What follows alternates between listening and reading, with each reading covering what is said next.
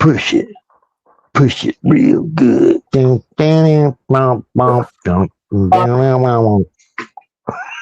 Oh yeah, Jonah's on there twice somehow. Two Jonas, no! How can I battle his I don't know power? which one's which. Two of him, no! Monkey's the one I'm on. What? Two Jonas saying, fuck you, Todd, no! Be horrible. Soon you're going to make an AI out of that anytime. AI video. Who else we got on here? Sparks is here. Sparks, what's going on, my man? What's up, guys? How you doing? I'm good. Had a good day. Didn't work today. Excellent. I worked a little bit. Got up early. I did a lot of shopping and stuff. Shopping's always good. If you got money to go shop, that's a beautiful thing. Yeah, I spent money at Walmart, and I went to Sam's Club yesterday. I did Walmart myself. Can't help but go to Walmart every day. Had to get some water. I'm sure you know how this is, Todd. Like, I live with three girls, my wife and two daughters. They each need their own grocery trip. You know what I'm saying? Wow. Sounds crazy. So that people are spending money at your house. Well, one of my daughters is picky. One of them has celiac disease. She can only eat gluten-free. And then my wife, of course. So I have to kind of do a shopping trip for all of them. Oh, I'm with you, buddy. I do all the bill paying and the grocery shopping, and it's just me and my wife, and we have two totally different diets. So it's a separate eating thing. She's vegetarian. I love meat. Cat's claw plant can reduce the inflammation of celiac disease. Are we live? Yeah, we've been live. We are live. Now we're officially live. But are you really alive? I feel so alive for the very first time, and I can't deny you. I feel so alive. Everybody jump in. I feel so alive for the very first time, and I think I can fly. And I think I can fly. Hey, shut the fuck up, Todd. I'm trying to say something. Okay. Before Clint sent over the link, I went and looked up Muse. God damn, they fucking suck. How the fuck? It's such a psyop that they were. Is that horrible? Are they like a punk band trying to pretend to be a punk band, or what is it? No. It's fucking weird. I would put it in like new wave or whatever. Is the singer female? No, it's a dude. I'm thinking of Throwing Muses. There's a band called Throwing Muses that has a female singer from that time period. Did a song called Counting Backwards. Are still going, bro. Huh? They're still going, but even like all their cover albums are all fucking weird as shit. It's all fucking super esoteric, fucking magic bullshit. Yeah. They're on the inside. I'm on the inside. I'm looking out. I can see clearly. See your true colors. Remember that song? I'm on the outside. I'm looking in. Notice how that same song was putting up the leftist ideology. I'm on the outside. I'm looking in.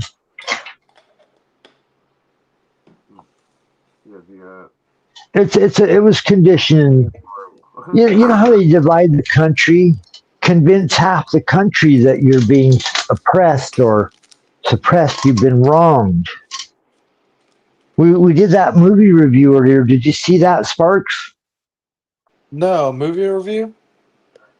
Yeah, we did the 12 Monkey movie review. Jonah does a great monkey impression. You missed it. We need to get one just on. Clint needs to just get one on his thing so he can just play one every time we want to do a monkey sound. Rolling Stones did a fantastic song called Monkey Man. Love that song. So I good. watched that one movie about the from the 80s with the monkey that tries to get the guy in the wheelchair. That was the Ronald Reagan movie.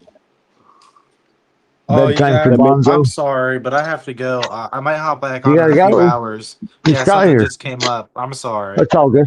Good Hope luck. I'll see you everything's all guys in right. a little Sparks. bit. All right, we'll be here, sir. All right, later. Peace. Okay, so I'm gonna leave too because I gotta be up early so Sabrina can come on Oh, because Jonah's she's leaving. Fantastic, Jonah. yeah. No, I'm doing an. You know when you fucking go and you start a quick demo that only needs like the carpet removed, and then you fucking see that they didn't use fucking like they sandwich like the bottom plate between the studs, and then you fucking pull something else down, and like I'm on one of those things, and it's like fucking already fucking scheduled to be taken over the first of the next month. Gotcha. So, It's a rush. It's a rush I'll job. fucking get that up to standard. Yeah, got it. Well, damn, you will be missed, sir. I think we Yeah. play off each other well, yeah. Yeah. No, I mean, other people think I'm picking on you, but no, And other I know people you. hate your guts, and I don't mind you. I love you, Yeah, especially when you love me, baby. I want you to love me the way that I love you. Right. Whoa, baby. Anyways, y'all have a good night, and Sabrina can come Sounds on good. now. Appreciate you over there on JJ's show. Right on, Jonah.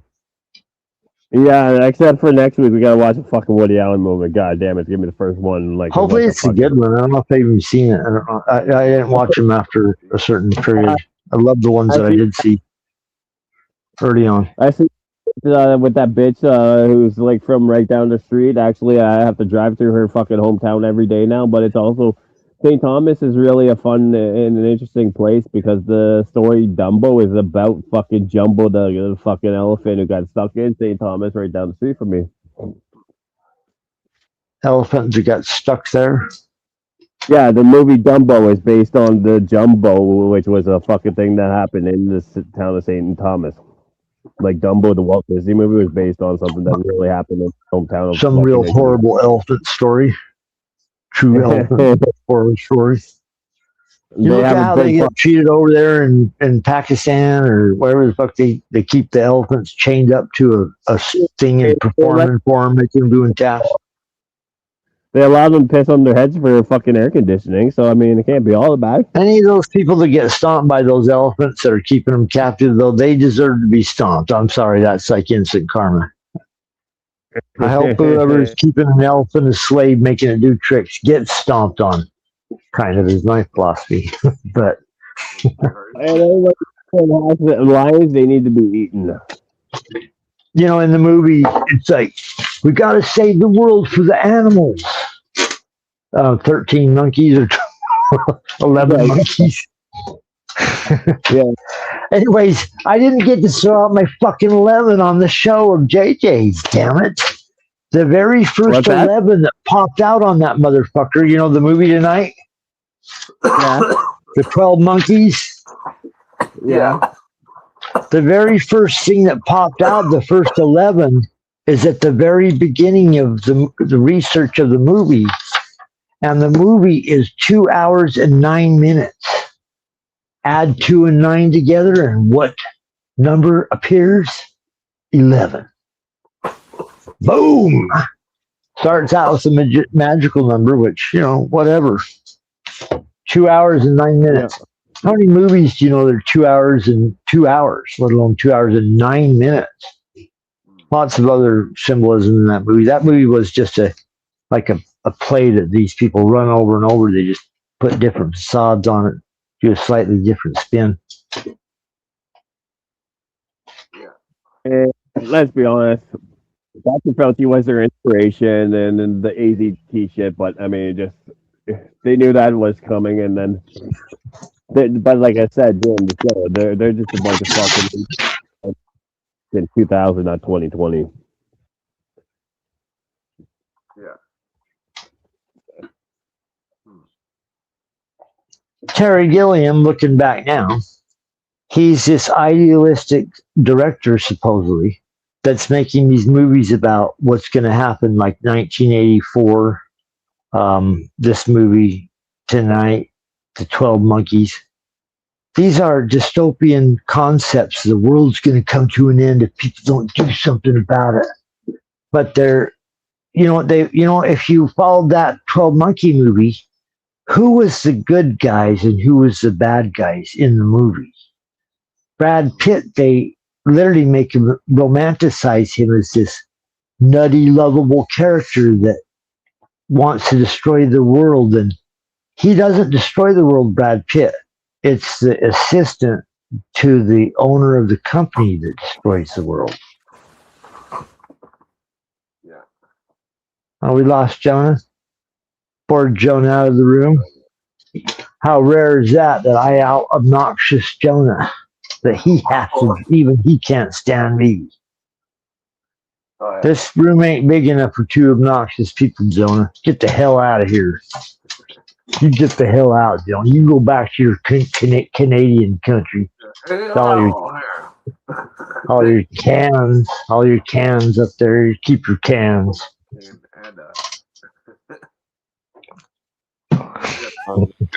you go.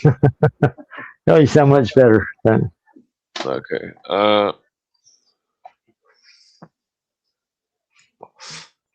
Yeah, I just got some burritos in the oven. Some burritos are going in the oven. All right. Well, it's just me and you until then. Holler at me when the microwave dings you.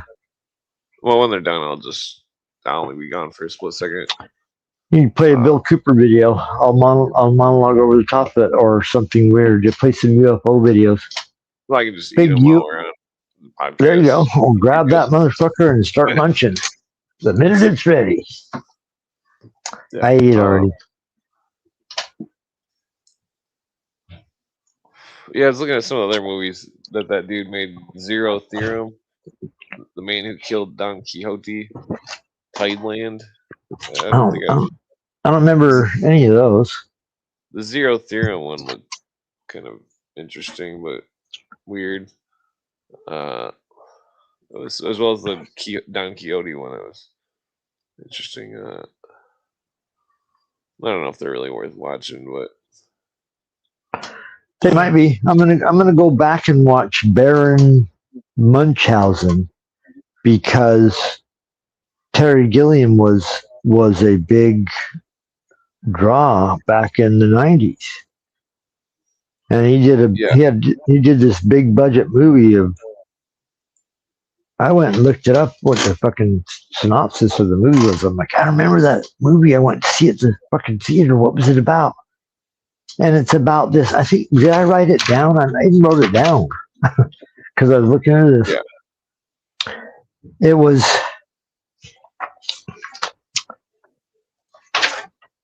Adventures of Baron Munchausen.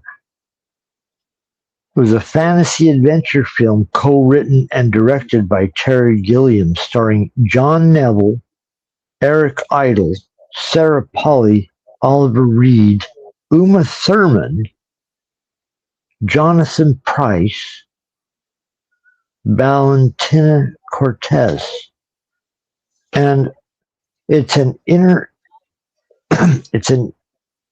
international. This is weird. Co-production, Clint.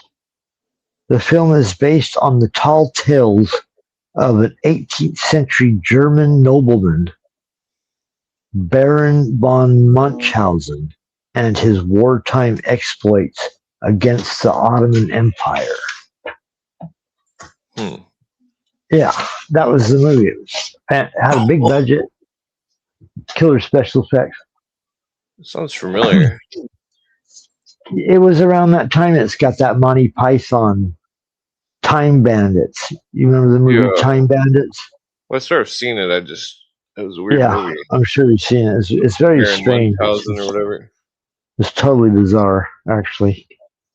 But that's Terry Gilliam, the director, did that British? one too. I thought he was, but when I went and looked at him, he's from California. He lives out. His mother's part of the Monty Python production. She works in the cartoon. You know those cartoons on Monty Python, the illustration parts. His mother did those with the Monty Python troupe. Yeah. I'm just gonna grab my burrito real quick. Be right back. Hey, grab your burrito. I'll go on about Monty Python. Yeah. Anyways, Terry Gilliam's mother was working in the art department or wherever, where they put those scenes together in the Monty Python movies and TV show. So that's where his mother's from England, and his father. I looked up his father. What was his father's thing? Was it seemed relatively.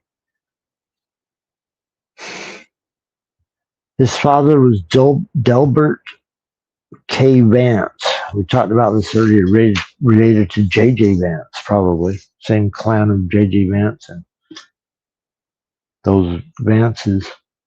But he was born in 1893 and he died in 1965. Minneapolis. In Minneapolis.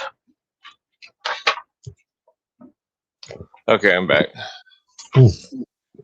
Right on. It was his mother, Gertrude Alma Vance. Oh yeah, the director. Yeah, the director of the movie we did. Yeah. The director's mother was born 1889, Clint, and died in 1979. She lived to be 89 years old. Yeah. She's from North Dakota, but she's buried in Los Angeles, California. If you look deeper into this guy's, or, search down that rabbit hole over his wife, Clint, Terry Gilliam's wife, her name is Maggie Weston. And she is a British former makeup artist. Whoa, excuse me. Yes, that's right. That deserves a cough. Oh, you're correct, sir. Makeup artist, you say. Oh, she was a former... Smoking a roach joint. I know that revelation that I just announced made you actually cough, yeah. No, I'm teasing.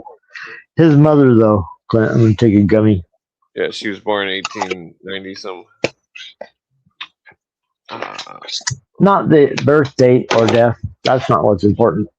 She's a British former makeup artist.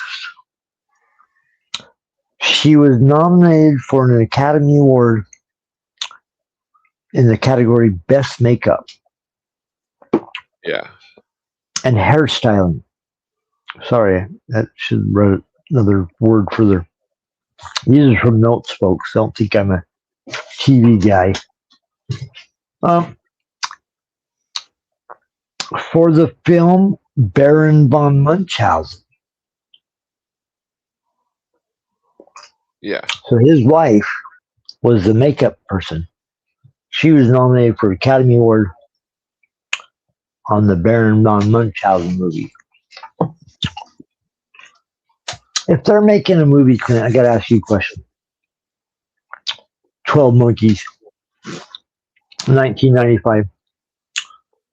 Putting Bruce Willis in it. Christopher Plummer plays the dad of the stupid Brad Pitt activist character. All the biggest upcoming stars.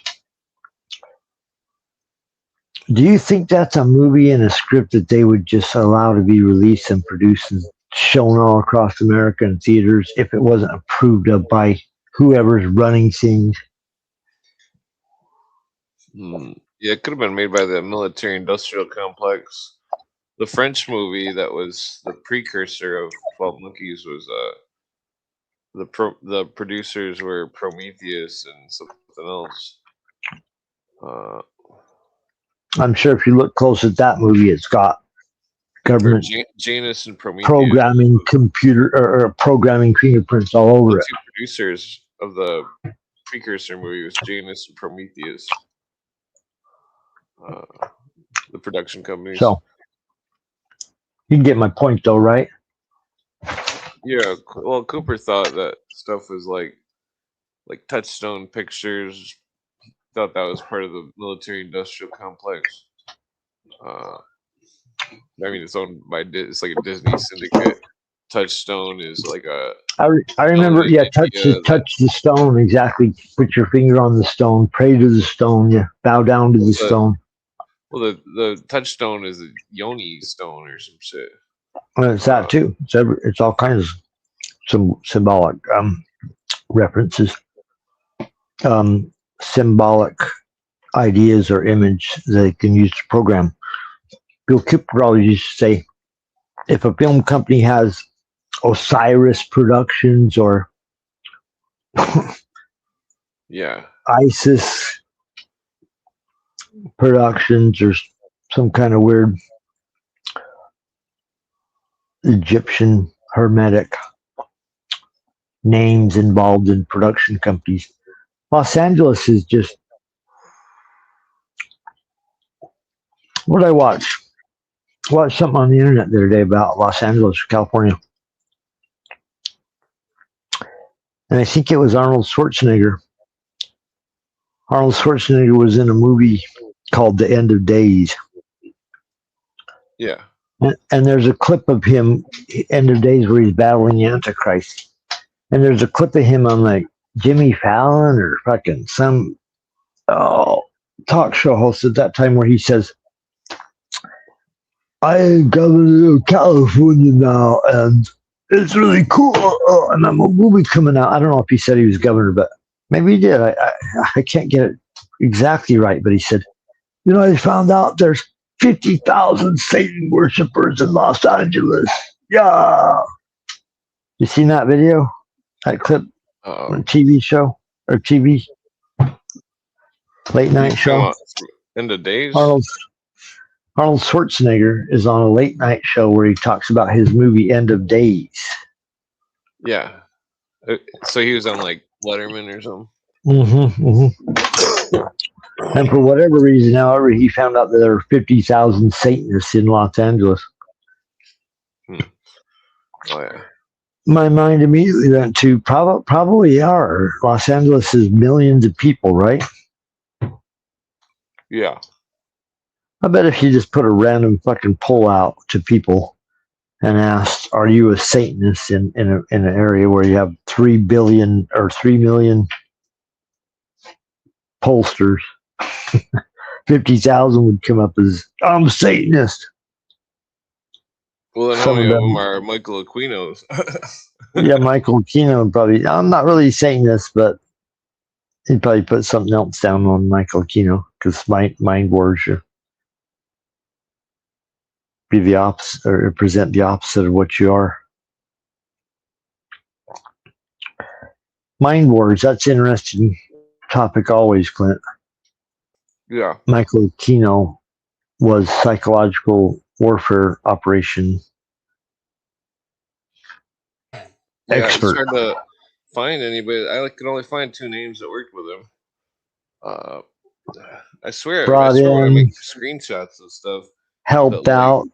If you ever seen, if you ever want to read the document, Bill Cooper has the Operation Mind Control, or not Mind Control, Mind Wars documents in his book. I might have been on a show. I might actually called into a show when Michael Aquino was on. A long time ago. I can't remember. But I've seen him around before he passed. I remember hearing him. Satanists held him up, he's one of theirs. He presents a pretty good argument. He's like, what if we go to war but we don't kill anybody, but we lie the hell out of what we're doing, and we overwhelm them with disinformation and deception to the point where they give up voluntarily and no one has to get killed. And even he was going around promoting his service to the country as better than killing people directly with bombs.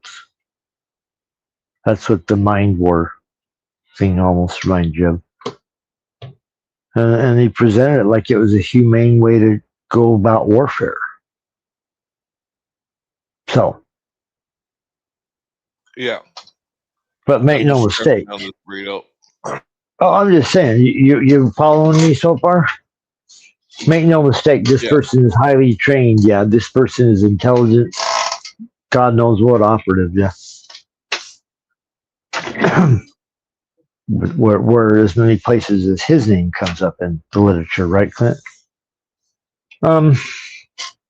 That movie, if you haven't seen it, everybody out there, go over and check out JJ's show, Operation GCD. Love JJ. Maybe he'll come. Maybe he'll bless us with his presence tonight. Come in as the spirit of David Wilcox. You know, David Wilcox is still somewhere around. If energies exist after, you know, the aliens are with us, the blue aliens are helping disguise yourself, maybe slip away, like Bruce Willis tried to do in 12 Monkeys. David Wilcox slip away at the end. I'll fake my death. I'll slip away. Damn. You're going to drink those chocolate. I'm working on my David Wilcox angry daddy impression too, Clint. So take your time. On sunshine. If you decide to step off, Clint, I'll do David Wilcox doing angry daddy. You know, I don't like the length of your beard. Your hair's getting a little long. I don't like it. I'm angry daddy. And I'm David Wilcox. Oh my God, $800 donation just come in. Some people don't like angry daddy impression, but other people do. So I think I'm going to have to keep doing angry daddy. And you know, when it comes to that other thing over in Area 51, I don't know if anybody else has heard David Wilcox's last program, but that's pretty much what it sounds like to me. Being an impressionist, Clint, you know, that part stood out, right? An amateur impressionist.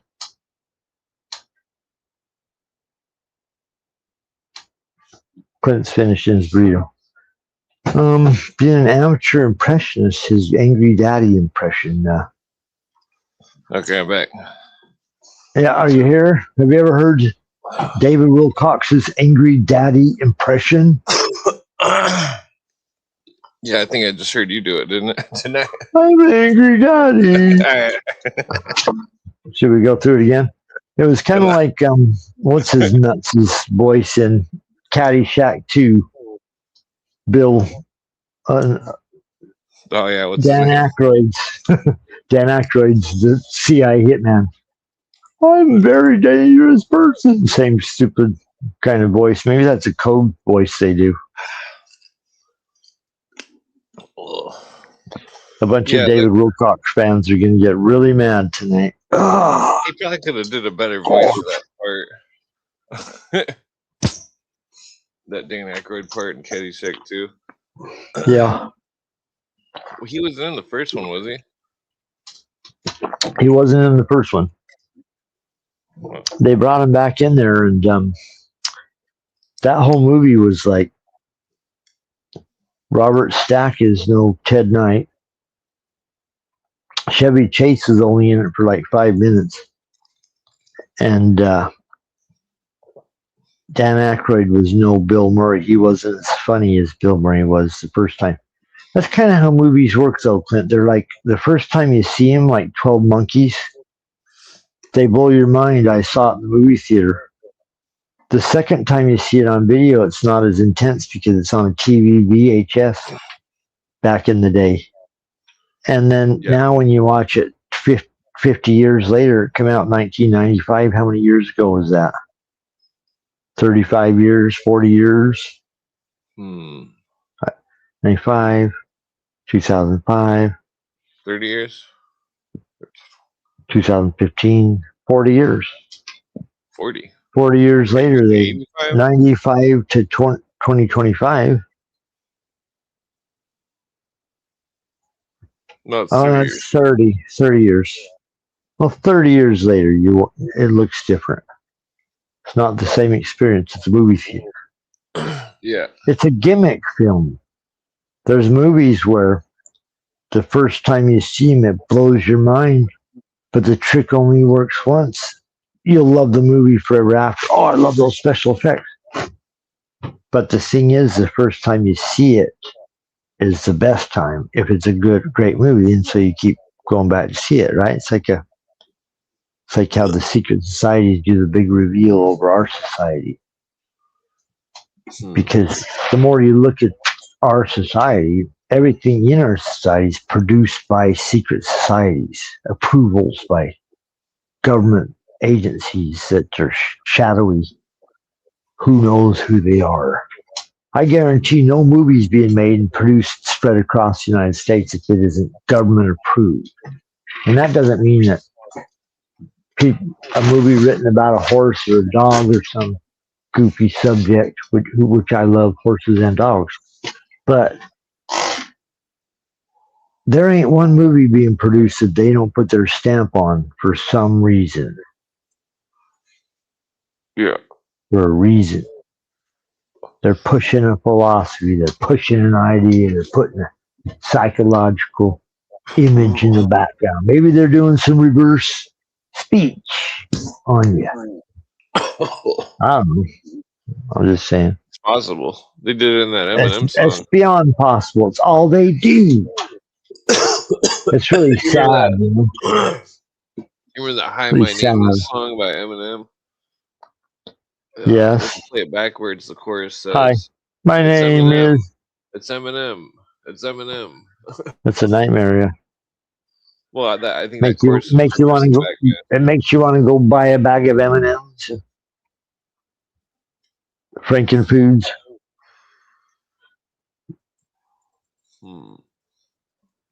Looking for some good book quotes. Good book quotes.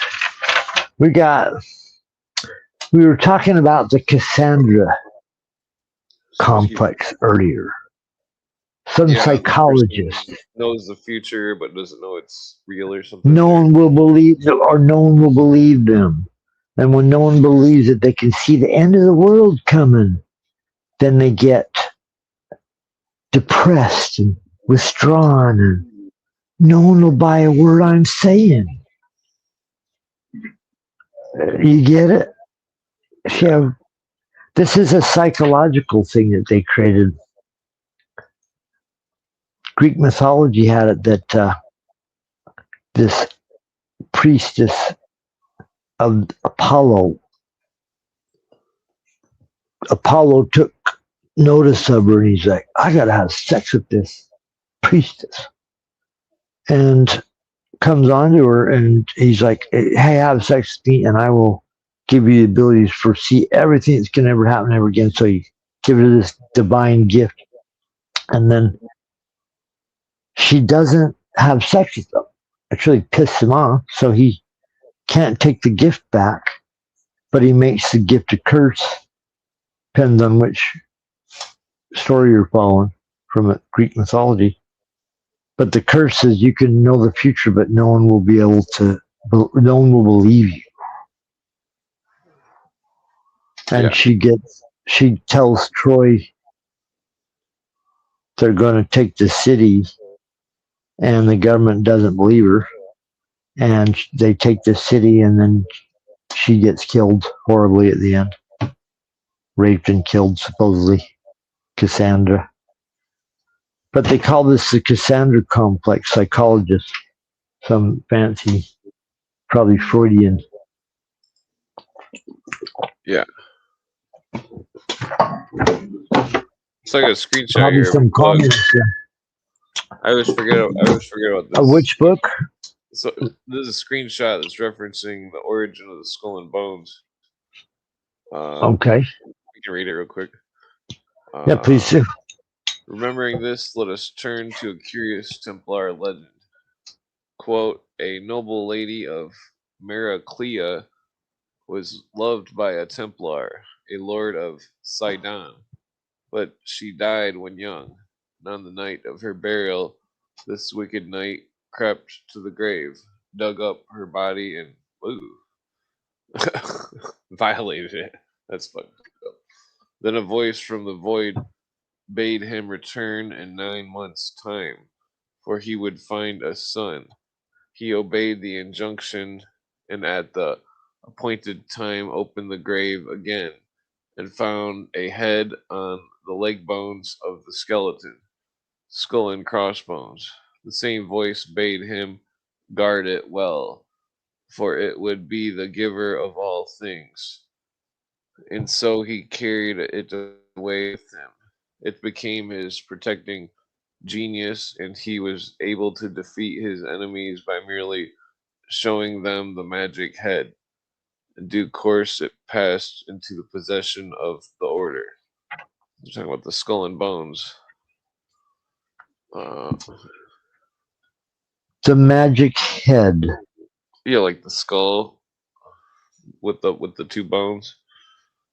Another symbol. Yes. Yeah, it's an interesting story because I've never seen it anywhere. Never heard of it anywhere. What's this story from? This is from the book Who Was Hiram Abiff, written in the 1800s. I gotcha. Hiram Abiff, a very key figure to the Masonic. Yeah, what do you and call a lot it? of Templar Stories. stuff in there too. Like here's a good one.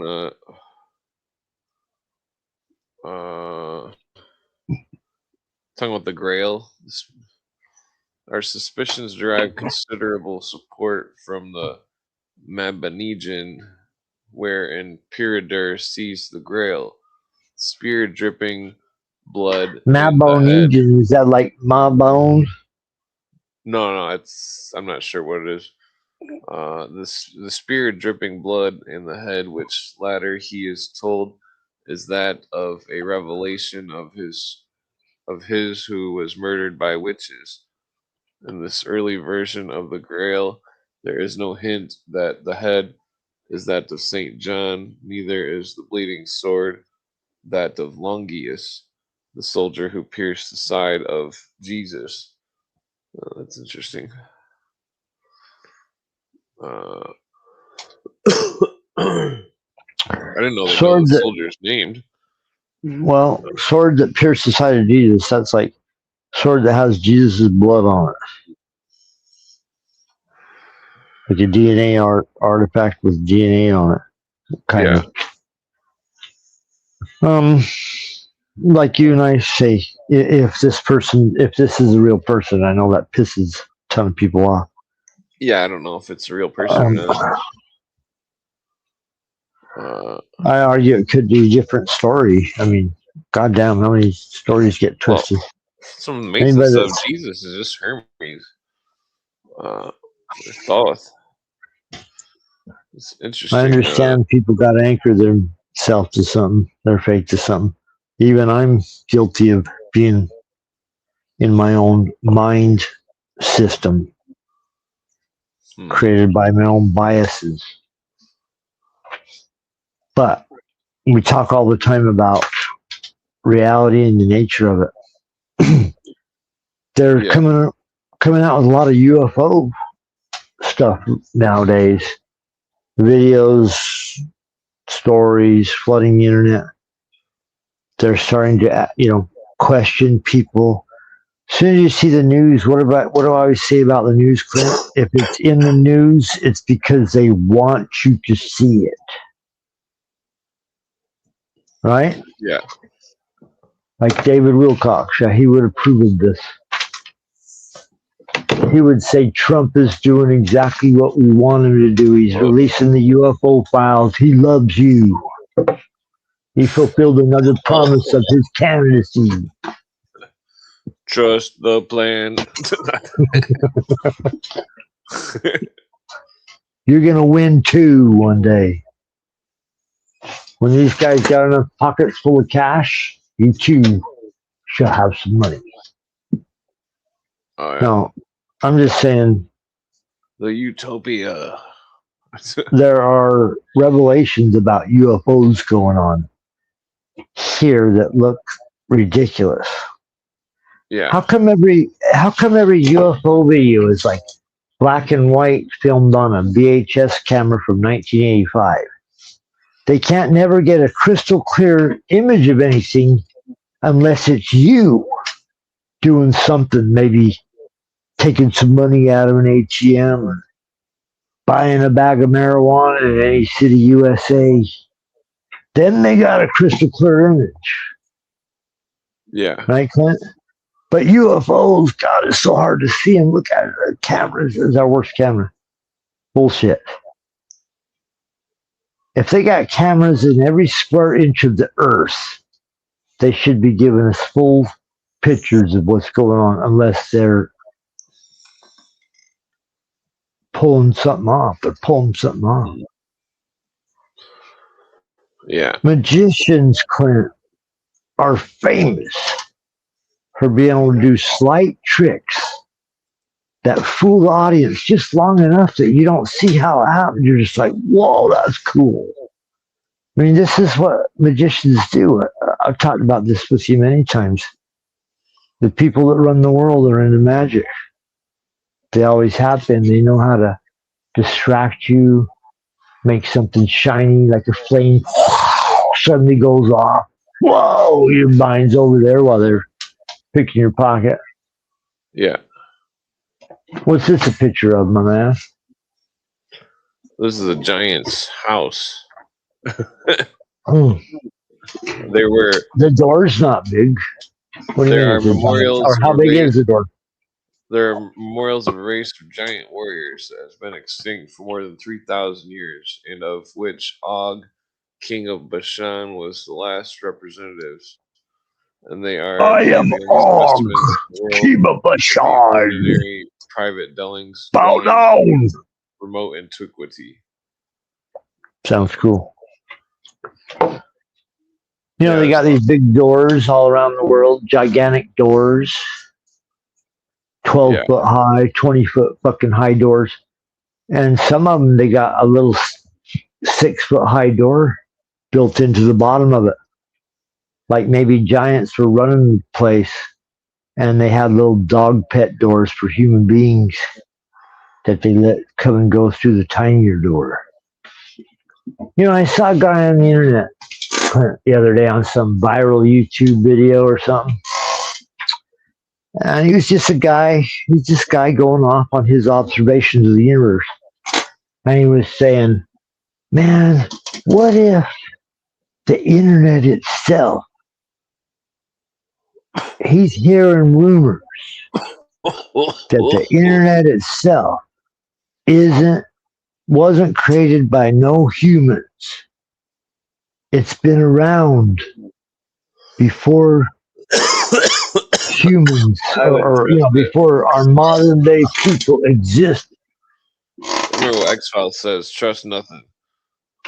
What if these people, here's the rant though. What if these people, they found the technology? They didn't find no technology. The technology is already here from the fallen angels. They're the fallen angels. Or no, he didn't even say that. He might have said that. I don't know. There's a lot of cuckoo people out there. Be careful.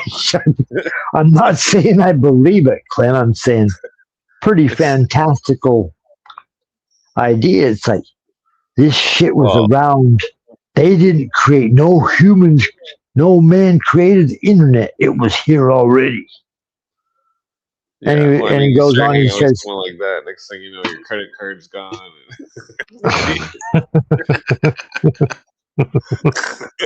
Come on now. Missing. You're like, what the fuck? I had some cash in my Zach drawer. Where the fuck did it go? I gave that guy that was with the talking about blue avians. Did he just steal my car? No.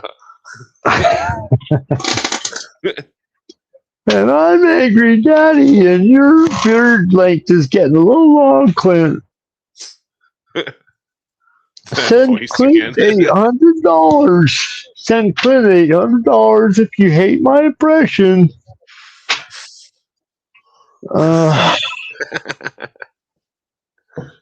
We're gonna be millionaires. If you want me to stop doing Angry Daddy, otherwise known as David Wilcox, who's been around and seen aliens and bird-shaped aliens and parts of the universe very strange. That's really got inspired for Ralph from The Simpsons. But I confuse David Wilcox with Angry Daddy. It's very easy because the impression is so horrible. He barely changes his voice to do the Angry Daddy one. The only way you know it's Angry Daddy is because it's always something about his physical appearance.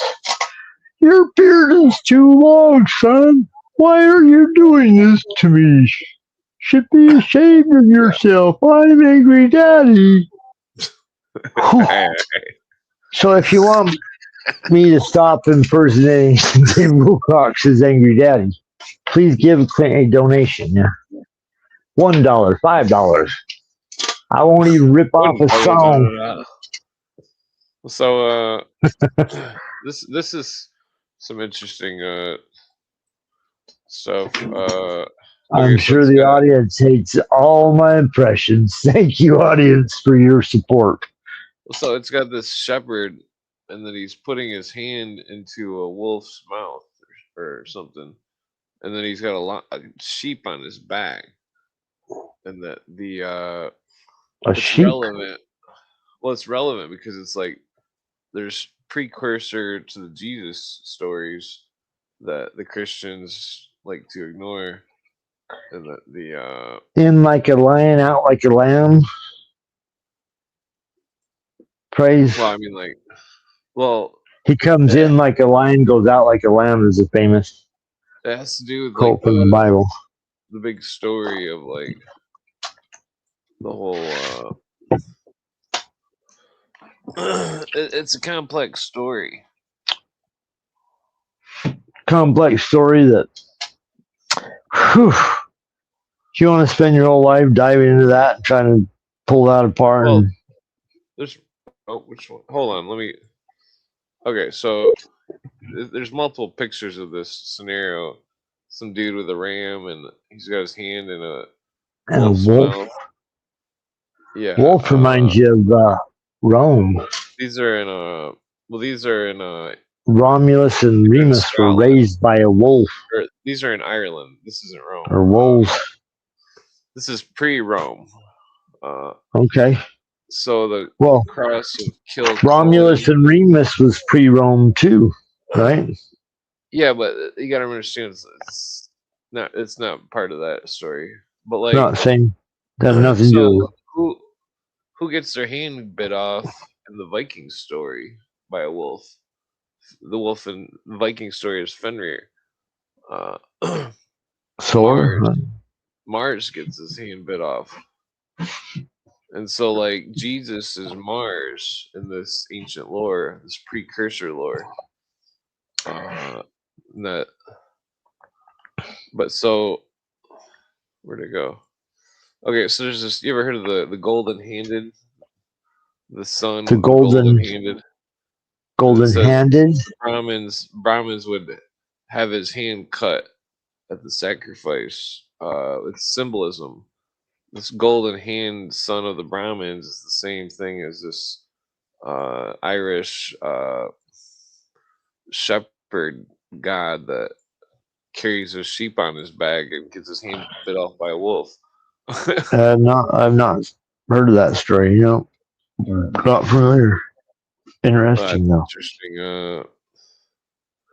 I mean, then it's interesting because it's like this. I mean, this archway has to do with biblical stuff, that the Sagittarius and the I forget what the wolf was. I mean, it's not really relevant, but it's just interesting notes that it could be. You need to get more stuff on and piece together. Yeah. So, name I drink way too much chocolate milk. Well, Clint, you smoke a lot of pot and drink a lot of chocolate milk. Donuts probably somewhere in there in between. I hope. Maybe I get some don't. donuts in I there. don't No eat donuts. donuts. I try Okay, not to chocolate eat milk, any pot. cake or anything. Got it. Yeah. Yeah, I kind of try to cut the milk out at a certain period. But man, just because the animal secretes it or insects squirting it out, don't mean you have to eat it. Usually, I don't drink milk. Suck it down. The milk Really was a got too much straw, like a milkshake. Insect juice. Gross. Sorry. Let's see. My friend used to do that, right?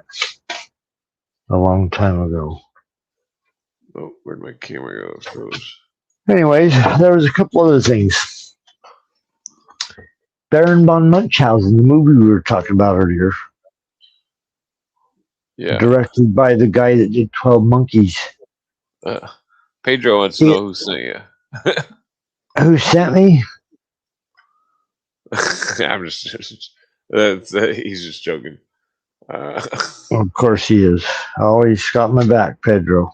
Well, so this is a weird one right here.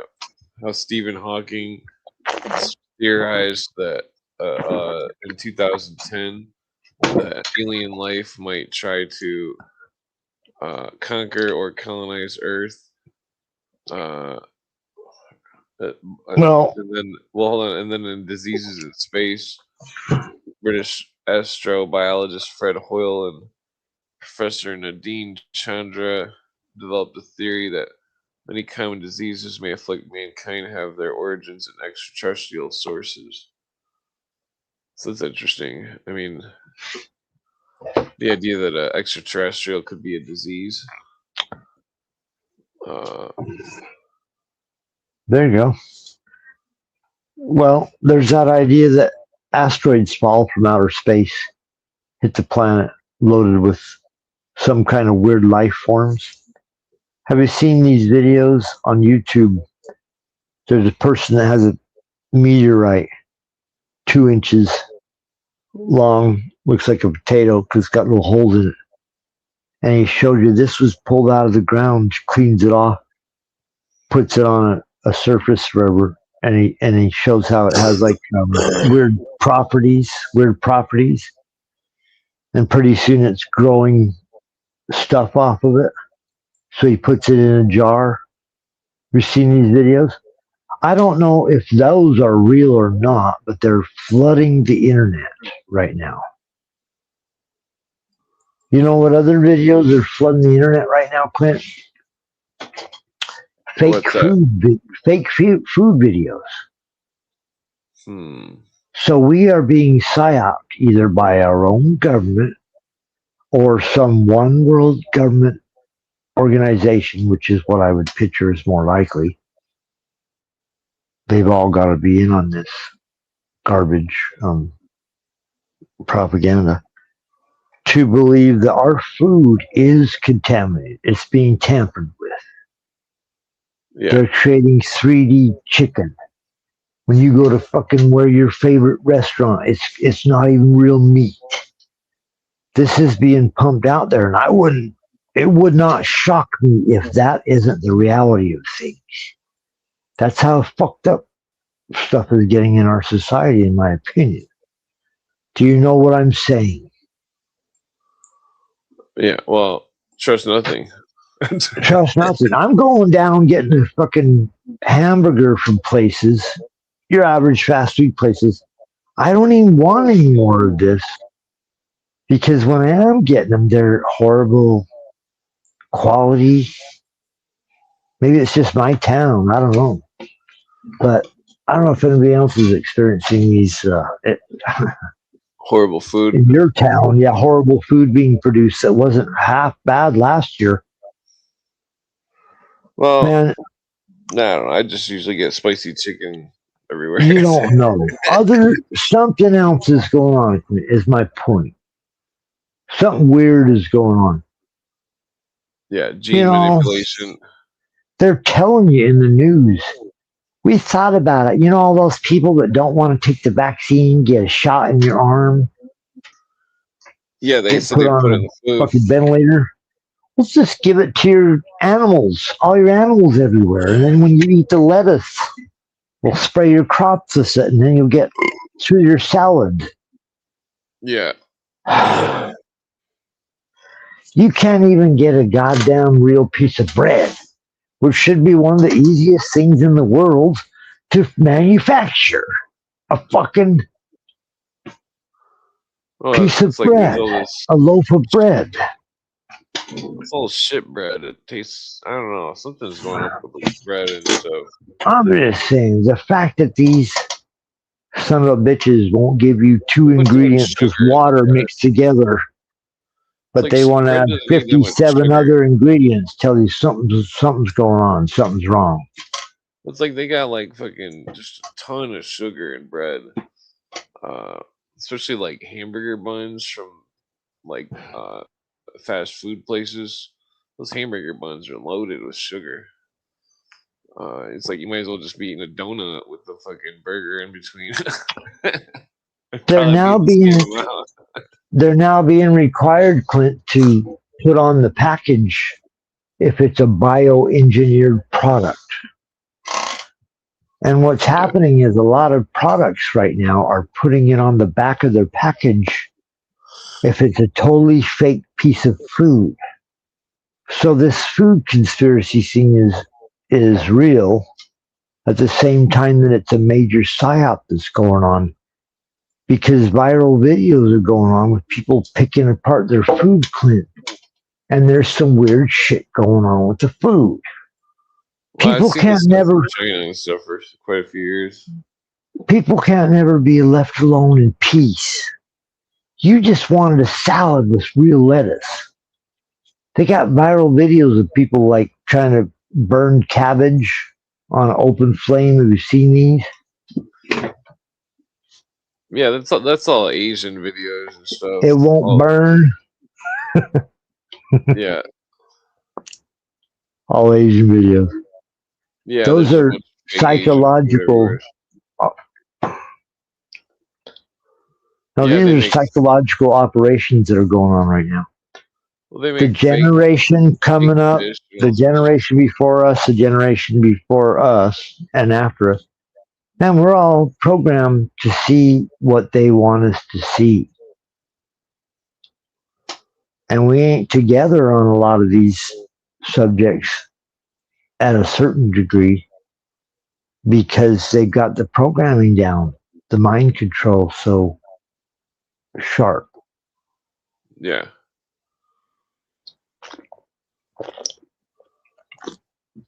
I'm gonna grab a cigarette real quick. Go grab a cigarette. I'll go on a rant. Yeah. Well, I'm not. I'm just gonna go stand up and grab. Get up out of your chairs. I want you to go to your windows. You got 10 seconds. I want you to open your windows and shout out, "I'm mad as hell and I'm not going to take it anymore." Everyone get up out of your seats. Get on the internet and tell everybody how mad you are. Tell them I'm mad as hell and I'm not going to take it anymore. Okay. We're not gonna take it. We're not gonna take it. No, we ain't gonna take it anymore. And quiet riots playing after us. Yeah. Whoa, we're right. You'll see. We'll fight. I'm Dee Snyder. I'm working on my Bob Dylan. Yeah, I'm getting the lyrics down better. Hey, you better get used to him. Oh yeah. I'm working on it. Once upon a time, you used to bumble guys. King B, the Purge said he'd join my band. Oh man, I want to sing in that band. Yeah, I want to do a bad Bob Dylan impression. Yeah, it sounded like Rob Roberts was down too. With King B. Man, I want to sing that song by by that crappy band from the 90s. I'm going hungry. I'm going hungry. Just cover that. I'm getting Cover that song. hungry. Ugh. Yeah. Well, I don't think it's a coincidence that they called the band Temple of the Dog. Pretty sad. For their goddess Astarte or Queen of Sheba. I don't mind eating bread if it's. Queen of Sheba in the Masonic allegory is Astarte. I don't mind stealing bread from the mouth of decadence. Oh, I'm going hungry. I don't even know what decadence means. Decadence means rich people that are probably stole it from the masses because these people are spreading that message that the rich people, they're basically, they're basically leftists. They're leftists saying that they're going hungry because the rich people took the food from the poor people. That's kind of what that song's about. I don't mind stealing bread from the mouth of decadence. Evil, and then that you were to do the same thing that they did, you would be no different.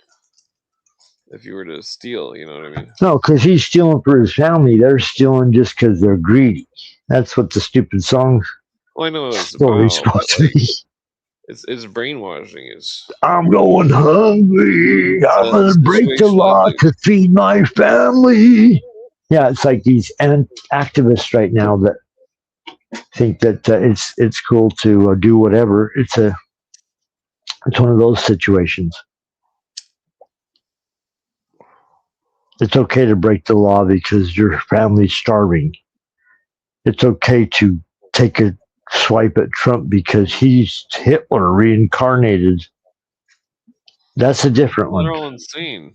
Everybody's insane these days. Well, people stealing a loaf of bread because they can't afford it, that's not insane. That's like, it happens probably. Yeah, they made a movie, Raising Arizona, where Nicolas Cage steals all this shit diapers because he can't afford them. We shouldn't stoop down to the level of evil just because is stealing a pack of diapers because you can't afford them. We're talking about Nick Cage in that movie. Raising Arizona. Arizona. I don't know. I don't know what I'm talking about. That's one of the things about I love about your show, Clint. You let us just come on here and lose our minds for a brief moment, fade away, piss people in the audience off that don't like the sound of beer being slurped.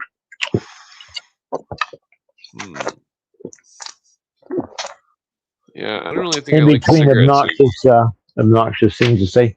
Well, that's all right. So that's probably a good thing, right? Yeah. I miss cigarettes. They taste so good. Not menthol ones, though. Ugh. Yeah, I don't care for menthol. Good God. Smoking gasoline. I used to smoke menthol when I lived in the hood. Newport Mediums, South Pack. Is Roberts out there? I don't know. What day? Tonight? I don't know. Wednesday. When's he come on? Get him on here. Friday night, Roberts better be there. Bring your guitar. Sing some songs. Well, it's like when I smoked a cigarette with the thin paper, like from weed, it like doesn't seem the same or something. It's like I think like the thick paper on the cigarettes give like a carbon dioxide buzz or something. Or I don't know. The burning wood's causing carbon monoxide, small dose of it go up in your. Well, I'm sure it's all bad, but it seems like the paper makes it burn hotter or something. Whatever. No one cried about that in the 80s. I still wouldn't cry about it. Just smoke that shit. Those regular cigarettes. Hold that shit in, bro. Or I love that I mean, remember 3-6 the Mafia toilet seats song. back in the 90s? There was always like toilet seats somewhere that had like a giant cigarette burn on it that was like melted in halfway. And it was like, how the fuck did the cigarette burn the Who fucking puts their fucking cigarette toilet seat? on a toilet seat? I wouldn't. You never seen that? I don't specifically when I went to recall high seeing school, that image, Prince. when I was in high school, there was a That is a crazy ass image. No, I don't think I saw that. There's so many shenanigans when I went to high school. I'm not saying it didn't happen. I'm saying anybody that put their cigarette on a toilet seat and then was going to smoke it again, that's an alien concept to me. But well, I'm not saying they smoked it again. I don't know how those they just set it there and walked out of the bathroom. I used to, when I was a kid, I would leave class for a second, go to the bathroom, smoke a huge joint, and then just leave. Like, and then you walk out, and by the time somebody walks in next, there's a big room full of smoke. One time, me and one of my friends were in the printer room or something of the school store when we were kids, and they took the tile out of the ceiling and they were standing up on chairs smoking weed in the ceiling, blowing all the smoke in the ceiling. Good place to do it, yeah. So they're getting high, the next class over, coming down, smoke's coming out. Now they smell that shit in a heartbeat. If you're welding in school, you could smoke. No, nobody's smoking weed in welding class and getting away with it. Well, they do have fans. They do have those there were these fans that suck the air out of the room. Fans sucking up all the welding smoke, so everybody would smoke in the welding booths. If you're smarter to do that, I guess you could do it. I'm sure there were nutballs that did it. Usually I just leave, go to my friend's house and smoke weed. There you go. Just leave school. Yeah, just wait till lunch and leave and smoke weed. Don't go back. Go out to the perimeter, yeah, the edge of the fence. Go beyond the fence line. Yeah. The good old days. There was some other shit going on here. There's something else going on here recently. Oh yeah. You think about that Bezos rocket? Was there a video of the Bezos rocket like falling over and exploding or something? Yeah, it blew up. Wonder if it was they were trying to like make money off it, or if they were just idiots. Or once again, they're saying we can't leave. Oh, it failed. We can't leave the atmosphere. I wonder what the fuck's going on. They've obviously been running a scam on whatever's going on the moon. There was something else here, though, that I wanted to talk to you about, Clint. We talked about all that. I wrote a few notes here, see if there's anything I can get back to. Oh, Baron von Munchausen. So anyways, Baron Munchausen is a film co-written and directed by Terry Gilliam, starring John Neville, Eric Idle, Sarah Polley, Oliver Reed, Uma Thurman, Jonathan Pryce, Valentin Cortese. I read this earlier on JJ's show, but it says it's an international co-production. The film is based on the tall tales of the 18th century German nobleman, Baron von Munchausen. Yeah, I've seen it. But here's the description. And his wartime exploits against the Ottoman Empire. Yeah. Historically known as the Turkish Empire. Yeah, the Turks. It was a state that spanned much of Southeast Europe, West Asia, and North Africa from the 14th century to the 20th century. Centered in modern-day Turkey, it also controlled parts of southern or southeastern Central Europe between the early 16th and early 18th centuries. Central Europe is a geographical region of Europe that contains Austria, Croatia, Czech Republic, Germany, Hungary, Lithuania, Poland, Slovenia, Slovakia, two of those countries there, and Switzerland. The old Swiss Confederacy were within the Holy Roman Empire during the 18th century. The Habsburg dynasty reigned over these areas. So this period in Southern Europe over there, it encompasses a number of countries. Yeah. And it's going to war against a number of other countries immediately beside them. Right? Yeah. This period that we're talking about here also contained the 30-Year War. You've heard of the 30-Year War? Yeah, wasn't a Protestant war? Protestants against the Catholics, if you want to call it that. But Illuminati two versus cities, Catholics, basically. two cities endured the 30-Year War from 1618 to 1648. They brought peace to the Holy Roman Empire. They closed a calamitous period of European history that killed approximately 8 million people. Yeah. In 30 years over in old Europe. They ended the war with the Habsburgs of Austria and Spain and these Catholic allies battling the Protestant powers, Sweden, and certain Holy Roman principalities allied with France. So there were Holy Roman principalities battling it out with people from Sweden and parts of Europe, as you would know as Germany, and these weird connected things. Yeah. When the Ottoman Empire fell, this is a part of history they don't cover very often, and it's very foggy for a reason, obviously. We don't know what happened there because history is written by the victors. This reshuffling of the map and the way they explain history, I'm highly suspect of nowadays. What's going on, Harry?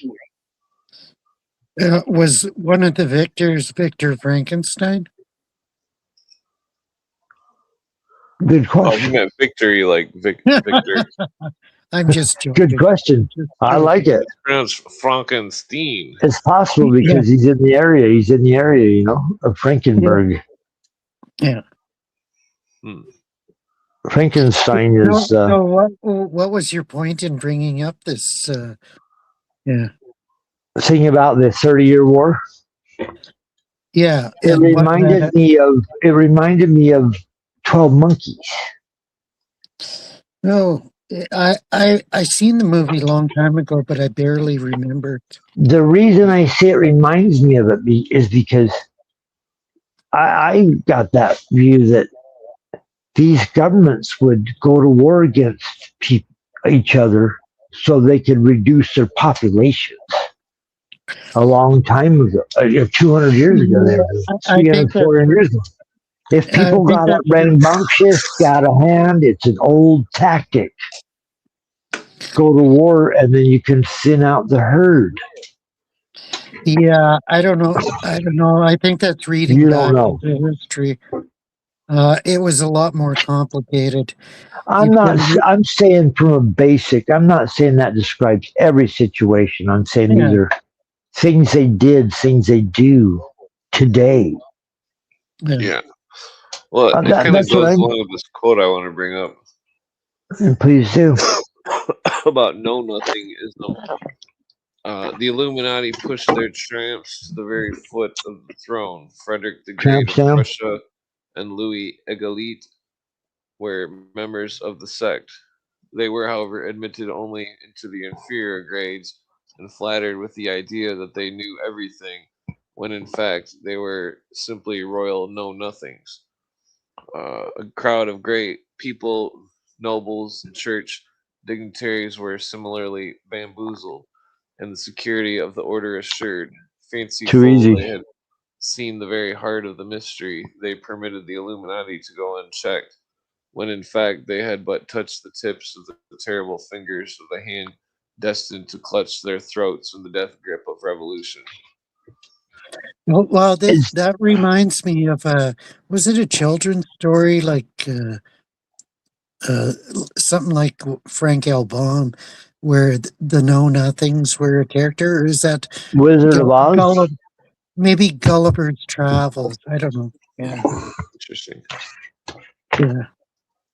Yeah, I've heard the term Know Nothings before, and it was sort of joked about. Yeah. Well, it goes on. They say Frank L. Baum wrote like 12, I think 12 or 13 books. Yeah, he did. The Oz series. Yeah, and he was a theosophist, so that explains it. Yeah, highly influenced.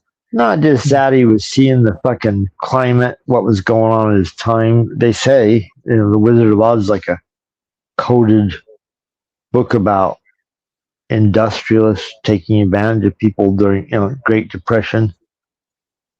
Coded language about being. I haven't seen that book, but I haven't studied Frank L. Baum too much. They were changing the standard of currency, how it would be weighed. They were waging war against gold in 1933. Right. And that book had some weird symbology or hidden symbolic protests against. Wasn't Wizard of Oz written in like 1901 or 1902? No, it was around 1890 something. The book. It was around the time they were doing the yeah, maybe. I thought it was around the time of the Great Depression, 1930s. But no. God knows what history. It was written before that. Can't remember. Yeah. I don't think so. But 1930s.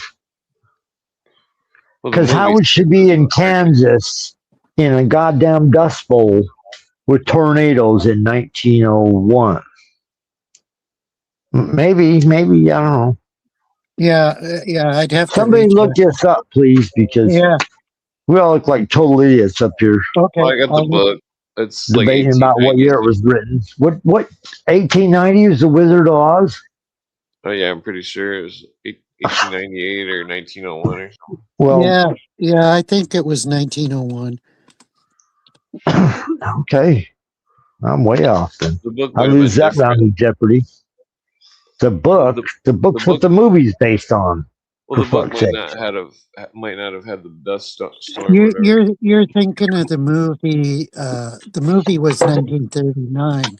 Oh yeah, there you go. Set me straight, Harry. Bring me back down from. The movie in the 30s. The book 1901 or something. Around the Theosophical period. Actually, 1900. 1900. Bring me back in line there. See, I'm fucking losing my mind nowadays because I probably know that. He was an early devotee of Blavatsky because she started it in 1875. So like 25 years later, and he writes a book. Yeah. I've seen that.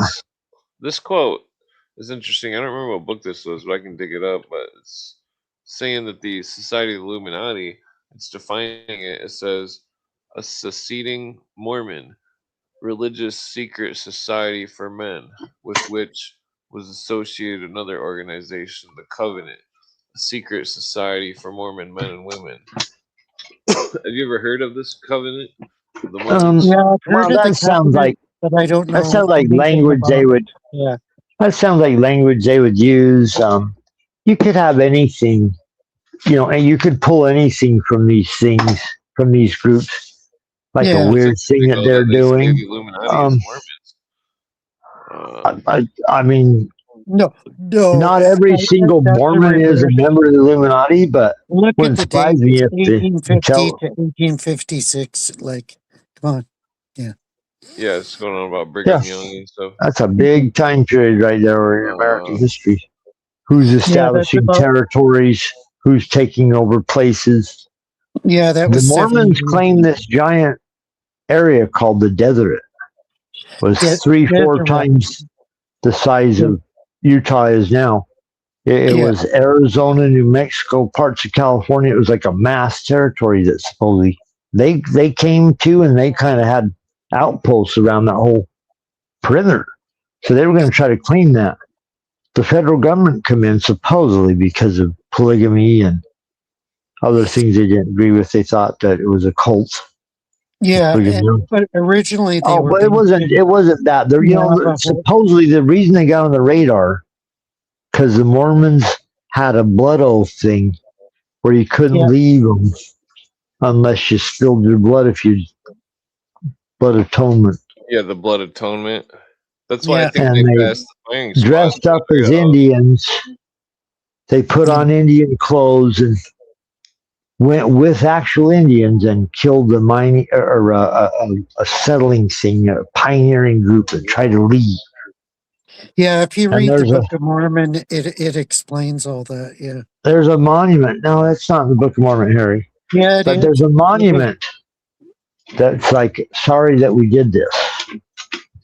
We acknowledge that we did this because the federal government came. They heard that they killed these people that were trying to move across the desert. You're talking about the Mountain Meadows Massacre. Yeah, Mountain Meadows Massacre. Yeah, that was a different thing. Yeah, that's the part I'm talking about. Okay. You know who he sent? You know who Brigham Young sent? Who? I don't remember. Supposedly the head of the Danites, the secret Mormon society. Yeah, the Danites, the secret Mormon society. Yeah, and I can't even remember the name, but boy, it's burned in my brain somewhere. Probably made me forget it. I read about it a long time ago, 20, 30 years ago. So that guy was hung, but he was ordered to do it. Yeah. And he did it willingly, happily. He probably got 72 virgins on planet Kolob when he was over. No, I don't know what they promised. As many wives as you can take. You know, Brigham Young, he's famous. He said, and as many Brigham Young and Brigham plenty. No, I'm just teasing. Have you ever seen 50 wives? Yeah. Bring more. No, I don't know how many wives he had. 13. Someone can get mad. Todd, have you ever seen Jay Dyer's Mormon Space Wives video? It's hilarious. I haven't. Sounds pretty good. It sounds kind of funny. It's all in cartoon and it's hilarious. Yeah. That doesn't sound so funny now, but all right. Yeah. You'll have to check it out. Yeah. It's one of his cringecore classics that I can stomach. Gotcha. So, what else is going on, Harry? What's on your conspiracy radar this week? See any weird shit going on in the news or just impressions you're getting in general? Well, weirdly, Carney, our prime minister, he campaigned on the idea that we have a deep fracture with the U.S. and that we got to recalibrate and spread to other countries. And then he went to New York. That's a good thing. And when I hear that, in my opinion, yeah, there's a deep fracture between the Queen and the Crown and us. Yeah, our special relationship, Harry, it ain't so special. Well, he went to New York last week and he gave a speech in front of these business leaders. And he said, Canada strong will make America great again. And people are freaking out over that because he's called using everybody Trump's phrase. Yeah. It was so Isn't he a socialist? Isn't he He's a New World Order. He's a crony capitalist. One world order. He's got He has businesses. all his money invested in 91% American companies, I see. including Brookfield Asset Management. That's his biggest portfolio. And so, yeah, he doesn't give a I wish shit. I had some shares in that company. Yeah, he doesn't give a shit about Canada. But I'd sell them and put them into podcasters that are opposed to that company if I did. But so. Yeah. Oh, anyways, Carney, huh? Yeah. Just when I hear the name Carney, what's the first thing that comes to mind? Carney. Circus Carney. Guy that's pulling fast ones. You can't shoot the milk bottles down. You throw the baseball, they never fall because it's a rigged game. Yeah. That's like the fucking Ferris wheel's about ready to collapse, and somebody's going to die because they put this damn thing up in 2 minutes. Yeah. When I hear the name Carney, I think of somebody suspicious that has to travel a lot, working on the road, setting up carnivals because he's done some bad. It's like a troop of gypsies traveling across the United States. Yeah, if you know his history, criminals. He used to be the and I'm sure it has nothing to do with that. I'm stereotyping the whole goddamn carnival situation and your president. If you know his history, he used to be head of the Bank of England, and he totally destroyed England's economy. And the Prime Minister of England said after he left that Canada was crazy to vote for him. Yeah. Wow. Yeah. Wow. He was president over there. Yeah. Of the bank. Yeah. Doesn't that figure? Yeah. I swear to God. Shit like that happens over here too, yeah. Yeah. Yeah. People Canada, that were like politicians that are behind like giant environmental and run baking scandals, they don't go to jail, they rise up in fucking prominence, and that shit happens here every day. Yeah. Oliver North gets busted doing all this shady shit, and then he becomes a radio talk show host and not a celebrity. I don't think they let him be celebrity status. I mean, but he might as well be. Yeah, he get pardoned. I thought he could. Oh yeah, I think Ronald Reagan gave him the "don't fuck with this puppet." Iran Contra bullshit. Yeah. And so he still comes on shows and gives his expert opinion about what the people that care about America, the Pentagon, would do or whatever he's supposed to represent. The thing about America is very diverse. We have every culture here. When you think of fucking France, you're thinking of the Eiffel Tower, wine. Yeah. Every country has their own little fucking stereotype. When it comes to America, we have every single thing here. Pizza, spaghetti, Mexican food, Chinese food, Thai food. You name the country, they're being represented here. This is how they kind of want us to think about our country too, And we're not ashamed that we are made up of all these people. They tell you be proud of it. And I am, Clint, aren't you? No, I'm not proud of it. Not you, Harry. I was asking Clint. Hold on, Harry. Okay. We'll let you. Okay. We'll let you give your. Yeah. Clint? I definitely want America to be America, but I feel like we're getting robbed right now. I mean, I'm just saying it's not bad that our country's made up of people from everywhere. Yeah, samples. Well, I mean, like, I'm not talking about the foreigners. I'm talking about like just how our money isn't gold and silver. Yeah, well, we're not talking about that right now. We're talking about people migrating from other countries. People. Yeah. What my dad always said, becoming citizens from other countries that don't want to move here. Well, I don't like it because it's like they'll rent all the shitty apartments that nobody will rent, and then the landlord. You're stereotyping, Clint. You're stereotyping. No, he isn't. No, I'm talking about the landlords. Like rent will never go down or get cheaper. What landlords? Well, what I'm saying here is that Slumlords.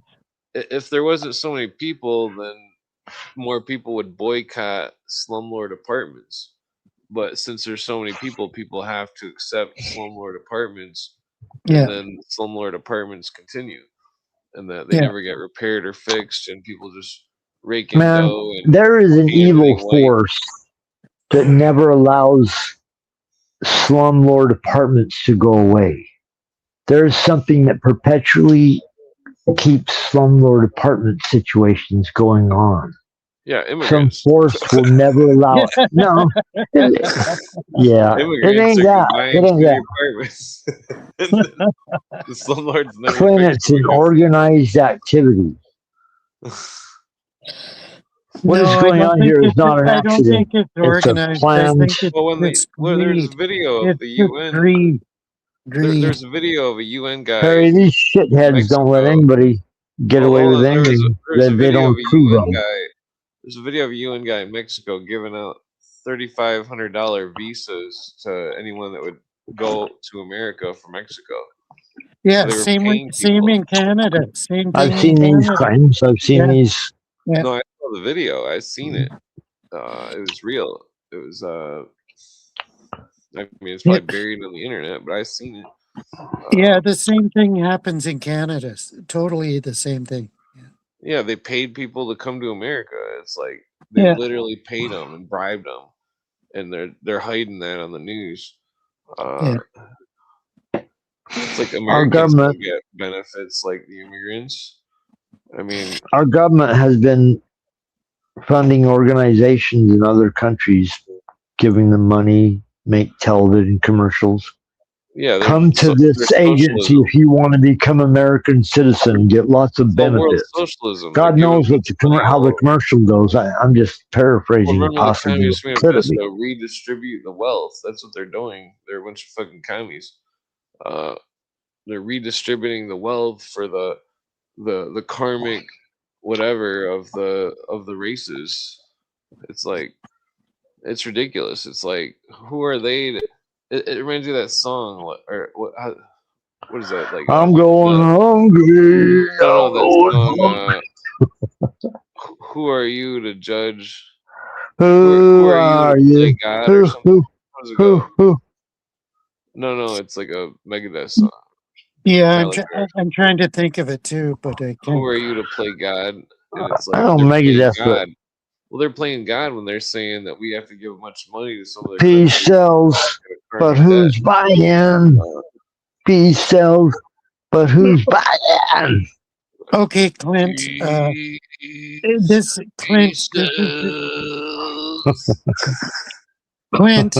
is. What do you mean I don't believe in God? I talk to him every day.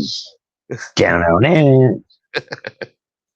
So, Clint, this is a situation in Canada.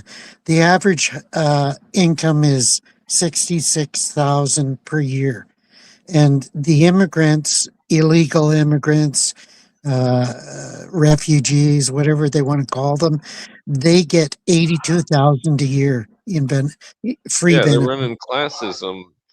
With socialism. Yeah, like, totally. They're giving. And they vote for the liberal government. So they're giving people that aren't even citizens of the country more rights than citizens of the country. Yeah, and that's happening in Mondami's New York now too. Same thing. Yeah. Yeah, it's like Rome protecting the inner Roman citizens, and we're all just. It's like slaves. California, its own block of power that isn't influenced by whatever you think about the rest of the country. You can't affect them because they have so much money from outside sources, China. And yeah, but the money that we're that they are getting is coming from Canadian taxpayers. So Canada, we're footing the bill for all China these. and Canada are basically the same thing, pretty much the same thing. Yeah. Yeah, it's all world socialism. It's all garbage. Hong Kong is run by Britain. Well, it used to be. I don't know. 2012 or something. They gave up title to it, but you think the people gave up their allegiance? They probably took over all of China. Yeah. The way regional intelligence agencies get along so well is because they're all part of the British intelligence. Yeah, the thing that Five Eyes. operates The worldwide. Five Eyes. Yeah. Yeah, smooth transition from capitalism to communism. Yeah. If all your people are all part of the same philosophy. Yeah. Yeah, that's why Carney signed an agreement with the communist China to exchange secret police services and information. But he Sure. won't disclose it. He won't disclose the agreement to us. It's all totally behind the scenes. Like, come on, you asshole. Yeah. Well, give him a break. Maybe you need to go down and have a cup of coffee with him. Sit down and talk about this. Okay, when he comes to the Stampede, I'm probably going to assault him. Yeah. Well, don't say Be that. careful, Harry. Oh, yeah. Harry's joking. Harry's joking. Assaulting verbally. Verbally. Even then, no one wants to have their feelings hurt, Harry. Back down, So, please. Oh, he Leave has this no guy something I alone, would you? overlooked. He's a narcissist Please don't make this psychopath. guy He's cry. got no feelings at all. But here's something I Yeah. overlooked. Okay, so in 2025, Argentina Supreme Court declassifies 6,000 documents, reveals Pontifical Commission for Aid of Refugees through 1945 to 1950, funneled roughly 2 million to ex-Nazis via Bishop Huddle's Rome office, passports, cash, humanitarian visas for 500 plus SS and Ustasha officers. What Ustasha Wow. is like Yeah, Ustazi. can you send a link to that article or something? Wow. That's I wonder, significant. I wonder if, because I never really tried to track down the Ustazi in South America. I didn't know that they were down there. Oh, yeah. Yeah, they are. Yeah. Well, that's fucked up. Yeah, because the Ustazi in World War II were sawing off people's heads and stuff. Yeah. They were fucked up. Who said that? Carl Miller? No, there's pictures of it. Who's Carl Black and white Miller? pictures of. I don't know. What did Guy Clint like? That's the Constitution, dude. Guy Clint's a fan. Okay. I'm saying, Clint, please. Please. I'm not saying these photos aren't real, but I'm saying, please bear in mind that if you think the propaganda is bad now, it was pretty bad then too. Yeah, of course. Yeah, but I think I'm just saying, there's please. something weird going on in South America. There weren't lampshades and bars of soap and guess where shit going on. Please. Guess where Major General Stubblebine moved to? Where? Argentina? Chile. Oh, next door. Guess where Peter Thiel South America. South America. Hey, guess where Peter Thiel just moved to? Yeah. Who? Oh yeah, Peter Thiel. Just moved to. Yeah, tell us about this. Go into this more detail. I just watched a podcast with a prominent guy from Chile, who was describing all these events. Yeah. And Peter Thiel, he's the CEO of Palantir. Does either of you guys want to tell everybody who Peter Thiel is? Give him a little introduction. You guys know his history? Well, he's just some douchebag, but so there's more to this thing about this Ustazi thing. Some douchebag. So okay, douchebag. He's just some douchebag. Got my way when I was trying to get my. Okay, back up. He was the mentor of J.D. Vance, so that tells you a lot. Well, check this out. CIA 2005 report: CIA and Nazi war criminals declassified under Disclosure Act admits $10+ million in operational funds to ex-Nazis via the Galen Organization for anti-Soviet intel. Klaus the Galen Organization is Operation Gladio. Hello. Klaus Barbie, SS Butcher of Lion on CIA payroll 1951 through 66 in Bolivia, 1,000K a month plus businesses expenses. And then the NARA CIA fragment on the Vatican desk of James Angleton had coordinated 500K of transfers to Croatian Ustaša allies in Argentina in 1947 via Knights of Malta intermediaries. Hello. This is what they want you to. This is what they want you to know, or what they'll put in print. This is what's put in print. The Vatican is. I think the Vatican's always secretly supported the Nazis and the Ustaši, and I think that they sent them all down to South America to start a new campaign. I think they got secret societies in every country that are bamboozling the public. Totally. And making a fucking story that, oh, we're going to war, everybody. Oh, it's really bad. And you blew up my ship and I blew up your ship. And, yeah, it's funny games.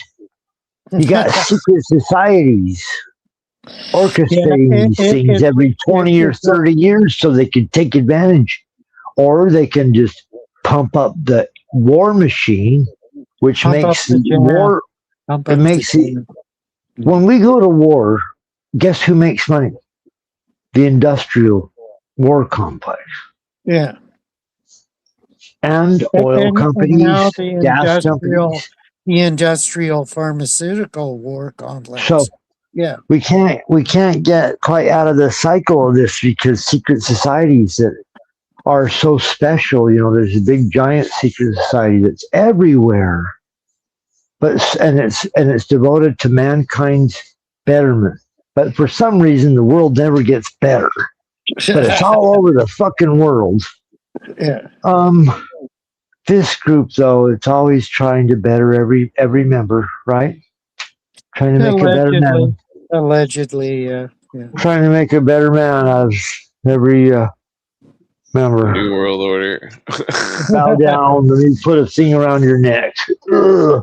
Pretend you're the slave and I'm the master. Give me control of your mind, man. This sounds like psychological techniques and tricks that they've used on primitive societies. That's why Clinton and I talk about this Archon de Rule book all the time.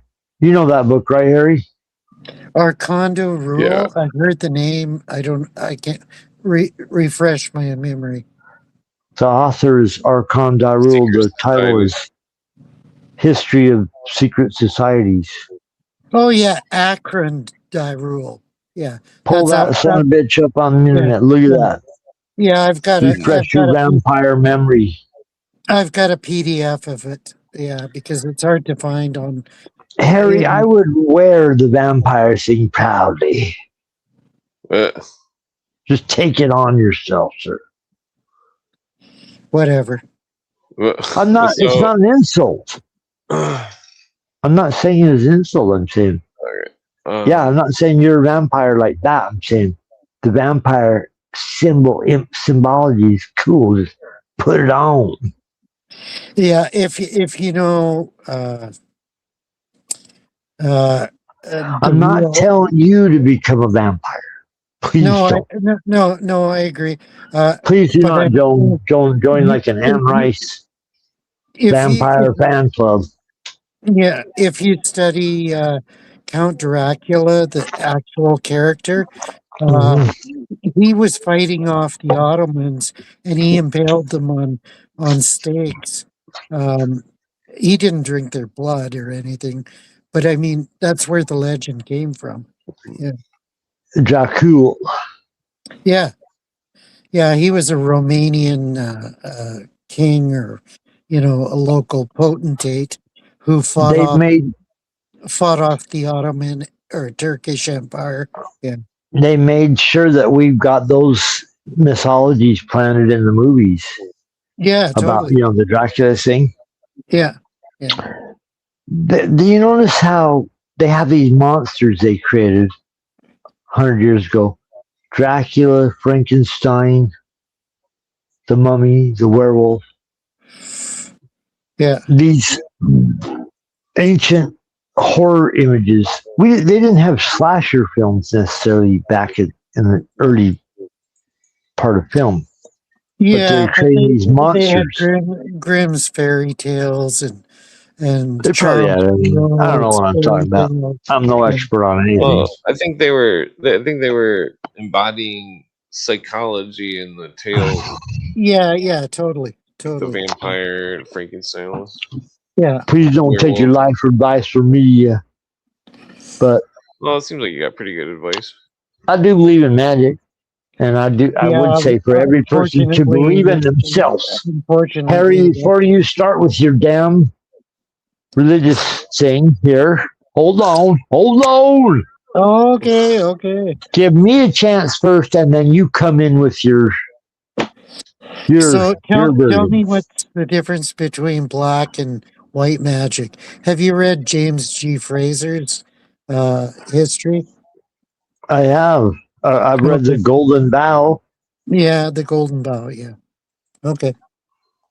Clint and I talk about it all the time, but it's just it's incredible work. Dent. God damn. Well, to answer your question, the difference between black and white magic is very relevant. Is that, did you ask me a question? One is good and one is evil. White magic is good. And black magic who determines what is good and evil? Well, it's clear. How is it clear? Because the Magi has common sense. What is your basis for clarity? You have no basis for clarity. Well, green magic would be good. Healing magic. Why? Why is green magic good? Says who? It's healing. Says who? And why is healing? Why is healing good? Well, I mean, if you were sick and somebody healed you, you would definitely think it was good. Yeah, but what is the definition of good? Like, I mean, where do you come up with all this shit? To help. To help people. That's good. And why is helping people good? If you healed somebody, you help them heal. That's a good thing. Who says that's good? In what paradigm does that work? Well, Jesus healed people in the story. Are you saying that that's evil? evil? Now you're devolving to Christianity and Christian principles. So yeah, that's where you ultimately have to go to. Yeah. Well, I'm not defaulting it for the principle. I'm just saying that good magic is clearly good. Well, it describes your definition of what is good. So you have to default to some supreme authority that decides what is good. I don't have to default to it. I was just comparing. Yeah, you have to. Because you have no other standing to put on. Footing I could put my foot on the 42 lesser confessions of the ancient Egyptian. No, shit. Which were and what precursor of the 10 Commandments. Yeah, what does he base it on? Well, it's a list of 42 things that you shouldn't do wrong. Don't spit in people's food. Don't tell God to fuck off. Be nice to your parents, that type of thing. Yeah, and who's his God? Yeah. Well, that's irrelevant. I mean, you have to go back to the foundation. Yeah, but anybody with common sense knows what good and evil is. They don't but from a Christian perspective, we believe that God inherently inscribed it on our hearts. What was in our consciousness, what was good and what was bad. And it shows, it reflects all over you, Harry. Yeah. And so if you discount God, the God of the Bible, you have no foundation for any of this shit. Well, even an atheist knows what's good or bad without any. Yeah, totally. But because he was made in the image of God. He's got certain characteristics in his persona that God's imbued in him. Yeah. You ever see that movie Fletch, Harry? Yeah, I love Fletch. I thought it was hilarious. Did you see Fletch 2? Yeah, I seen Fletch 2 about the radical preacher. Yeah. Yeah. Yeah, the Fletch 2 was like 5 years later. It was quite a bit later. It wasn't the following year, but no, in Fletch 2, he goes across the country and he takes over the microphone for this fake preacher. And the preacher's running a scam where somebody's calling him in. He's calling him through a microphone going, this guy has a problem. Here's what it is. And then the preacher would go, I see a guy out in the audience. He's got hemorrhoids. And at the end, it's like, you know who they were mocking in that show? They were mocking Peter Popoff.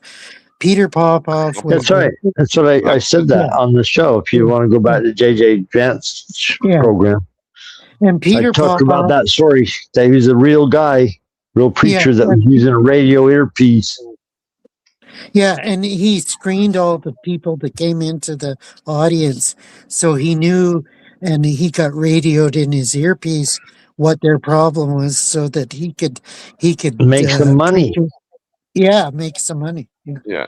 There's all I kinds can tell you the future. I can tell what's wrong with you. Have you? I'm going to ask both you guys a serious question right now for a moment, because I'm never serious about anything, but right now I'm serious. I'm going to ask both of you. Have you ever seen somebody do a magic trick in front of you where you couldn't figure out how they did it? Or have you ever seen anything like a magic trick where you not in blew person, your mind? but not in person, not in person, but on TV. Yeah. How about you, Clint? I've seen supernatural stuff. Have you ever been to the fucking like that guy that does a show in Vegas? Well, it wasn't like I've seen. I'm saying, have you ever seen that? Have you ever seen that sleight of hand? Sleight of hand. That's what I'm asking. Yeah, totally. Yeah, have you ever seen anybody in person that does a sleight of hand in person, like even an act? Well, you taught me one of the tricks. Here, David Copperfield, a Vegas magician. That's all I'm asking. Have you seen this? 1, 2.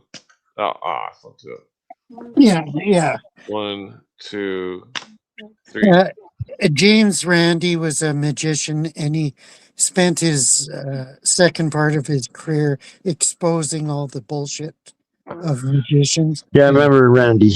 Yep, I remember that. He was on Phil Donahue and he a number of programs. He not only exposed magicians, but he exposed religious charlatans as well. He had his own controversial supposed record at the end where they said even he might have been a charlatan being paid by somebody to do what he was doing. But I don't know. Yeah, I don't know either. One thing though, let's you know what tonight I wanted to cover on Clint's show. I wanted to cover some of the latest conspiracy theories. Some of them are making me sick to my stomach. On YouTube, viral videos. YouTube viral videos. People are starting to take their food and peel it apart with their fingers and look at where it's coming from. Well, I'm bringing it up goddamn again. Making me not want to go to any fast food restaurants. People are starting to turn away from sources of food that they would normally go to in a heartbeat. So they're doing something to us, is my point to bring this up again. This is a psychological operation. We're being scared away from our own food by probably real stories. Doesn't mean that's happening everywhere. It could be happening nowhere. We're being psychologically preyed upon by these stories, is my point. Yeah, it's part of the dialectic, like created a thesis and an antithesis. Can you guys see Maxie? Who? What? He says hi. Our mascot. Yeah, our mascot. Maxie, everybody says hi. Max, can't you see him, Harry? No, I can't. My little baby boy. So cute. Yeah. Anyways, he wants to go to bed. He's tired, and especially hanging out with me, it's tiring. I got to put him to bed. I'll be right back. Okay. All right, here I got a deck of cards. Guess the top card. Ace of Diamonds. 6 diamonds. You got Close. the suit right. I'm not good at cards. No. I'm good at playing cards. I'm good that at one playing book I can never cards. think of, Gerald Williams' 2011 book, Grey Wolf. It had a lot of interesting stuff about the Nazi conspiracy. Something about 94 entries of the blood type of Hitler matching. Well, it was like comparing that. Well, let me get to that other. Well, yeah, the blood. Well, yeah, because Hitler's mother. Okay, this is a long story. It's a rumor. It's a fable. No, Whatever. there's more here. Yeah, that Hitler's mother was a maid in the house of Rothschild, and actually, Hitler was. I forget what his name was. His grandmother was a maid in Rothschild. I think not his Yeah, mother. totally. Yeah. Okay, so I forget. It starts with an R, but I can't think of his name. Yeah. in the Bussart Notebook, 1968. I think that was in John Toland's History of Hitler, if I remember correctly. Yeah. Yeah. Well, I think the aliens are connected with the. Aliens. Well, in the Alien 1999 seminar tape. Ray aliens. Okay. Yeah. Ray aliens. It was I thought you said aliens, and then it was Yeah. It was a leaked closed door Vegas audio tape or whatever. The alien defector. I remember his name. Schicklgruber. Yeah. Adolf Schicklgruber. For the aliens, though, they said that the Nazis started in South America. We are only finishing. So the aliens admitted that they were Nazis. Yeah, what I always wonder is the Ray aliens were behind the sheep. What was the sheep's name? Daisy or whatever the sheep's name was. That was the first cloned animal. Yeah. And have you ever heard whatever became of that? Nobody talks about that. They made it so its milk turned into spider webs. So in 1976, there was a Mingala letter called the Elohim letter, and it was seized from ex-SS contact in Austria, leaked in 2004, and the letter said, quote, "The Elohim plan and our plan are the same," and that ties straight to Riel's 1974 Realien book. Yeah, I've never researched the Ray aliens properly enough. I always thought they were too far out of field to even bother with. But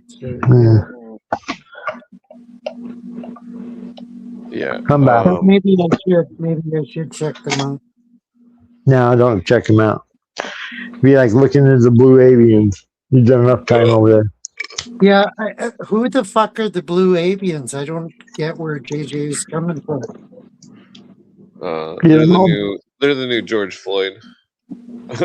Well, I thought you don't know the blue avian. At first, I thought he was talking about Avatar. That's the only link I could get. But okay, close enough. Yeah. Okay. And I've never seen Avatar. I refuse. Except Avatar's like humanoid, and these are birds. Yeah, I refuse to watch that movie or its sequel. So I hate that shit. Well, that's why you just can't get on the same plane as David Wilcox was trying to help you. Yeah. If only you listen. Yeah. He guide you into peace and prosperity.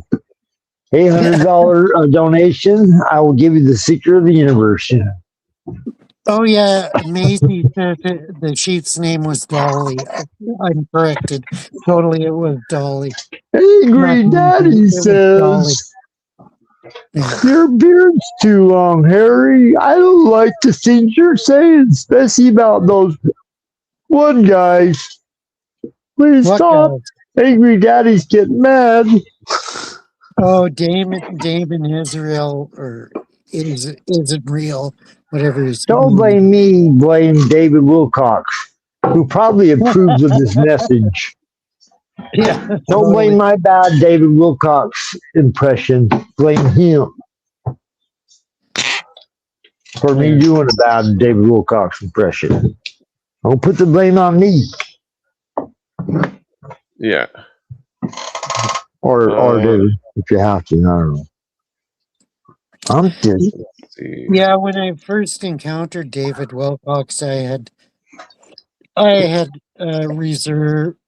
reservations because I thought, what is he, another Graham Hancock? Is he another He's David? better than Graham Hancock. He did ridiculous impressions. Yeah. Angry Daddy.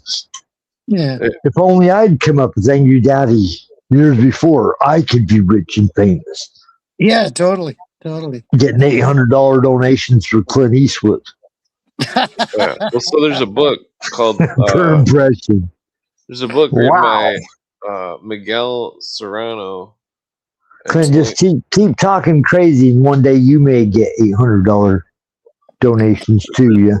There's a book written by Miguel Serrano, Wilhelm Landig, Savitri Devi.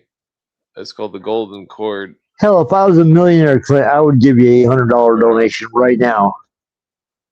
Well, so in the Golden Cord book, though, only 800. Only 800. Well, no, I'm just saying I'd give that. I know, I'm joking. Blink in my eye, yeah. If I was in a the Golden billionaire. Cord book, it states that Sirius or Sothis is the original home for the Aryans.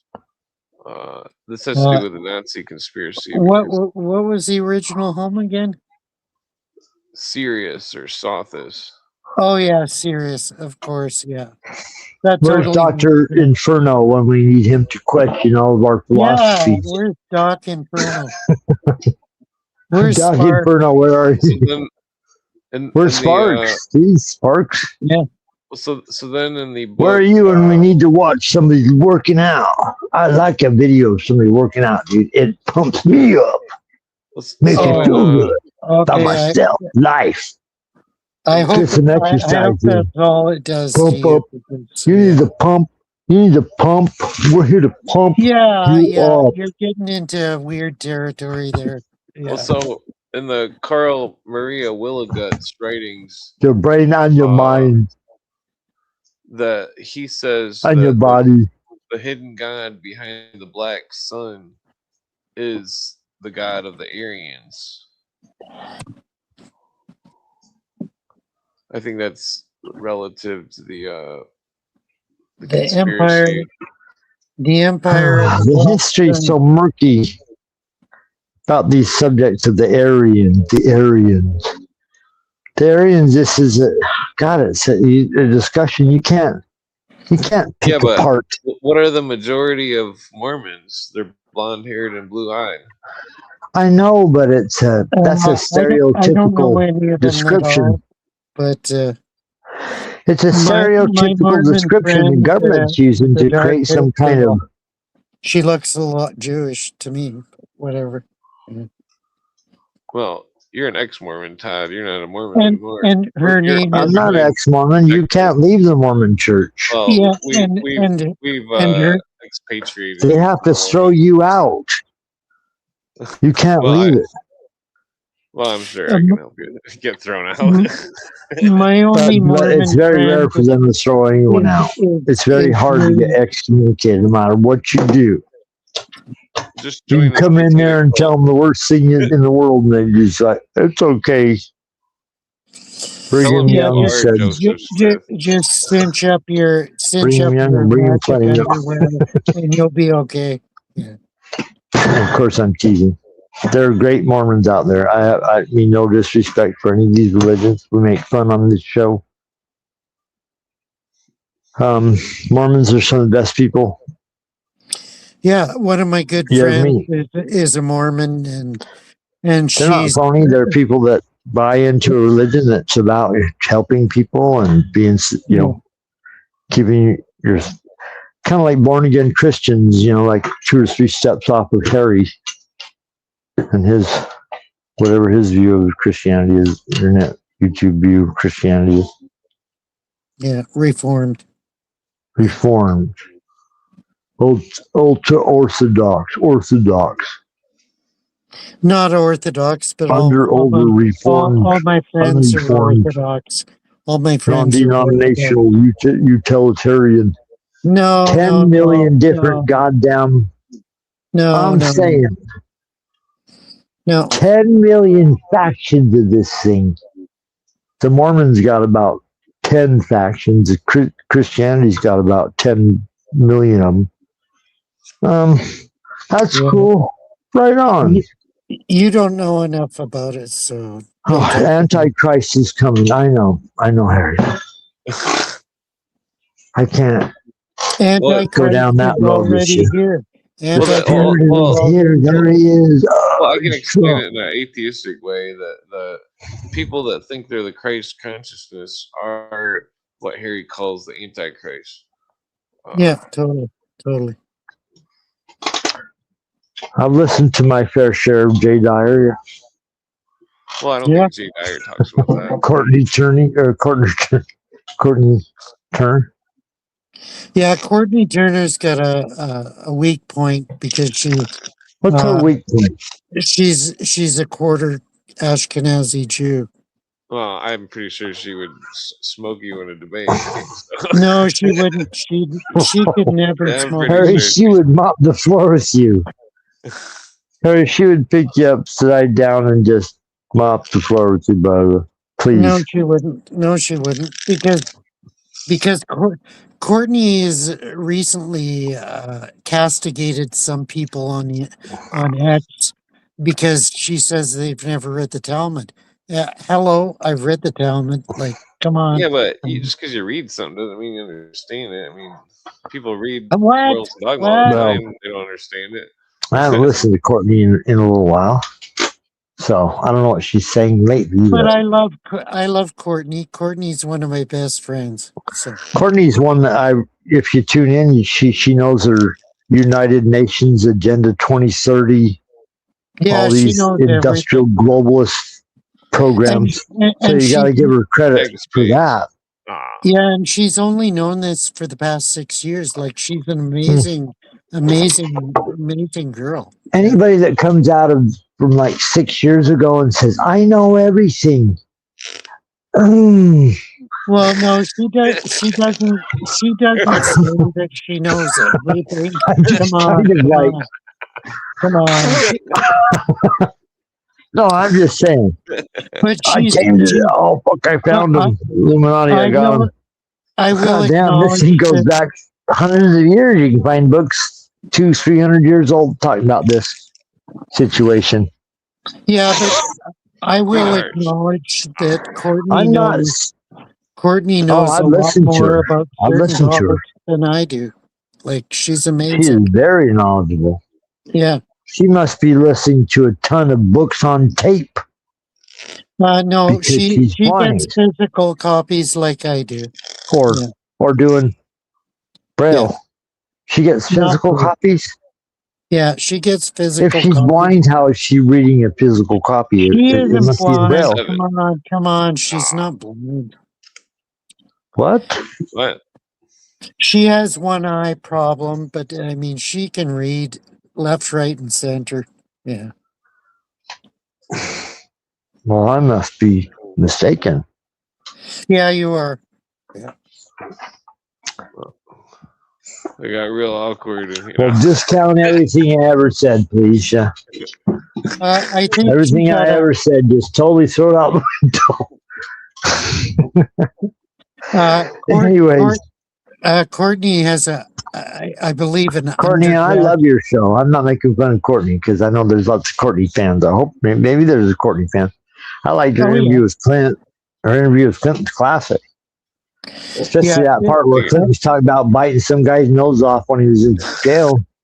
I love that part. Wasn't in jail. Or wherever you were. Attacked me. Wherever you were. I love that story. You would. And what was funny was Courtney's like, she didn't even bat an eye. She's like, I'll bite your nose off. So go on with your story. She wasn't scared. So, Courtney, props to you. Yeah, she has I believe, an undergraduate degree in philosophy. Like, she's no fool. No fool. Oh, no. When she speaks, you can hear. Yeah. Well, technically, She's there's not. 2 nose stories. I don't know. So I don't know where people. Who knows where people come from? Yeah, Like how they become activated to do something. Clint Eastwood, one of my idols, the guy that does a show regularly every night, which I marvel at. Right on, Clint. Keep going, brother. Long form conversation. Nowhere else on the internet is this occurring. People are invited on that Clint trusts and has a respectful conversation. Sometimes fucking Harry's comes on and pushes the boundary of acceptable conversation. Says stuff that's fucking inflammatory. I mean, I could come on and say shit like that too, but I don't believe that. I don't believe. Harry, some things you say, it's okay. In America, we fight for people to say whatever the fuck they want. Clint never censored you one time. But every time you did say things that were offensive, I am he tried to bring your attention. I'm off the chat. I'm off everything. Well, maybe Sabrina censored your chat messages or whatever you say. Sabrina's in charge of chat. Hey, Sabrina, don't censor me when I... Yeah, but Sabrina doesn't own the channel. Sabrina doesn't own it. I don't even know what you're talking about, but I'm just saying. Clint's never censored a goddamn word off this show. Muted a couple people. Maybe he has. Yeah, he has. Yeah. Maybe you a number of times, Harry. You do say some things that are like, the channel. He can do whatever he wants. Standing up with no clothes on. I'd censor that in heartbeats. I'm sorry. Well, this is random news, but it appears Logan. That's a joke, Harry. Still doing good. Logan the Psychic Vampire's lost his top spot. Harry now he just rules the vampire roots. Logan did? Yeah. We'll tell him to get his ass on here. Challenge the other house vampire, Harry. Oh, looks like somebody's here. Oh, like, speak of the somebody's devil. Here? Who's here? Hello? Who is it? Who is it? Yeah, who the fuck is it? Who are you? Who? Who the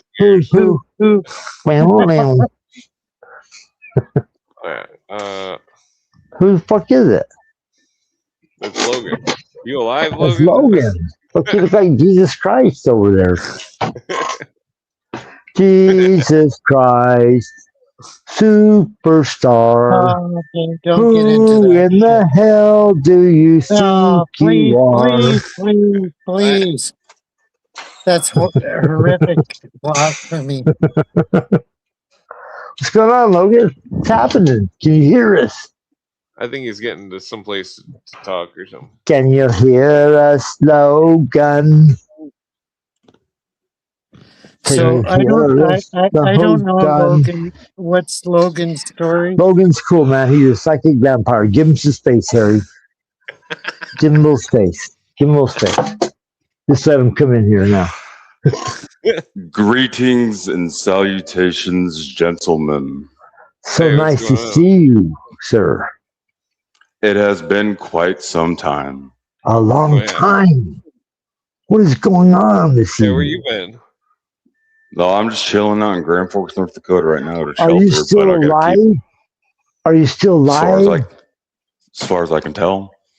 Oh, wow. All right. So is North Dakota where Fargo is? Correct. Horrible place. Okay. I never want to go back again. I agree. Yeah, I'm in Grand Forks. It's kind of more like it's more like a widely distributed city and stuff. I don't know its population, but it's all right. It's pretty cool here. Have you read the Jack Reacher novel that dealt with North Dakota? I don't read. So, Logan, what is going on, sir? What have you been up to? It's nice to see you. Fill us in on everything. You know me and Clint. You might not know Harry, but you know all the rest of us. What have you been up to, sir? What have I been doing up to? Well, how far do you want to How go back? been? The last time what's I've been been in your going guys' on?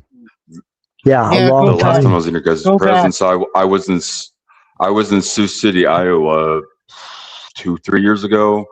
Then I was living with some individuals that I won't say what I caught them doing, but let's just say I basically evacuated the very next day and went to Minot, North Dakota.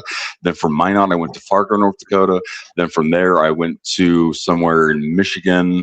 And then from Michigan, I was there for about a year or whatever. And then I moved to Minot again. And then I moved to Grand Forks.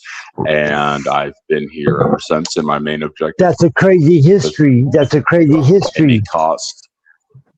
But why haven't you tuned in? Why haven't you called us? Why didn't you call us and say, hey? We talk about you on occasion. We miss you. I'm homeless. Oh, I hear you. Never mind. I appreciate that. Thank you very much. No.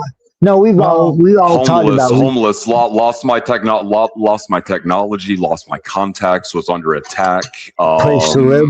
You name it. You name it. If you don't think it don't happen, it happens. It's been happening. Yes, sir. But guess you're what? On the audience, if you don't think it happens, it happens. I'm still alive. I'm still alive. But Clint, it has been such a long time. No, Todd. I'm alive. I'm alive. I've been making content, and also Hold on, and Harry. I was kind of curious how many accounts I had on Twitter. Apparently, I have 30 different linked accounts and a redistributed hive mind consciousness, just thought consciousness on Twitter right now. I was talking with Venice AI, and we're mapping out all the accounts that I made on X. Apparently, it's around like 30 plus accounts. And then that's just on X, and then on YouTube. Can you generate in the next like 24 hours? If you can give me $300 right now, I can go to Walmart and get myself a new phone. Accounts?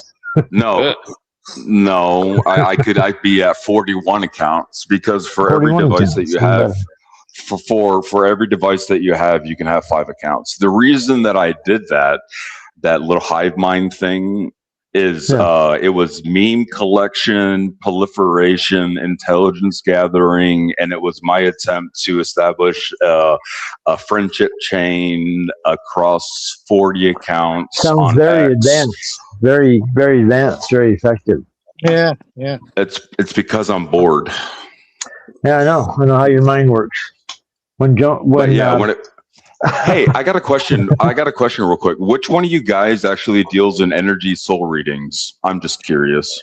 Probably Harry, because he sucks the life out of souls to tell you what color the soul is as it's being sucked out. Yeah, here, let me give you my eye. Don't believe him. What is this eyeball print? Man, Elon Musk is like putting his his computers all over your eyeball. He's like looking deep into it. He's programming computers off it.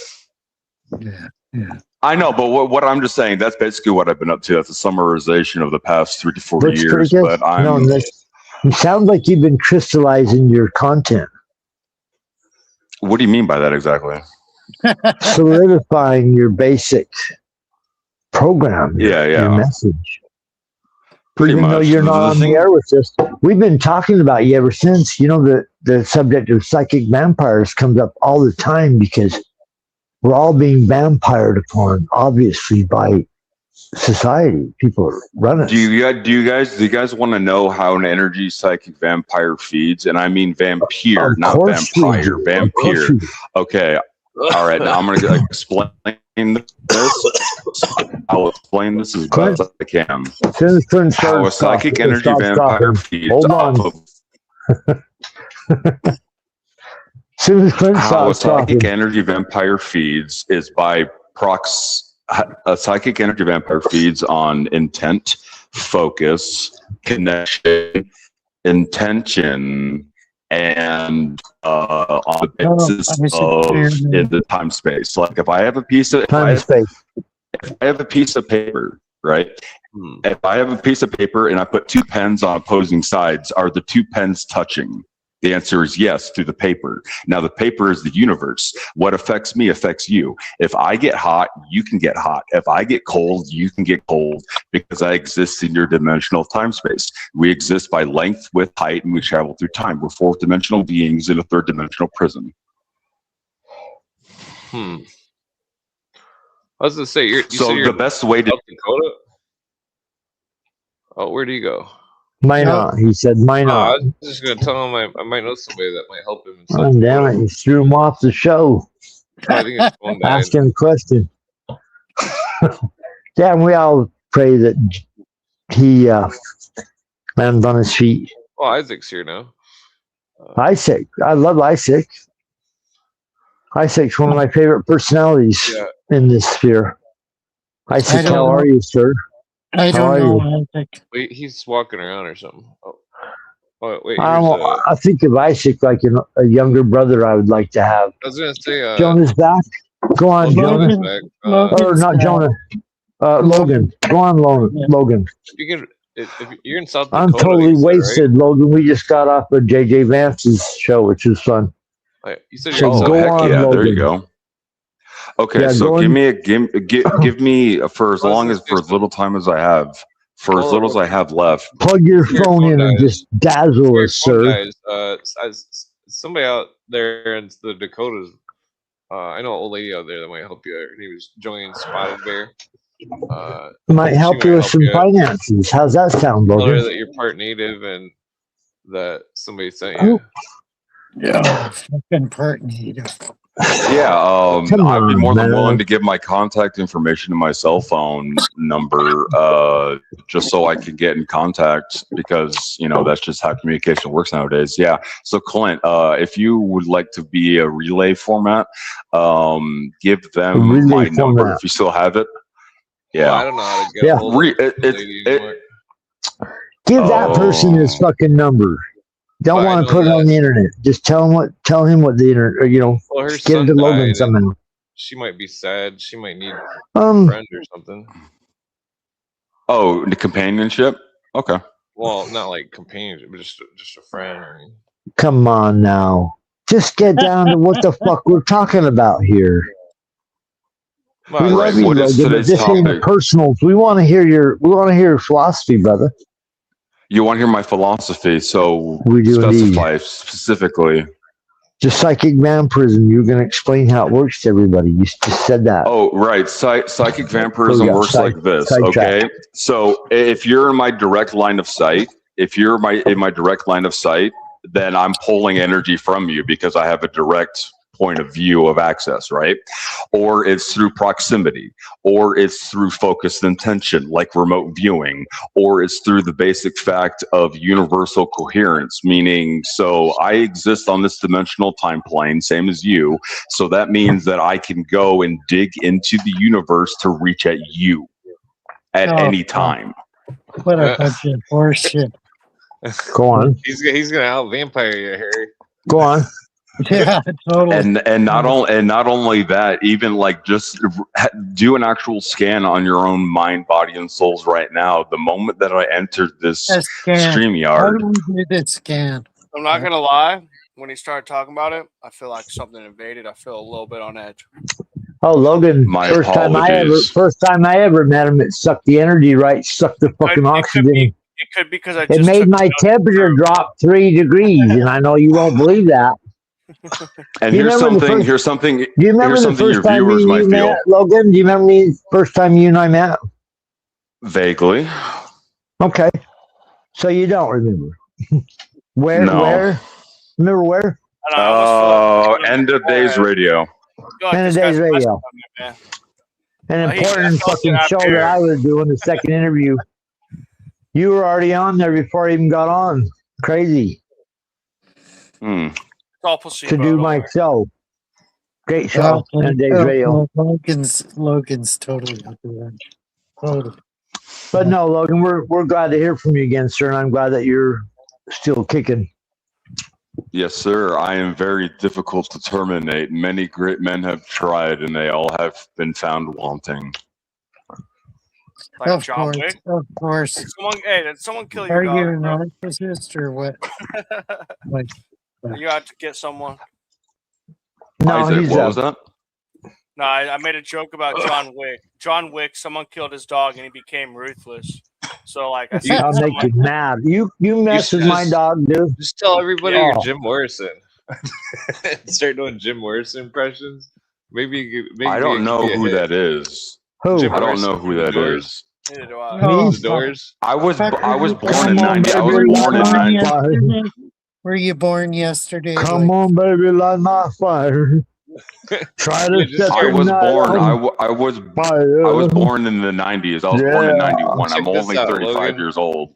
Logan, you should What's make up? a TikTok. My kids and are fucking older than hold you. on, make a TikTok and a fucking YouTube and stuff, and make it all about how you say that you're Jim Morrison. I dare you. I bet you it'll be popular. Jim Morrison. So how much do I have to change my vocal Why would inflection he do without that, surgery? though? Why would he do Yes. that? Because he's a cooler personality than Jim Morrison. This is all. Well, he looks kind of like Jim Morrison. He's talking like him. Hold on a second. Hold on a second here. You I could just make a wanna say- fortune. This could I be just your want way to out. say, Jim Morrison we got- impressions. Logan, we got Isaac here. That's also from the Hello, old end of Isaac. Days Radio. Who I love. I love Isaac. Call him my favorite Well, Amish guy. Isaac, no, Why what's do you up? call him Isaac instead of Isaac? Are you there, Isaac? Isaac. Yeah. Not I was Isaac. just telling Logan you're one of my I'm not favorite guys Isaac. from End of Days Radio. Yeah, I took shrooms like 4 minutes ago with whiskey, or no, bourbon, and I feel like it's already hitting my bloodstream. Oh, God damn, how dare you? How dare you? I'm almost How scared. dare I you. took a good amount. I took one handful and I was like, I should probably do 2 handfuls. 4 grams? 4 grams? No, probably like 1.2. Are these really quality shrooms? Like Oh, yes, something you yes, bought from yes, a reputable? yes. Oh, you God question- damn, I want some of These those. are- I want these are, some of those. These are like, I take 0.1 or 0.2 and it's intense. I just took like 1 gram. Let's Man. Oh. let's get scientific. Yeah, let's get scientific.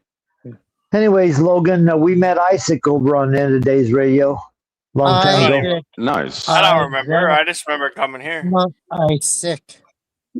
I met you a long time ago, Isaac. And Clint carried on with his show. And Logan, I'm glad to hear from you, sir. Yes, of Logan, course, you remember anytime. Jonah? You remember Jonah?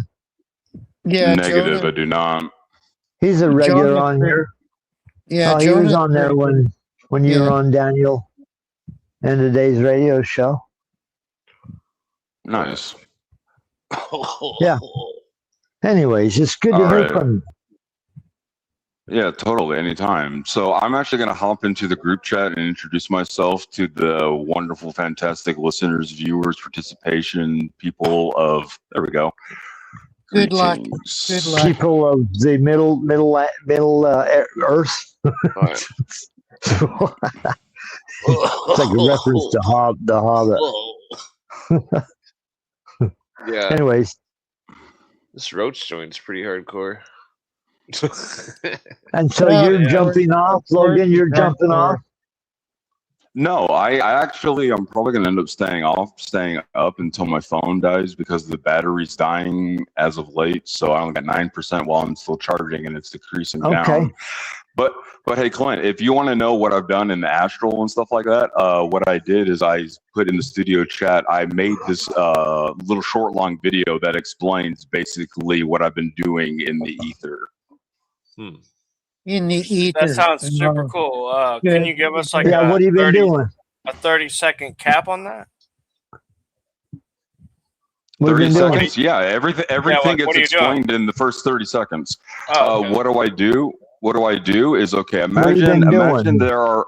Imagine there are entities in existence that their sole purpose is to perform a function, right? Now, what happens when you remove that entity from existence itself at the conceptual level?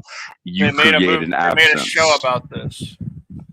They made a show about this called The Sandman, and he was the Dream King. Someone took him out of his dimension, and now no one could sleep, no one could dream, and people were getting stuck in comas and everything. People were dying because they had no rest. What happens? Yes. What's going to happen in the future, the far, far future, before the I universe got the cycle chills, bro, resets? because I'm a dreamer. I'm a dreamer. The thing that's going to happen is we're going to reach a state of supreme boredom, absolute boredom, that people's minds will literally I can feel melt. it already. It will I can literally feel it melt. already. People will die standing up. And this will happen worldwide, and it could They'll be more so likely bored they'll run to psychedelics. Consciousness. No, they will not. There will come a point that boredom kills divinity. I know what he's talking about because I got a half partial lobotomy, brain shock with delta, alpha, gamma waves in a magnetic field and electricity at the same time, and I don't feel God's presence anymore, and I don't feel the desire to do anything God anymore. left the room. I feel like he left the room as soon as they did it. The day they did it, and then they did it 7 times to me, 7 times. And True shrooms every time you tripped, or when? No, my family knew I was deep into psychedelics, and they thought it would fix. They thought it would fix every time. I'm saying, when did these things happen to you? When you were on psychedelics? Who? You. Which part? Well, you said 7 times. Oh no, I times? got the brain shock 7 times. You got a brain shock 7 times. Were you on psychedelics? No, well, I was doing shrooms like the night before. Yeah. Well, the next day, I feel like your it brain saved me. I feel like it saved me. I feel like it didn't do the full effect. totally. Yeah. You know what these entheogens do? May I, for one moment, say something about entheogens? Yes. You know what they do, especially under controlled circumstances? They put the human body in a state of shock because they're almost like a poison. They cause hallucinations to occur that can be induced by trauma, by something you've ingested. The brain starts to super react, which gives you extra energy, extra insight, extra sight. If you want to put it in certain terms, you can look closer at things than you could when you're dying. You know how you could run a marathon? If you take psychedelics, you're putting yourself under that kind of pressure and you're getting that kind of expansion. I always did this my whole life to expand and pressure my brain and pressure my spirit. My body might be weak, but my spirit is strong. I'll use a medical thing that they used to save people that had a heart attack that have died. They pump that needle into their heart, Harry. Harry. When somebody's on the verge of death, they pump that needle in their heart. You've seen it 10,000 times in the movies. They pump epinephrine in there so it will kickstart the heart, right? What that ingredient, can you hear me? Kickstart my heart. Wow. Yeah. I hate that song. Whoa, are you ready to suck? Yeah. We're Motley Crue, really suck, yeah. Whoa, yeah, Motley Crue. Hey, Clint, how long are we going for tonight? Just curious, because I got to be out of the shelter at 8 o'clock. Go all night till you have to leave. Stay very long or anything. If you're trying to pass out or something, you might as well just stay on here even as you leave. Right. Hey, it's 2:33 now. 2:34. So the numbers 2, 3, 4. So let's see, that is 9. We have reached completion, and it is now double 9. So that is double completion, and the number 10, which is 101. We have attained unity. Numerology. No, that's means 999. 2 9s is 18, and then you get 8 and 1. That's 999. And Logan, I'm sorry for having the conversation. I want you to continue, sir. I want you to talk for the rest of the show. I want you to talk for the rest of the show. Clint, I give consent. I give consent and permission if you would be so grateful to just play that video. I think it's only like not even a minute and 90 seconds long, I think. And it'll explain way more than me just talking verbally because I put so much of my knowledge into this video. And it literally will explain a lot more in a more clear way. And there is no audio that's going to be taken. There's nothing that's going to, it's all edited perfectly. So Logan, Isaac, can you guys come back Friday night? Yeah, if I'm around and I see it, I will click on it. I just don't always see it or click on it or am here at the right time. I'm asking you now to set a reminder for yourself to join us Friday night. I can definitely try that.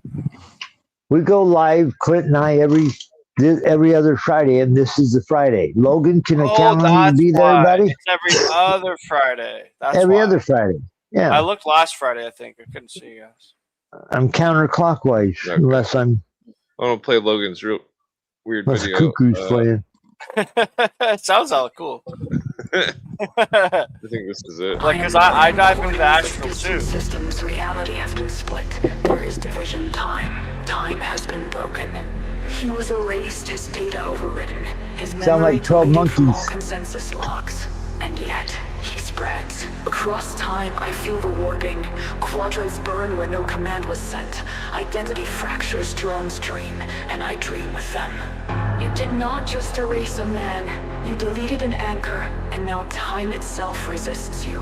Who is Logan? No, what is Logan? An echo that became a weapon. You broke the wrong mind. End transmission. Reality has been disturbed. Not by war, not by weapon, but by absence. Time is bending, unity is failing. The collective is fractalizing. We're gonna need you for the Cthulhu movie. A soul that was to lead is still spreading, and the collective consciousness itself is beginning to split. I am burning corners of distant systems. Reality has been split. There is division. Time. We're all clones.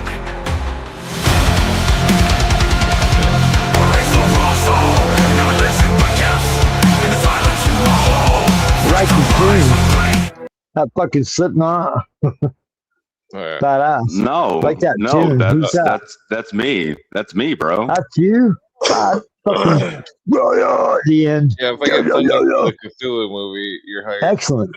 Most excellent. That was badass because you want to know what happened? When they gave me the partial lobotomy and I was lucid dreaming and like tapping into other dimensions before this. And when they tapped in and they did their brain shock on me, it went away. I felt like they fractured time, fucked with time. I was part of time, and I was part of a big role in time, and they fucked with everything. So that video made me get the fucking chills and think it was speaking to me. Whoa. Here's the funny thing: if you actually have those shrooms kicked in yet, Isaac? No. No. Okay. Well, let us know when they do. Yeah. Let us know when they do. Go on. I need a bowl, but I want to hear what he has to say real quick, and then I'll smoke. Sorry, Logan. I think he froze. His phone might have died. He was at 9%. I really wanted to hear. Oh, there he is. Here. He's back. That video came out 2 years ago, gentlemen. I've seen it before. Clint, if you would like to actually get my actual mission statement and see what I'm about and really get some good content, like the best video that I've ever made, Clint, check out that second one. It's a very short one. I think it's around 2 minutes and 20 seconds. And that will explain the eternal empire of the Omniverse and the nature of what my mission is. And I took great care in that one. And that one, I think you guys will really enjoy, especially a boy experience. I got my brain shocked 3 years ago. So that's even after, bro. That's weird. That is weird. That's true. That was exact. I felt like it fractured time and messed with something that will never be the same. And they have no idea what they messed with when they shocked my brain. They have no idea. No idea. Here's a question. Here's a question. Right. So, are we actually in purgatory? Are we in purgatory, or are we in Avon? No, I think we're in a place where our manifestation is real, and they know it, so they fill our minds with poison and manifest it. I think we're in a plane of existence of manifestation of thought, but they try to make us 3D. But I'm pretty sure. Yeah, I'm pretty sure. And if we're in training and we came from a higher dimension, we're here to learn how to use that manifestation power. I don't get it. There you go. But it seems like no one knows how to control it. Harry Potter boot camp. Yeah, I don't know. That's a few theories, but I get exactly what you're saying. I'll be right back. I need a bowl. Wake up. Smoke up. Smoke out. But Logan, what do you see? What's on your radar this year? Anything happening? What's going on, my man? What are you thinking? What are you doing? What I am doing is survival and attempting to counteract the New World Order's bullshit by any means, methodology, in any forms, material, and physical and astral. I think sounds basically like all of us here. movie. Try to go to Hollywood. I bet you could make it in Hollywood. Yeah, Clint, if you want to prep that next one for Isaac when he gets back or whatever, I'm sure he'll really enjoy Put that some bitch on. Sounds way better than us talking. Clint, I never explained to you what my soul mission was. This actually does. Like, I was going through like all my internet profiles on all the websites, so I started finding like all my old work and shit. So in the past, I had claircognizance or clairvoyance. You could see the future. Cognizance or clairvoyance.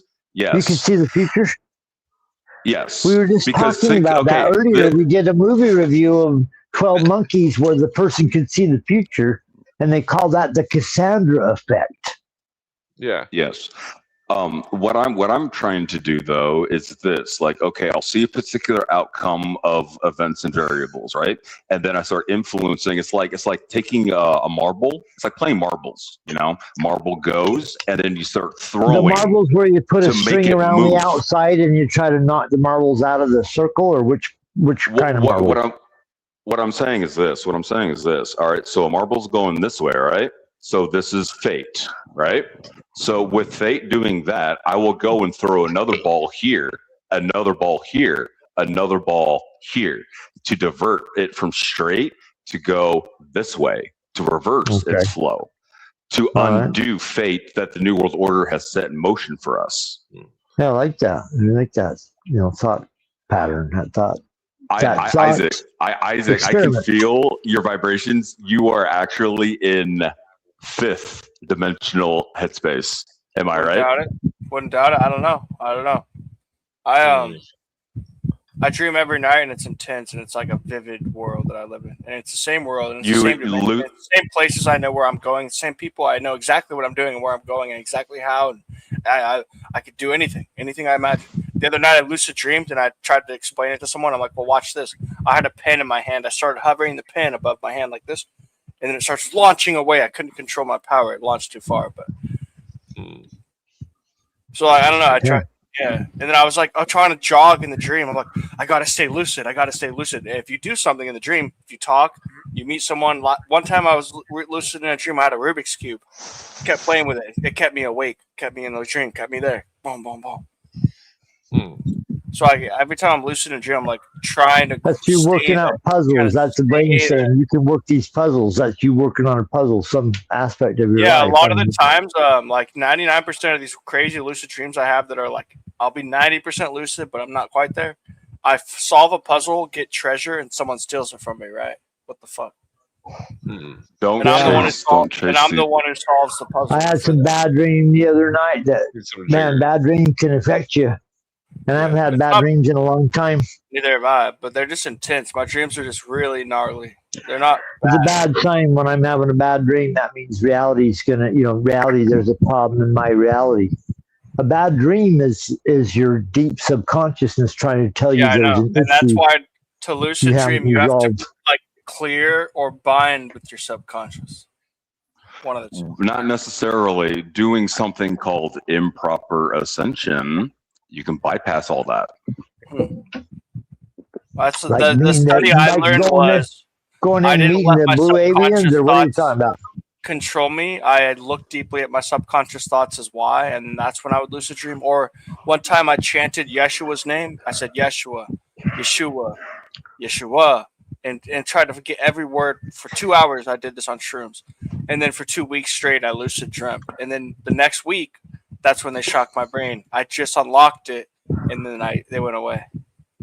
So you had connection to the divine source, and they basically cauterized it's your almost gray like matter and took it away. yes, because it doesn't seem like this dimension did it. It seemed like they used people that I knew from the other dimension to do it here to me, because I didn't want to do it. Why did he go with the word Yeshua?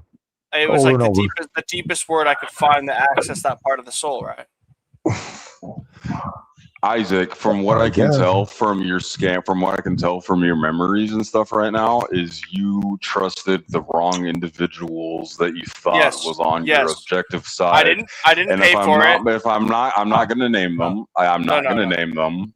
I'm not going to. I know what happened. Hey, if it starts with a B, you already know. Violet silk ribbon. Not sure what that means, but it could make sense. Sounds pretty. What I found in there sounds similar to my. It sounds similar to my light body's cord is connected to my body by a golden orb and a golden umbilical cord. I've seen it on salvia. Kind of sounds like that. So basically, what happened is this. Okay, so you have the multiverse, right? First you have. Oh, I already want another bowl. Okay, right? I'm gonna listen. Sorry. And then you have multiverse, which is a stacked narratives. Okay, so basically, how a timeline would work is essentially this. A multiverse is stacked narratives. Yes, like pancakes. I like so that. in one universe, we're having this conversation right now. Yes, and another narrative. I'm doing this the entire time for 5 hours straight. And another narrative is this. I'm doing this or this in another or narrative, that. Did we solve it and we're on the other side? We're technically already there. Yeah. Makes me because wonder. you're a portal, right? You're a portal. You're my a dreams, portal, right? And my dreams are always past it. My dreams are past that point in time where it's like now everything's better, everything's okay. My dreams are always past that point. Always. It's like, I wake up back to only this. That could be true. I wake up back to this world and I'm like, I would stay there if I could. You know? Isaac, have you figured out that once you breach the dimensional barrier of the universe, that there's infinite boxes and inside each box is an omniverse? Kind of, because on Salvia, it let me pick my timeline. It let me pick which. There was like 1,000 little holes in a wheel, and I was seeing the wheel. Go down which one you wanted. That's and it interesting. let me pick the which. But the thing was, I had to. The way to do it on Salvia, I don't know if it works when you're sober, but the way I did it was I span in a counterclockwise circle until I was on the right page in the book, in a full visual, full hallucination. I was in the book, and my friends recorded me spinning on the grass, not falling over. I was balanced, but fully in my eyes. I could not see out of my eyes, but I was balanced in that state still. I was still balanced. And I was spinning, and I got on the right page, and I stopped. And I was like going like this. I was like warping left. Which direction were you going? Counterclockwise. If you were standing upright, counterclockwise. Okay, you're going. And my hands in the vision, my hands were like in front of me like Superman, but I was being pulled through pages. And every turn was a page. Every turn you go in a counterclockwise is a page you can go leap to. That's what it told me. I never tried it since then. Maybe I should. Maybe I should. Isaac, basically what you're doing is you're talking about a dimensional breach and relocation to another timeline. You technically died at that moment, and your body either refused or you were selected to advance to the next level. Yeah, because I saw my golden orb connected to my body by a golden cord. And then I've also, 2 years later, I reincarnated in a dream in the exact same spot I took Salvia for the first time. Reincarnated in a dream in the exact same spot. Clint. Sorry, I got so much Clint, information. Isaac, and Todd. What? Yes. Oh, you're fine. But no, I just want to say, Clint, would you like to see what my mission is for humanity? It's that second video, I swear, and that's the last video I'm posting tonight. Hold on, I'm rolling a joint here. Of course, but your video is incredible. Thank you. Well, I've seen it before, though. This isn't the first time you showed this. Because we've done this before. Me and you've been talking for fucking years. Years. Mm-hmm. I met you way long time ago.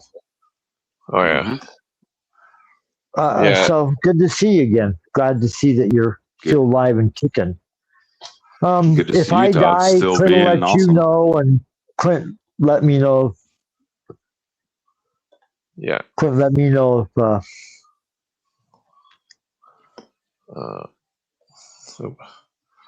We talk about you all the time. You know Thank why? you. I never knew I had at least such good companions.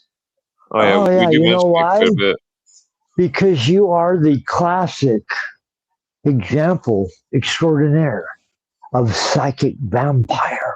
Well, extraordinaire. Well, you're just a friend. Indeed. Technically, what I would be is You put pariah. our house vampire to shame. We have a vampire, but he's not a psych. He's just. It's a whole different category. Different family, vampire families. Remember, Vampire is fake. That's Dracula, right? Vampyre is what I am. Right. So technically in the covens, which there are covens, yes there are, just because you haven't been to one doesn't mean they don't exist.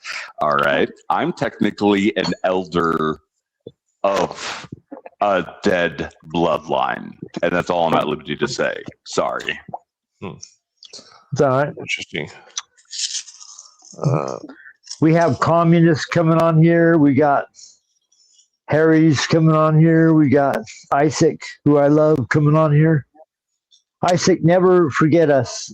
Continue to visit our show, sir, because I sure appreciate your spirit, Logan's spirit, Clinton's spirit. I wouldn't be on here if I didn't love Clinton his show.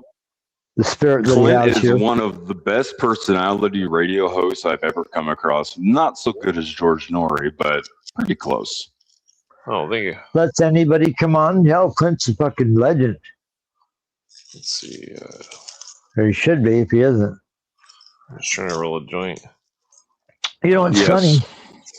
Go ask AI. Have you ever heard of Clint Eastwood? Go ask your AI.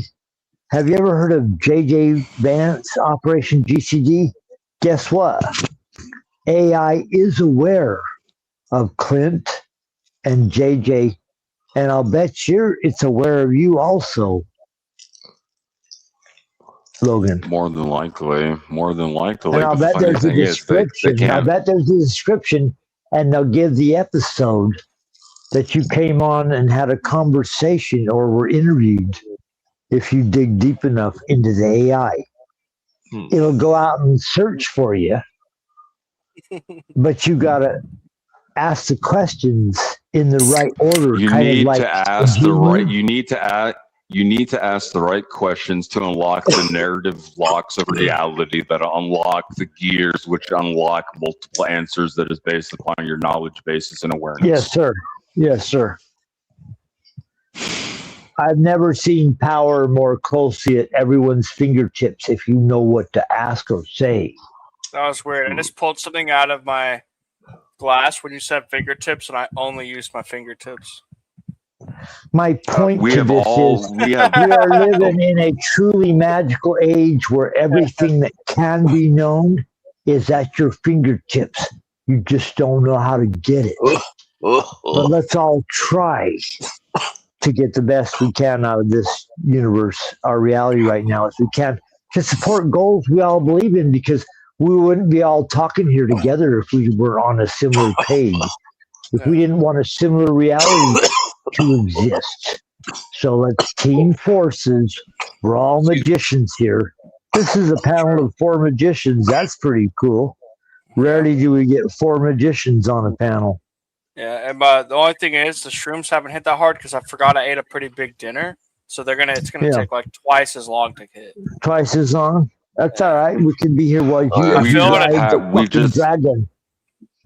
I usually only shroom on an empty 255. stomach. Yeah, I usually only shroom on an empty stomach. It's like rare occasion. I forgot. Oh, when you shroom on an empty stomach, that's the best shroom. Oh, it hits so fast. Rack your mind. 15 minutes. Yeah. Boom. Hold on, guys. We have less than 20 seconds. We will hit 2 hours, 55 minutes, and 55 seconds. Okay. Look at the clock, guys. Look at the clock. Watch. 2 hours, 55 seconds. 25555. In the pipes, 5 by 5. 3, 2, 1. For me, I hit already. Well, I just got hypnotized. I don't smoke cigarettes no more. Yeah. Hey, I told you got to switch from cigarettes to the pipe tobacco bags. I'm going hungry. I'm going hungry. You gotta roll your own, dude. You can't buy corporate cigarettes where they put like acetone in there, bro. Yeah, I don't smoke.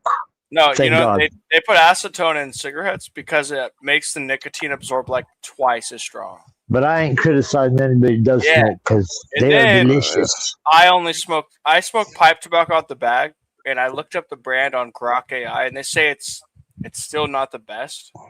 If you were gonna do the best, grow your own and buy organic. That's like not American Spirit. American Spirit's still not good. I looked it all up. It's all fucking sure. It's crazy. all government. It's all fucked. Chemical. Yeah, I better just smoke weed. The one I get, it does have only pesticides, so it's like they're not adding anything else. So I think pretty much everything you've done, you might as well just expect it. It don't matter if you try to run from American Spirits, try to run from McDonald's. They're putting in the water. It's in the air. It's in the fucking ether. They just ran a cable that's putting some electromagnetic energy. Play Logan's video, please, to get us out of the I have listened through rock and metal and time. Now I shall talk, and you shall listen. Each of us lives dependent and bound by our individual knowledge and our awareness. All that is what we call reality. However, both knowledge and awareness are equivocal. One's reality might be another's illusion. We all live inside our own fantasies. Don't you think that's true? There's a realm of existence so far beyond your own, you cannot even imagine it. I am beyond your comprehension. I am sovereign. Rudimentary creatures of blood and flesh, you touch my mind, fumbling in ignorance, incapable of understanding. Vapor, a label created by the Protheans to give voice to their destruction. In the end, what they chose to call us is irrelevant. We simply are. Organic life is nothing but a genetic mutation. An accident. Your lives are measured in years and decades. You wither and die. We are eternal, the pinnacle of evolution and existence. Before us, you are nothing.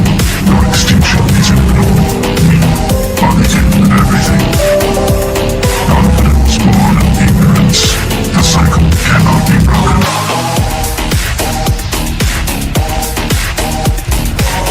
And I have listened through rock and metal and time.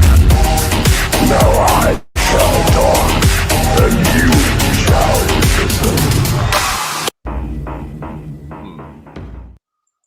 Interesting. Basically, if that didn't explain it the best way I know how, the best way I can explain is, okay, imagine you find other variants of yourself in existence, right?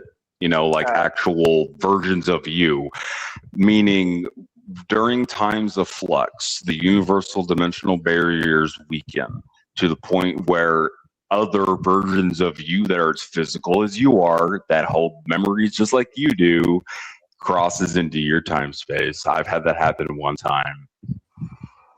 And that encounter was memorable. Kind of trickster what does it mean if I'm only getting the chills on the left side of my brain down the left side of my body? What does that mean? Only you're you're disconnected, and you're probably going to be what they're trying to do is they're trying to disconnect your mind from your body to such a degree that you basically become feral. Yeah, that sounds right.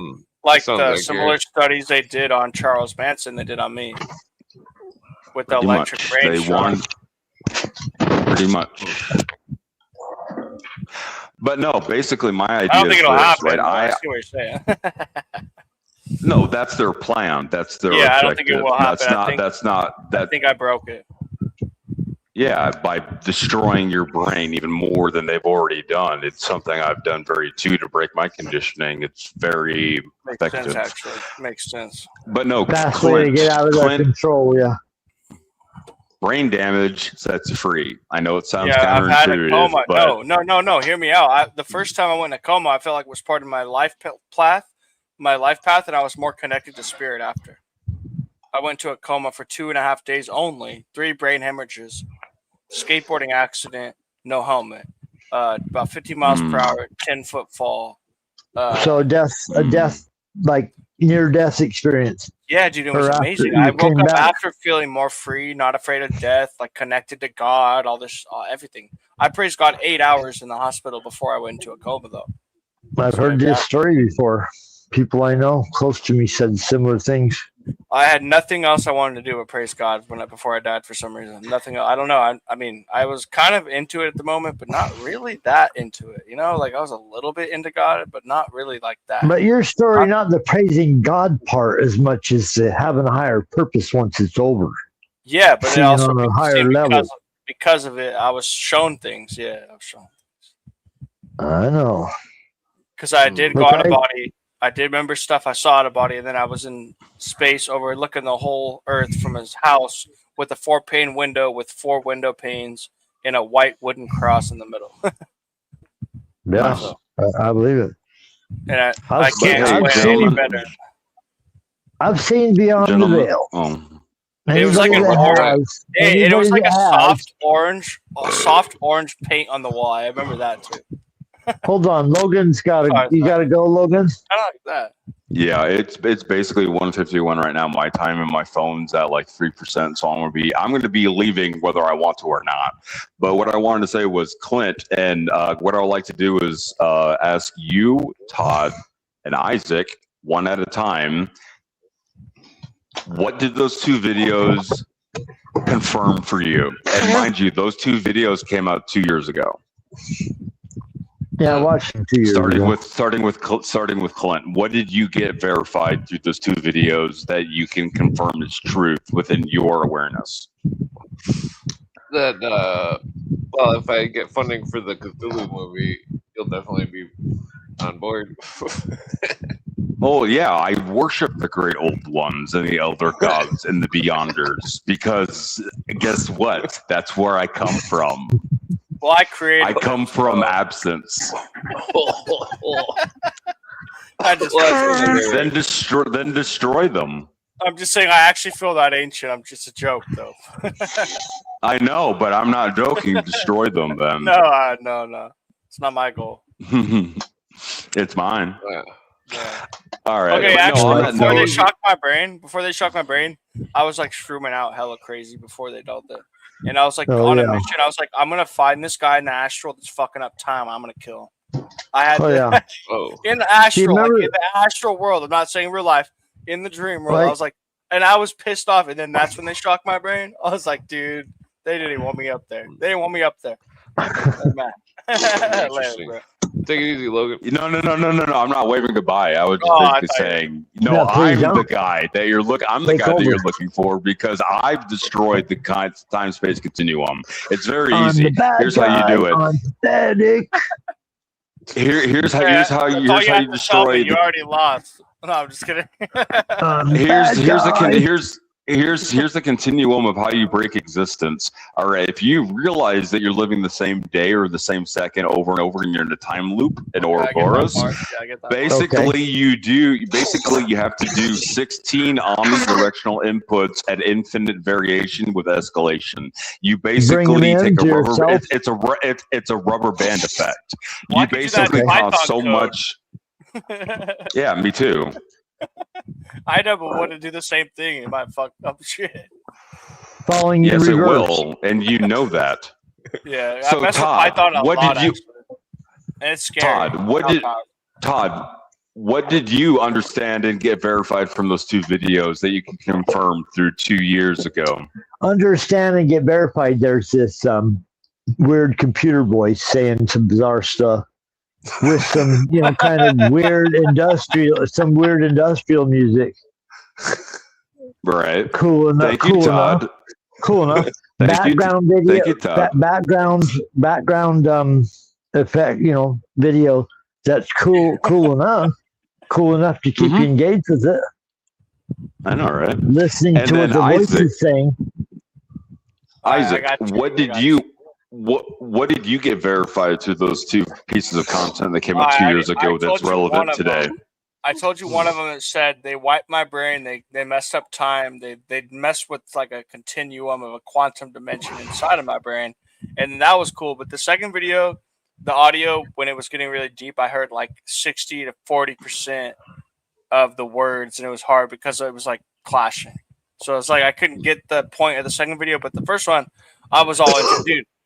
Dude, it feels like exactly how I want to explain what they did to my brain in the time continuum when they shocked it. The first video, exactly. Well, almost now exactly. It's Clint's turn. No, you didn't win. First. You went first. Well, you didn't say Clint went first, then Todd, then you. And then, make a metal album. Sorry. All I want to say. Yeah, you want if Cthulhu. All I want to say to this. All I want to say is this: New World Order, world governments, intelligence agencies.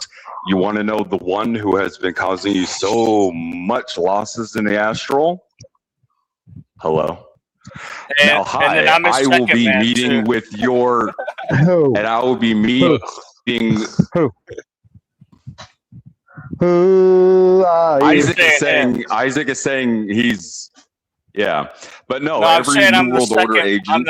I'm the Robin in that operation. Yeah, I do the same shit in the astral. Robin. Rockin' Robin. I just get so bored. Rockin' Robin. But yes, all New World Order agents and beneficiaries will be meeting in the next 4 minutes, face to face. And on that note, I would like to wish everyone in the past, present, and future, may you all have a fantastic rest of your day. Rest well. You're in good hands. We love you, Logan. Live long. See you next Friday. Oh, yeah. Live long and prosper. Good luck. Who's here now? Me and you and Isaac? Yeah. Let me tell you something weird about this whole conversation tonight. We just did a movie review over on J.J. Vance's channel, Isaac. Yeah. 12 Monkeys. All right. You know what 12 Monkeys is about? A dude that gets sent back from the future by the government in a time machine that isn't very reliable to try to stop the end of the world. Yeah. And they get it wrong, and he keeps sending Bruce Willis back. You seen that movie? Well, no, all they had to do was not shock my brain, and they would have fixed the whole thing, but they fucked up. Have you seen the movie 12 Monkeys? No, I haven't. No, I've heard the Brad concept. Pitt. I've heard of the concept. Pretty good. Brad Pitt, Bruce Willis. I've seen similar movies like Looper. It's old. It's 1995. You probably wouldn't even want to look for something like that back then. But it's a weird concept movie that they don't make anymore by a weird director. But yeah, I like concepts like that. I want to make a game like that or something. What's bizarre about it is the movie is a time loop story where the guy that's the hero of the movie, the antagonist, he is being sent back in time by the government in the future to try to figure out where the world ended and the virus got spread across the planet. Because in the future, everyone lives underground in tunnels. So they take people that are in cages and they use them to experiment, and they send them through a time machine to see if they can go back in time and stop the end of the world as they know it, which was when the viruses first spread. So go check the movie out if you haven't seen it. It's well done. Yeah. But it's old. It's 1995. That's where I was born. It's not bad. It's a time loop thing. Logan Maybe is that's a why I was born at the same time. No. Logan is a psychic vampire. Is a weird character that we haven't seen in about 3 years. I think it's been like 6 months 2 now. years. 2 years. There you go. I'm not sure. Point is, he came on spouting about the same philosophy as the movie. Dude, the In guy movie, today? Dude, I Bruce feel like Willis. Yeah, Oh, 12 Logan. Monkeys. Logan. 12 Monkeys. Okay. In the movie, Bruce Willis is sent from the future back in time to try to save the planet. Yeah, I've done that in my Logan's saying the dreams a few same times. shit. Is that a coincidence? I don't know. That's kind of weird. Yeah. Sent back in time, he just said to save us. Did he watch JJ's show? No, he didn't. I asked him. I think I put that one of my raps today that I came from another dimension to help humanity. I put that one of my freestyles. Anytime you come on, man, your voice is calm and you always sound like there's hope for the future. You know what? If you're feeling depressed, if you're able to meet a person that knows anything about mushrooms, just go take some mushrooms and relax and see what they do for you. See if they don't clear out problems in your life. It's not like going to Scientology. You do it one time and you see what happens. Do it under controlled circumstances. Yeah. Somebody that cares about you. Somebody that cares about you or an area where it doesn't matter. Drop a big handful. Take more than you can handle if you're up in the mountains. Around friends you can trust. But if you're not, get with friends and family you love and take some pills that they're offering down in cities and states that allow people to take mushrooms and DMT and use only the drugs prescribed by your government or supervisor. True. Yeah. So government says bad, don't take it. Yeah, right. I've been taking some antacid because I drink a lot. It's been helping. Yeah. Some Pepsi, good shit. I I usually don't like them, but it's like it's called famotidine. Famotidine. Famotidine. Okay, now they're getting I had to let you guys know when. I just noticed it. Oh, you got the buds on? Yeah, out the back of the head into the eyes. Like, Are you tripping? No. There's a Beach Boys song. I wanted to say I love JJ Vance's show. Every Wednesday, Isaac, we go on and review a movie. We all watch a movie and review it. Few people, 4 people, 5 people, whatever. Tonight we did 12 Monkeys. Hunter Nell. Turns Wednesday night into what we used to do in the 70s and 80s, like going to the drive-in. Hearing some people sit around watching a movie, giving their perspective of it. Yeah. Hunter Nell. Yeah, we do that in Discord. It's called Watch Party. That's what JJ does, and we all join him every Wednesday if you want to hear us. How do I get connected to that? I wish you had the fucking address because you'd be a great guy to give your analysis on these movies. I thought you meant it was online. It's on the fucking internet. I mean, I don't know. Oh, Discord. Somebody send him a link. It's probably Discord, yeah. Get a hold of JJ. It's on YouTube, Discord, every channel. That's all right. Hit him up. See if you can get on there. I'd love to hear your voice on there, your perspective on these matters. All right, tripping. That sounds kind of fun. Send him a link. We want to hear the guy that just dropped a fucking 7 grams of shrooms. Yeah, right. We want to hear his perspective. These are strong as it might as well be. Probably no. I'm just kidding. No, I want to do some of them ones I saw on TV recently. Probably like 2 or 3 times as strong as normal. Dude, they're showing how they're creating mushrooms right now. They're growing these motherfuckers. They're pristine, super Same. I just watched a video on Colorado. Super trip. Fucking, there was one this big. There was one this fucking. The fucking brain is in and bone. this big around like this fucking. Hairs coming off of mushroom hairs. That's weird. They're fuzzy because they got so much hallucinations coming off these things. Yeah. Those are the good ones. Those are the good ones. God damn. Yeah, that's the Fuzzy, second one.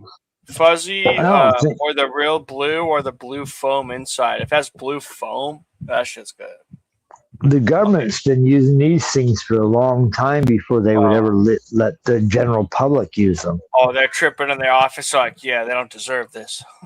Yeah, like, FBI, CIA, they're not ready for this. They're not strong enough. Yeah. They're all dosing, tripping. Yeah. Oh, it's so good. Isn't it good? It's good. Screw you guys. They hide higher consciousness, higher intelligence. You know, it's hard to I be wouldn't in doubt it. They hide it's anything that's related to it in paper, so why would they let you access it in your mind? You made me just have a breakthrough that made so much sense. They don't even let you access the higher mind. Wow. Yeah. Wow. And that's why they spray the sky. That's why they feed us the bullshit. That's why they feed us the media to keep us distracted from thinking. That's oh my God, that's why they put us in fear, so we're not even able to now. That's what I come on here all the time to try to. That is the biggest thing that encompasses the whole thing. That I always try to get at. That you just made it more clear, but I always knew it, but you made it more clear. But me and you've been talking a long time. We both appreciate each other's conversation. Yeah, but that was just way clearer. I know, because that's what I do. I'm a wizard. It's hitting right now. I'm a magician. You know me. Yeah, it's just crazy. Like that was simple. That guy you can trust. Made like a simple equation that works. That's right. I totally zoned out. And you could simplify equations. Clint missed it, but that's okay. He wasn't meant to hear it. All he said was that they don't let us access the higher mind, basically. The higher consciousness. Oh, I guess I heard that part. They don't like that. Yeah, they worked against that. You get chemicals and situations that cause your body chemistry to put the mind in a different vibrational state. You get signals and sounds that cause the energy around you to be chaotic and distorted and static. All day long. They are in a peaceful, they're playing vibrations that let their minds grow to a higher state. They know all the drugs. The people that run the world, the real bad ones, probably have access to drugs to unlock all the things to your mind. Where'd he go? We lose Isaac? Of course we do. As I start to talk about things I've imagined, because this is only an entertainment show, everyone. All this is for comedic purposes only. Right, Clint? Well, we're just making fun. Yeah, we're just poking fun at reality. I mean, Mad Magazine doesn't, can't we? Speculating, theorizing. Yeah. Always. Hey, where'd you guys go? Nope. As soon as we get into the deepest concepts. Greetings, gents. It is I, the disembodied blue avian spirits of David Wilcox. You have arrived just in time. You arrived just in time. You rang? I have the blue light going. Caw, caw. I see that in support of the blue avian overlords. I see the good work, sir. You want to keep the overlords happy. Alien overlords. Can't do a chimpanzee, but I can do a alien. What are you gents? I appreciate you gents joining me tonight for the occult and esoteric review of David Wilcock. I mean, 12 Monkeys. Oh man, that was so cool. Yeah, I don't know if you've been listening right before, and I woke up like. I know. What, Clint? You need to get some rest. I got too stoned. Smoking too much marijuana. JJ, that show's so good. I hope nobody was too offended. I hope it didn't burp too many times. I hope they were or super whatever. offended, dude. I enjoyed it every aspect of it. I hear you. Fuck them if they're offended. Sometimes You know what I mean? like, what am I gonna do? Can't just not I be had myself. a good time. I appreciate your gents' time. It was so fun. It was so fun. But have you been listening to Clint's show since it started? Tonight? Yeah. No, I was over on Kane's show for a bit. I just got done over there. Oh man, you have missed out on a fucking. Is Harry the Vampire here tonight? What's going on? Harry was here. Harry got driven off by a more powerful psychic vampire. Oh, we had Logan. Vampire and Vampire, huh? All right. Vampire and Vampire, and Logan stole the show. I'll have to go back and watch that. I can't believe I missed that. Pretty potent. And then Isaac, our favorite Amish guy that does mushrooms, called in. Yeah, I think that's where Fully he ripped. started tripping. Took a dose just as he called in. But you got perfect timing because both of them dropped off, and that was a great show earlier. I appreciate Harry you must inviting have us on, JJ. I was coming, dude. He's like, he sensed the vampire hunter. No, the other vampire sucked him off the show. Pretty much. Yikes! It's a family show, sir. Very strange. Yeah. Anyways, JJ, great show. We were talking Thank you, about you too, sir. Thank you. Great show. Thank you. 12 Monkeys, the movie. You know, it's Technically funny. 13. Jonah was there. Yep. Yeah. That's what, Jonah was on earlier for a minute or two. He was making monkey noises for us the entire show, dude. He was monkeying out, dude. He was chimping out, Can't dude. do a monkey yet. Can't do a monkey yet. As soon as I do, it'll be the first to hear it. Jonah's funny. Jonah's hilarious. Dude. It was an interesting movie to rewatch. To be quite honest with you, I hadn't seen it in years. Yeah, it's Same. quite a minute. Probably about 20 years. And the last it's probably time about I've 10 seen for it, me. I hadn't seen it for a long time before that. And that was about 20 years ago. And when I watched it 20 years ago, I thought, man, this is a bum, depressing movie. In all, right? It is kind of right. It's totally bum depressing. He dies. Doesn't get the chick. The whole thing's just a bad experience. Well, it kind of reminds me of the bad ending that Jeff Bridges gets in that one film with Tim Robbins and the Bombs. God, didn't it? Almost got the name. It's around the same time, dude. It's around the same time. Arlington Road. Arlington Road. Thank you, sir. Well, I don't think And Arlington. Anybody? Does Arlington ring a bell? Oh, it's interesting. It's an interesting Gladio type film. If you don't get the name Arlington and where that comes from, you probably don't get the whole film. The film is like this classic romantic portrayal about what's going on, what's happening all around us. Jeff Bridges, he wants to stop the terrorists. His next door neighbor is is a domestic terrorist, in the term that these people describe today. But he doesn't know it. But he's a family guy. He's like, hey, come to my barbecue. You love me. And then pretty soon he's bringing him further into his domestic terrorism, which is ridiculous because he frames him as a patsy, right? Jeff Bridges is a concerned citizen that goes to the barbecue, and then he tries to go tell the FBI, my neighbor's going to do something bad. But it's a setup. Tim Robbins is setting him up to go look crazy. Right, JJ? Yeah, he's a patsy, dude. They don't believe him when he tells them something bad's gonna happen. They say you must have did it. See, it sets him up. Yes. I'm gonna have to look that up. Exactly. Oh, Arlington Road was put out by them. I feel like it was about 96 or 97. It was the late 90s. See, they were educating us with 12 Monkeys. Oh, shit, 99, dude. Wow, okay. Yeah, they were educating us. People that weren't aware of viruses that could spread everywhere and domestic terrorism and all this garbage. They put out movies to start getting your minds. Monkey AIDS. started putting out movies that would get your mind around these things. As Even you know, the fish JJ, have my AIDS in opinion, Cleveland.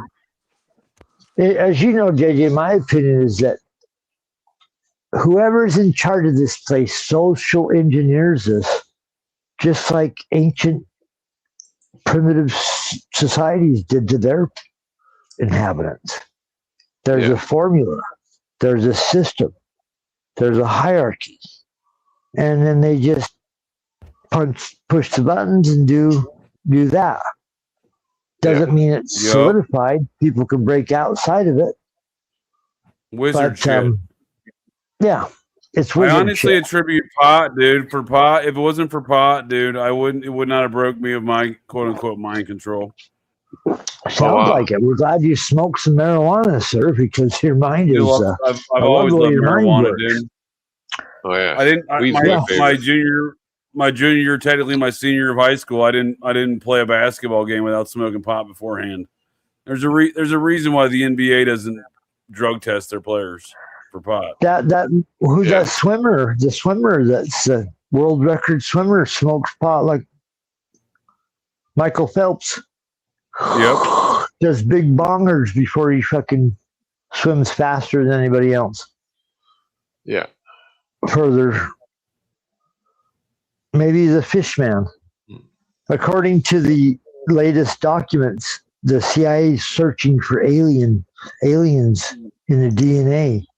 Yeah, but it's that Nazi JJ? Satanist that's describing that. That's that Jason Giorgiani Muppet that claims that.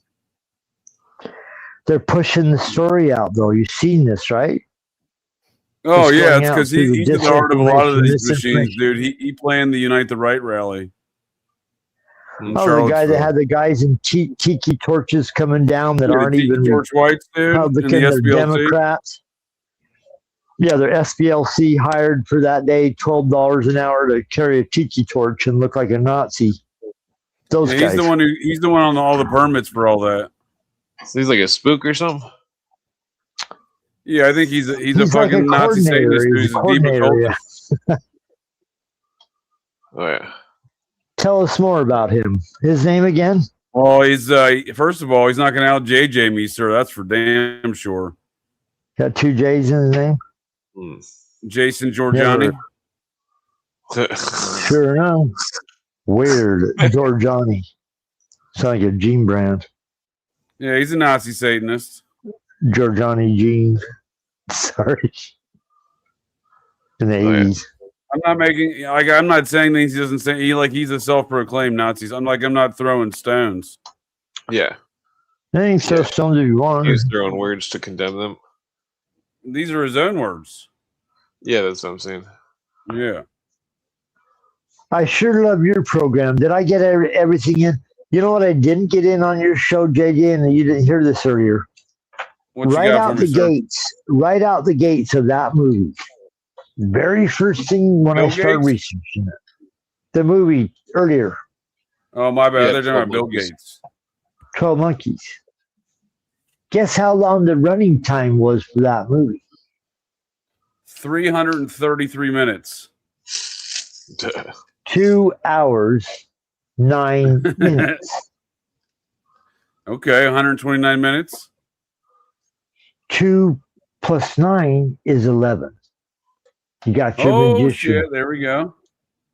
Boom. Right out the in gate. your face. He could have ended at 2:08. He could have ended at 2:10. Yeah, for sure. They can make the credit shorter, right? That's easy to do. Down Chop to the some of that fucking off. minute. So that magicians and people into magic know that, that's one of our films. We love magicians. We love magic. Well, I mean, again, like they already introduced you. That's an excellent observation, sir. I appreciate that. They introduced you to the whole Zodiac concept with the monkeys immediately, dude. Yeah. Hey, with the monkeys. We're just monkeying around. We're too busy singing to put anybody down. But it did seem like Sparks, the what's up, Sparks? How you doing, sir? I just saw you on the screen. What is up, my guys? Is that Talking Sparks? Blue Avian, sir. Blue Avians for life. Call. And we're chirping. I was representing the blue avian color there, dude. Blue room, blue avian. That is what is up. Blue avian world order, dude. You know, Dave Wilcox, he just tried to introduce people to unusual species that I got Julia Cosmic Beach coming on my show, sir, on Sunday talking to David Wilcox. Oh man, I love Julia Cosmic Peach. She's so good. She's so cool. For sure, she just did a 6-hour fucking review on the man's end of his life there. I told you I listened. She put his last show on. I know you recommended it. I listened to it. episode. Phil recommended it. I was like, I already listened to that, dude. 3 hours and 45 minutes to listen to David Wilcox. She did a part 2. It was like 2 more hours, dude.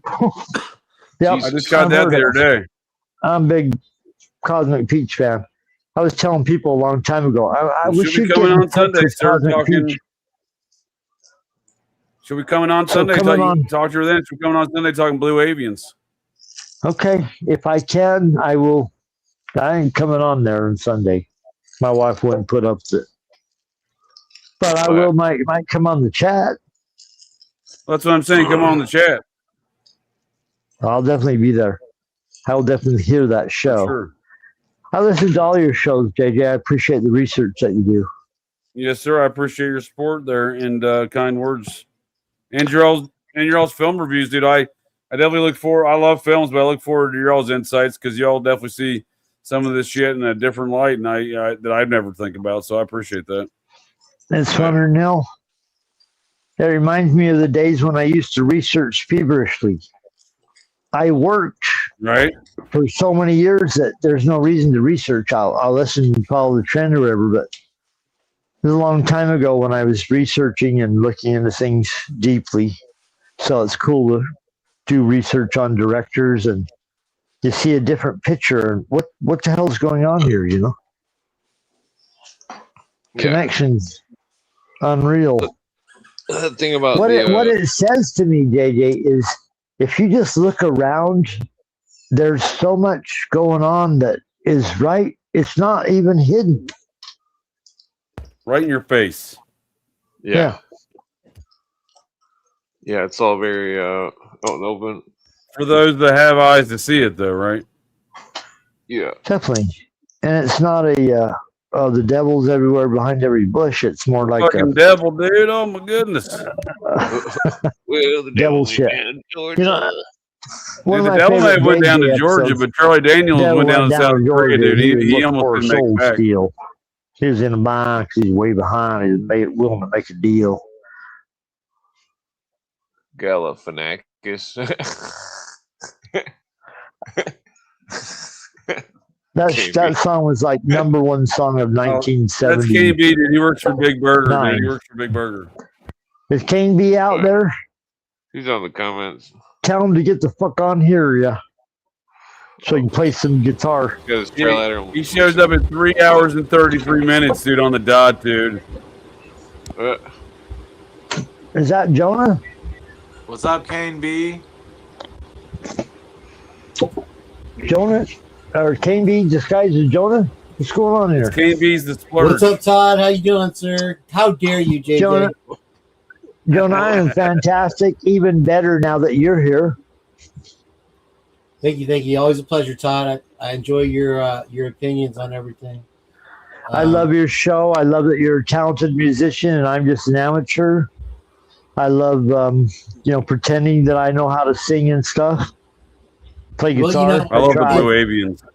It's people like Clint.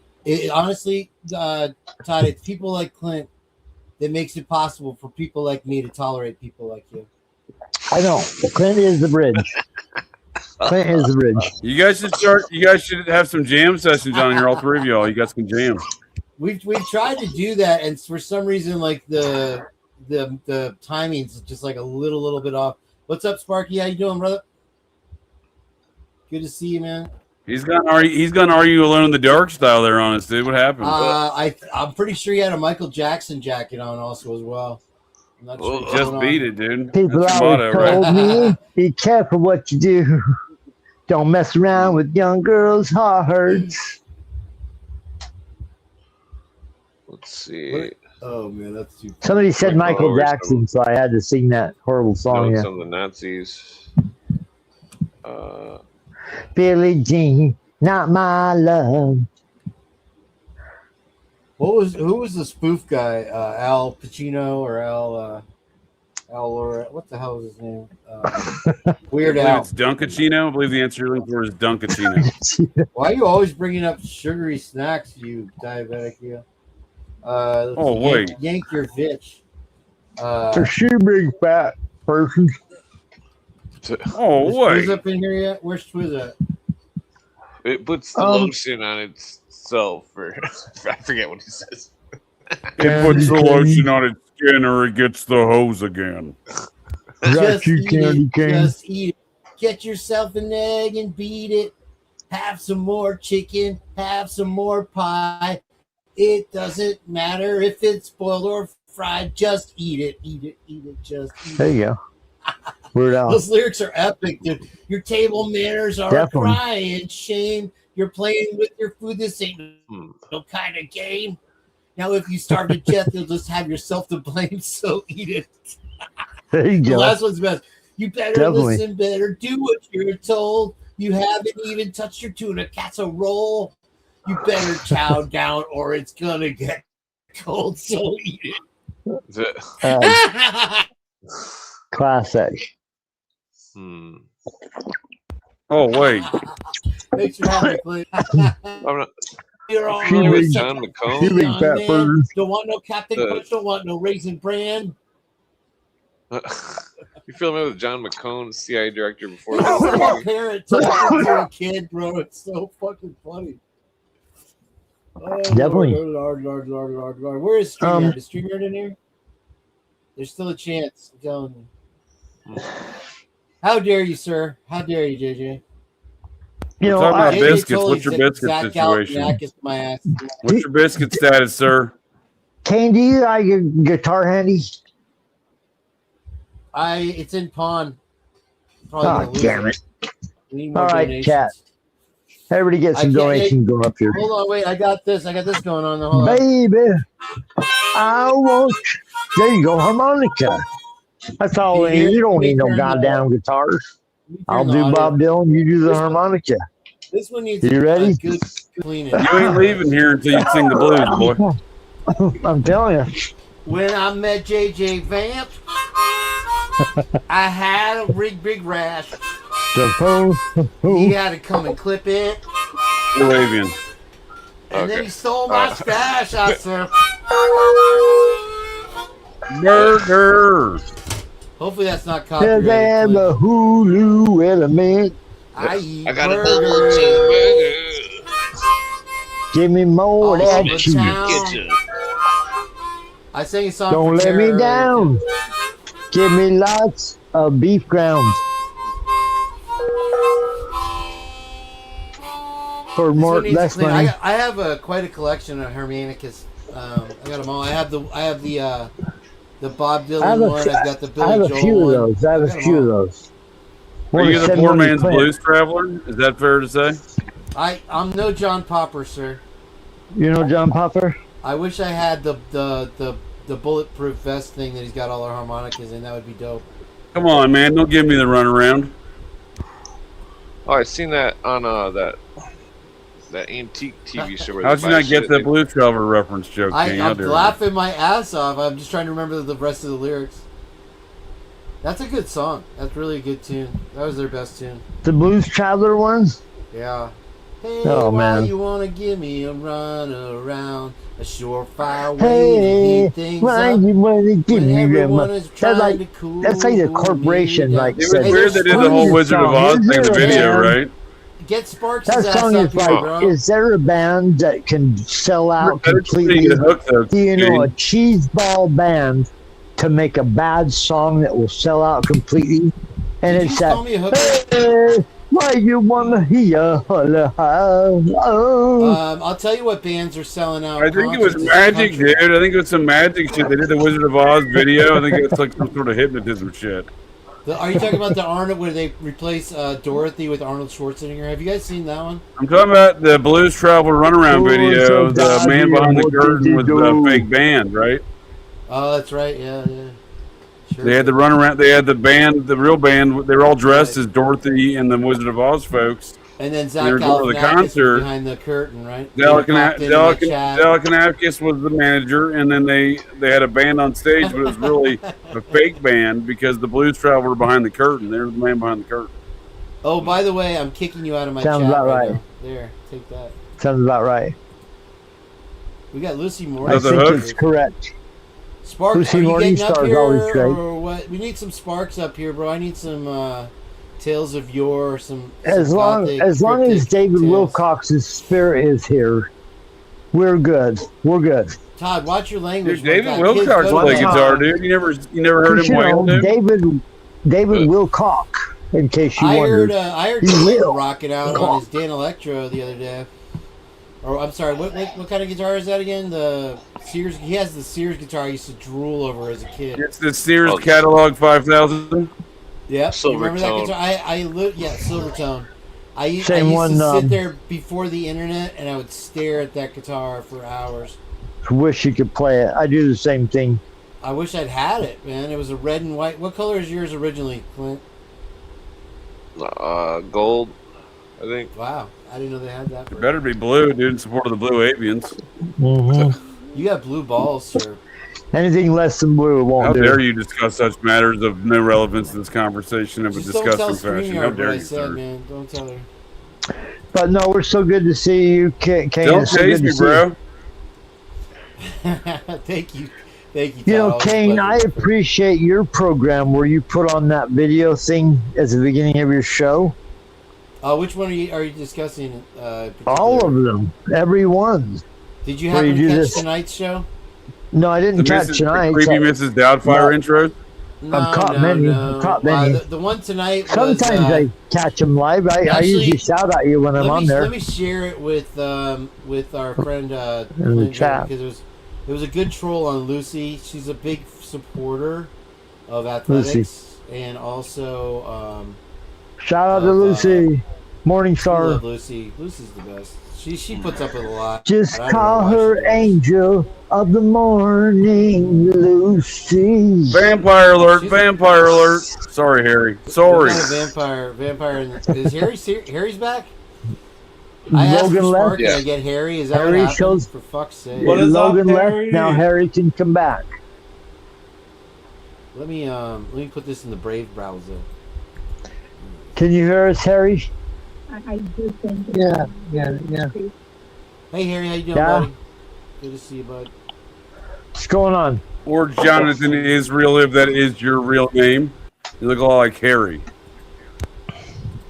Harry was the name of Arnold Schwarzenegger's character in True Lies, by the way. Harry. Was it? Yep. That was a decent movie. Did that have? That was a pretty good movie, dude. Yeah, that was a pretty Harry good movie. Tasker. He's lying to his wife. I like that.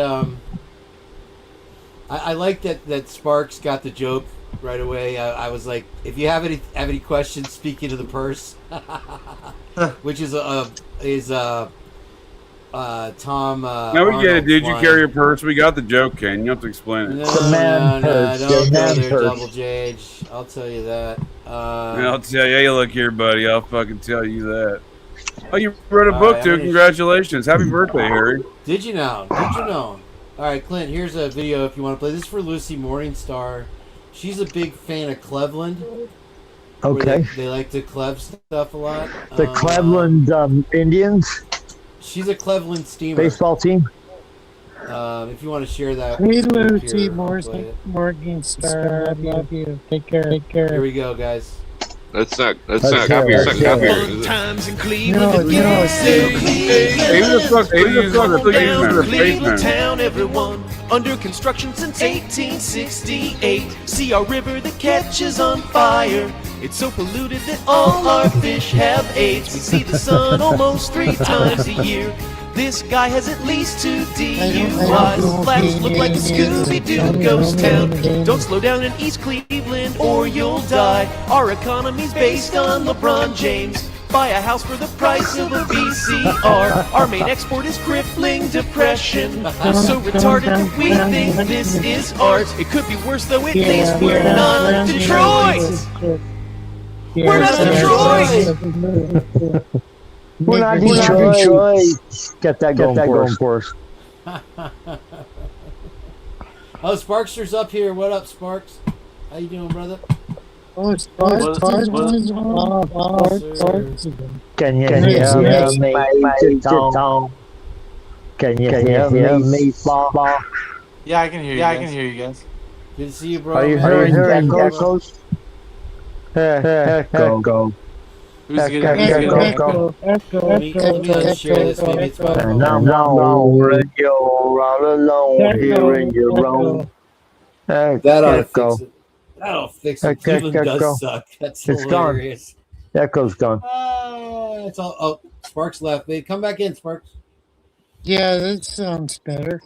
What do you? What's the topic tonight? Huge cover-up happening in London. So they had a stabbing, right? And the guy. No, it's Canadian fish aids, dude. The topic's Canadian fish aids. How dare you interrupt me, sir? I'll give you 6 burgers to your 1 hula burger. Keep talking again so I can interrupt you again. Is the purge? People get interrupted regularly on this show. It's nothing out of the ordinary. It's all JJ knows is the problem. How dare you, sir? I'll raise you a burger on that bet. He went for a 6-hour walk during my live, promising to come back. And where do Dude, I was there the entire time. The chat heard me. It's not my fault you're deaf, dumb, and stupid. I wish I'd got those lost tapes. I want those lost tapes. Todd's background, for fuck's sake. We all support the Blue Avians here, so this is a Blue Avian sponsored podcast. Todd is still here. I can't believe it. Todd is still here. I'm still here. What is that staring you, Harry? Jonathan Israel, if I give you a quarter, will you take a bus downtown and have a rat chew that thing off your face? He only accepts shekels. You have to pay him in shekels. Yeah, I accept shekels. Harry, I decided to stick around to some positive light to bring some blood back to the show instead of sucking it out tonight. Who does that? Really? Harry. Really, you think I'm doing that? Like a vampire. Yeah, of course I am. I have a shirt on this evening. I'm not naked. I have Put a shirt on, Harry. For you guys. This is my. You can't. I'm doing my. KB, you could probably get away with getting naked, being naked on here, but Harry, he's reached his limit. Kane's supporting you with a shirtless stream. I don't want to see it. Just please warn me. Mark's is supporting you with Are You Afraid of the Dark shirtless stream. I'm keeping my Blue Avian shirt on. Good for you. Good for you. Protects you against evil energies, yeah. Reptilians, yeah.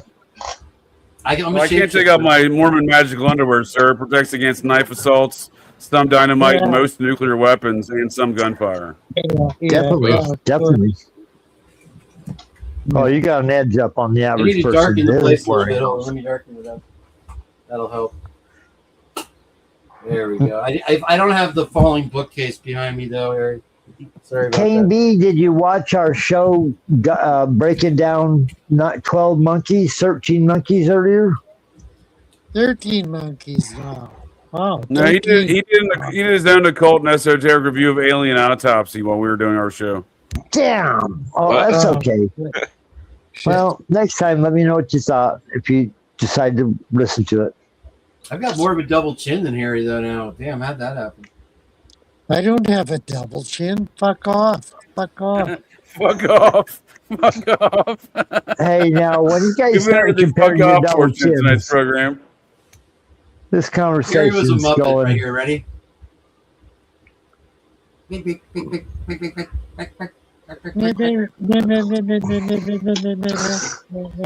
I read books. Sounds like a case for somebody. Oh, Todd. Gerald says my show's a 3 out of 5 hour sound check. That's all right. You play some harmonica. I can't believe it. Shit, I thought he would have passed out right now. Yeah. Passed out. when have I ever passed out? Maybe one time I passed out. I After pass 12 out every hours. night. Maybe after a David 12-hour Wilcox will never show, do that, sir. I passed out. Blue Avians give me much strength, much strength. If you're feeling tired, have a blue avian, dude. Mm-hmm. I don't want blue avian balls, sir. Thank you very much. Energy shouldn't be a problem. You can just get anal probe by a blue avian. Listen, at least I don't live in a city that's so polluted that all their fish have AIDS. Velvet. Okay, let's go back one step. Todd, what the fuck? We're going back in time, Harry. What year are we going to? We're going back to your shtick. What the fuck are the blue When aliens? I close my eyes, The blue avians are in our present time, sir. Don't be deceived. Yeah, what are they? What are they? They're They're an beings that advanced care about species from you. the Eclesian system. They're trying Yeah, to. there are They- some masters, dude. The They Eclesian live in system a is 5 Alpha 1 clicks system. outside of. If you collects send energy Clint from their sun Eastwood and propels $800 Too many right answers, now, too you'll many get their answers. blessing. Let's get back to JJ. JJ knows. Yeah, for a low cost Well, of that's $13,999, dude, I can get you the technical introductory torches or blue avian technical package. I'm starting to realize this show's just more about interrupting Harry What? than anything else. That's a crucial part. That's a crucial part, but not all of it. Did anybody see Sparky's lighter over there? Holy shit. You could burn through fucking I leather don't with call them that thing. sparks for nothing. Yeah, I got He's doing Are You Afraid of the Dark Side podcast. I'll pick two people in this chat I don't want to start a fight with, and it's everybody. I hear you. I wouldn't want to fight King Clint, dude, honestly. Look at the Oh, I know. It'll bite your nose off That'd be a battle royale. if it gets close. That was Clint's a self-defense. big guy, dude. Clint's a pretty big He dude. did that. I'd like to in fight Harry, but I'm in the self-defense. wrong age group. I'm not north of 300. Yeah, you're getting. He was there when Moses broke the 10 tablets.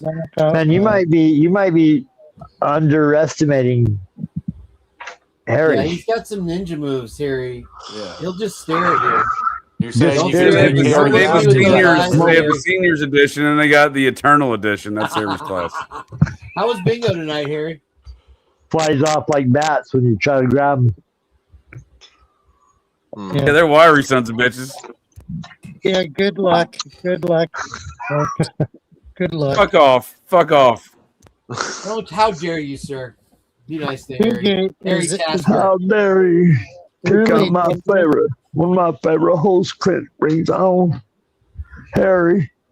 Harry understands me. He's one of the few Canadians that loves me as American president. Harry knows why I went down to Epstein's Island. I love Harry. You think I love Trump? Are you stupid? He's talking about Bill Clinton, dude, that's like Willie. Harry, don't you You tell me you don't like America, McDonald's, and saxophones, dude? How can you not Don't like you Bill remember Clinton? when we were both swimming in that hot tub down there? It was so good. There was girls everywhere, Harry. Don't you remember? don't you, Todd, have you ever I'm had a teasing. cigar out of are you sober, Todd? I love trying to make Clinton look bad with my Yeah, impersonation. you're totally fucking up, Todd. Harry Am longs for I? the Yeah, they're Obama good. days. I probably am. Hillary hates me. Yeah, she hates me. Hey, I know. is Mrs. Obama a trans or not? I don't think Why, so. you interested, dude? I heard she's single. Harry likes her. Harry thinks she's pretty attractive. No, No, I didn't say that. Like, fuck off. he likes Yeah. broad shoulders and Oh, mammy fuck off. characteristics. And But like, hey, Harry, she's a sexy man, dude. She's built like a middle linebacker, buddy. You might be into something there. I'm sorry. No, I'm just I saying. know, I don't. Listen, think if she- there was an American that you could touch, show us on the doll where you would touch them. I have a Now Hillary you're Clinton talking story. CIA. Yeah. What? No. Where did the blue avians touch you, Harry? Show us in the blue avian doll. I don't know. Clint, now's your time I to think save Clint just Harry. went for his first snack of the night. Either that or he ran out of weed. He's rolling some doobies. Yeah, He's too here. many He's conversations. listening. Too What's many up, conversations going at Good to once. see you, man. Sparks, how you doing this evening? We got You Gerald doing good, Hall Sparks? calling it like it is. The 5-hour sound check. I'll give you a fucking 5-hour sound check, sir. I'll stick Sparks. Please do. on you. Coming in hot, dude. Coming in hot. Yeah. Please You don't heard me. stick Sparks on me. Yeah. What's up? Scary. Let me borrow $1. Can I borrow $1, Sparky? Yeah. What's your cash app? Spark on. Cash. It's Spark Kane on. something. Spark. Hold on. Oh, it's Kane Bees Oh, and Perk. Spark is on. Wow. Wow. He's been You'll on be the for quite first a one while to now. cash out me in years. They don't seem to have cash out for my show. Hey, Sparks. You have Venmo? I have Venmo's better, actually. Yeah. What did I miss? My name is Oh, you missed Jamie. everything. All the best stuff, Clint. Oh, actually, I'll private chat you. Okay. How much money do you need? I need, I don't know, $4. Oh, you're full of shit. I'm not giving you $4. $15. $4 times What's 400. going on right now? What's I going got, on? I got Cash crazy. transactions, psychic Yeah, predictions. I'll send it to you in the back chat. I'm not gonna send you $4. What do you need? A cheeseburger? Yeah, oh wait. Breakfast sandwich from McDonald's. Well, they're talking about subscriptions to certain channels. Yeah. Not talking about pizza, are you? No. Now it's gone up to $6. Six? What? What are you $6. talking about? What is you happening crazy? right now, dude? What, No why one are you so knows. interested, JJ? It's on your damn business. That's why it's so provocative, yeah. Have you turned this into some sort of weird flea market situation? Are we bidding on something? What are we bidding on? If Smartshirt can afford that tech Hey, you lighter, got $5, $20. How many dollars you give me? You got $5, you give me $5, give me $5, Harry, give me I was only $10. telling that joke. Oh, 65. That's my Venmo if you have Venmo. Anyway, so I was only telling that joke because I kept asking our co-host Offie to bum $1 off somebody on the streets of Hollywood. He did a walk through Hollywood tonight. It was pretty cool. Are you shaking Sparks down for something, dude? Wow. Trying to get like Sparks is a generous $4 fellow, bucks. bro. He knows I need help on my car. I believe you had a number of generous viewers Every on dollar Kane Bees the Splurge that gave you some Sparks, tips, including You're Gerald just Hall. mad because I got you for $28 last night. Sparks, do you know Kane B? No, I have no idea. I'm just saying, I believe you had numerous generous viewers tonight giving you tips on Kane Bees the Splurge. And I like rubbing elbows with me has hurt your viewership. Give me a break. How dare you, sir? I'll fight you right now. Pound for pound, Ponderosa style. Let's do this. Sir, there can be only one. But Remember they do, I'm sorry, not Ponderosa, ground round. Remember they do pound for pound at ground round? Gerald Okay, says support your okay. local Jerry Lewis. Enough of this. Do they have local Jerry Lewis? Let's get on a topic. Let's get ready to rumble, Harry. The voice of reason. The voice of reason is coming in. You're asking me to fight assassins and military cops. I mean, I'm not going to get very far. We can see I got the power of the blue avians behind me, sir. Okay. Baby. I want you to want me. The way that I want you. The way that it could be. Wow, you're singing some old. I don't like. I'll change about the channel. baby. I don't like that song. I want you to love me. Okay, the way it could be. If you'd only You're serenading Harry. Please continue, Todd. Like a show like this right here. That's exactly not like old 70s songs. Anybody like old 70s songs? The happy ones? Nothing to do with vampires. Yeah, blah, blah, blah. The way that I want. Fuck off. I'd love you to want me. I forget who did that. Yeah, Lobo. of course. If you're Lobo. going to sing Steely Dan, you got to sing Steely Dan. Lobo also did a song called Totally Lobo also did a song called Me and You and a Dog Named Boo. Yeah, that's a good and song. living on the land. Yeah. This just got Me really and weird. you and the dog named Boo, how I love being a free man.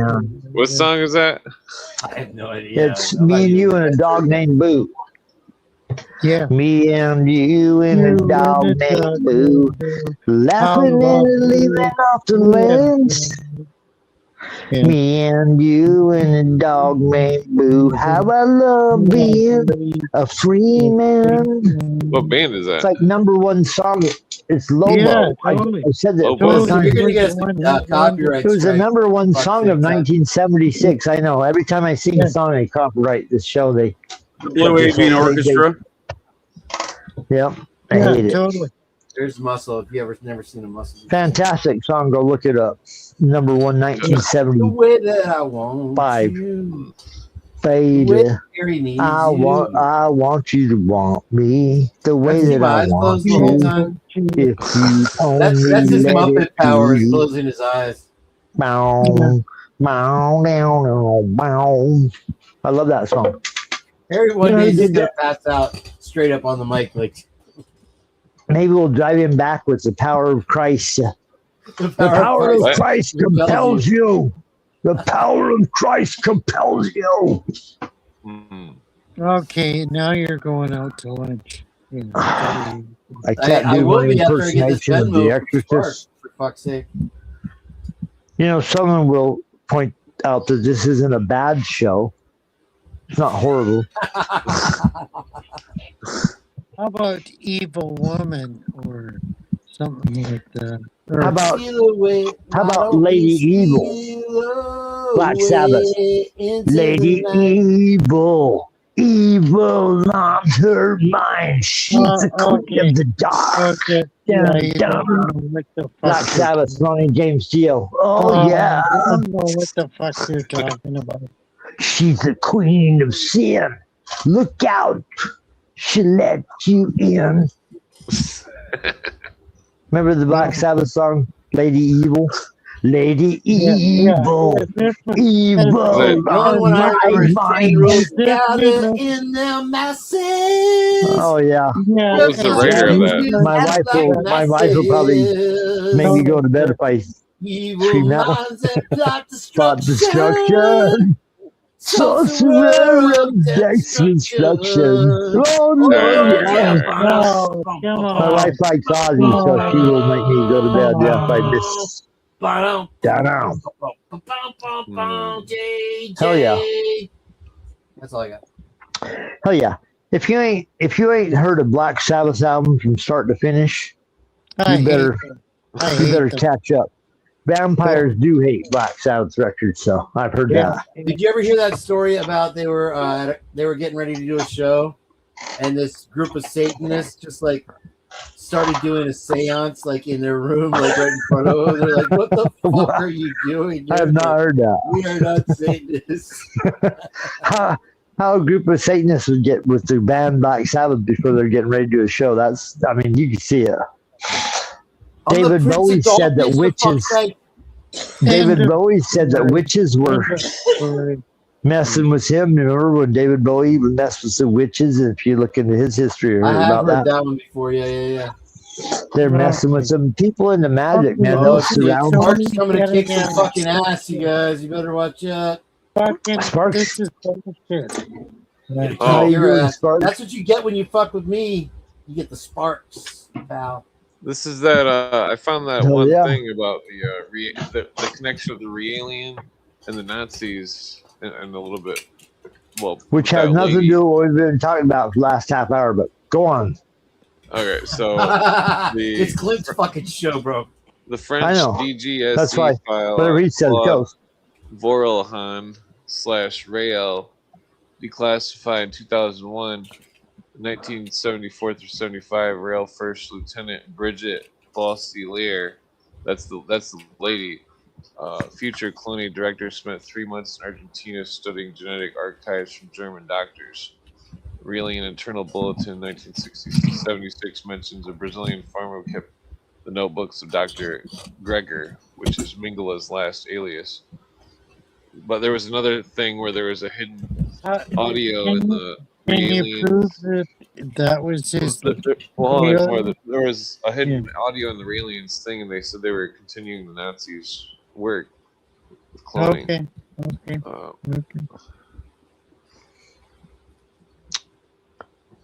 But it's underground. It's secret. Who's your daddy and what did you do? Harry Tasker. When I became governor, I learned something very interesting about California. It turns out there are 50,000 Satanists that live here. 50,000 Satanists live here. Who's doing that? That's pretty good shit. I'm a fucking holy shit. Piece of shit. When I became governor, I learned that there's 50,000 Satanists that want to be represented too. Get out of my way! Look out, I'm representing Satanists now. Well, you sound like a retard. Get to the chopper! You wouldn't be the first person that said I sound like a retarded Arnold, but no, I was. What can I do? I was get down. Get to the chopper. You idiot. Get your ass to Mars. He's hanging around back there.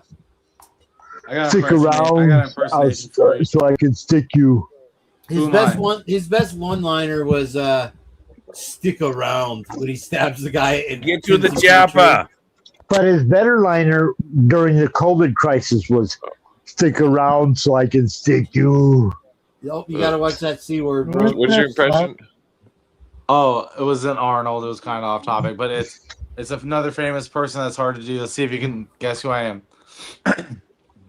You invite me over to your house for apples, but you're giving me oranges. Down.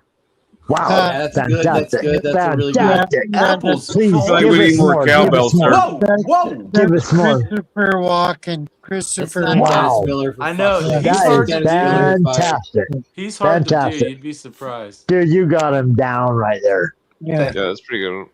Well, please, Yeah, can you do it again? Impersonation of the night. Oh, again. So then he says to Timmy, wrecked him, nearly fucking killed him. I can't do it. I'm kind of so good. It's good though. It's good. Yeah. Have you guys ever seen the music video that he does where he's dancing? Yeah, that's a great video. No. Oh my god. Yeah, I wish we could play that. You could probably play the video without the music, but it's what you call it? It's what's the name of that band? Fuck. It's just one guy. It's like a British dude. Let me look it up. I just watched it not too long ago. One of my all-time favorite skits is the cowbell on Saturday Night Live. Yeah, the cowbell rules. You know, the cowbell rules. I'm just, you and I are just, we're the same, we're exactly alike, except when I get up in the morning and I pull my pants on, I make gold records. Yeah. So believe me when I tell you we need more cowbell. You know, Clint, I honestly think that they wouldn't copyright strike you on this because it's Fatboy Slim, and he's really chill. But I'm gonna mute the audio anyway, just so we can watch Chris Walken while Sparks does the impersonation. That's a fucking spot on motherfucking. That's spot on. I have the audio. Dude, you got it down. Wow. Thank you, dude. Yeah. Arnold Schwarzenegger is hard to do. That's Everyone thinks they I'm can do it, impressed. but he's harder to do than people think. You sounded just like him. I think Clint went to go grab a sandwich, but I'll play it when he comes back. I'd swear Christopher Walken was in the room there as you ended that, Spark. That was really you started Excellent. off like dead on. King of New York was another good one. I can almost do a Chris Walken. It's tough. If you want to do Trump, all you got to do is say. I got a fever, and the only solution is more cowbell. Can anybody? Yeah. More That cowbell. wasn't bad. Yeah. At least he tried, dude. I remember when I first started trying to do him, nobody could understand me, but that was years ago, you know. So I've been practicing him for years. Jay Moore does a really good. I Chris can't. Walken also. He also does Captain Kirk. Starlord, 1942. I've got so many things to say to him. Slow it down. Yep. How many times have I told you, Spock, that you got to be overly dramatic when you're in the Star? Man, you're right there. You're right there, dude. Almost Awesome. got it. That was good. Awesome. You're right there. Totally. Sarlo, date, J.J. Vance, Vampire Hunter, 1932. Classic. Love it. JJ must be off walking Abner with Lucy again. If you listen to our shows, Kane, you know that I do impersonations. Not well, but some of them maybe. Like South Park. All celebrity voices are impersonated not very well. I do Bob Dylan all the time.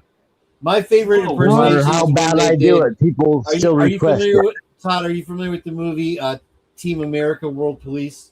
Yeah. I saw it in a theater and I thought, God, how bad is movies getting? Well, if When that is the best movie ever puppets. fucking made. Yeah.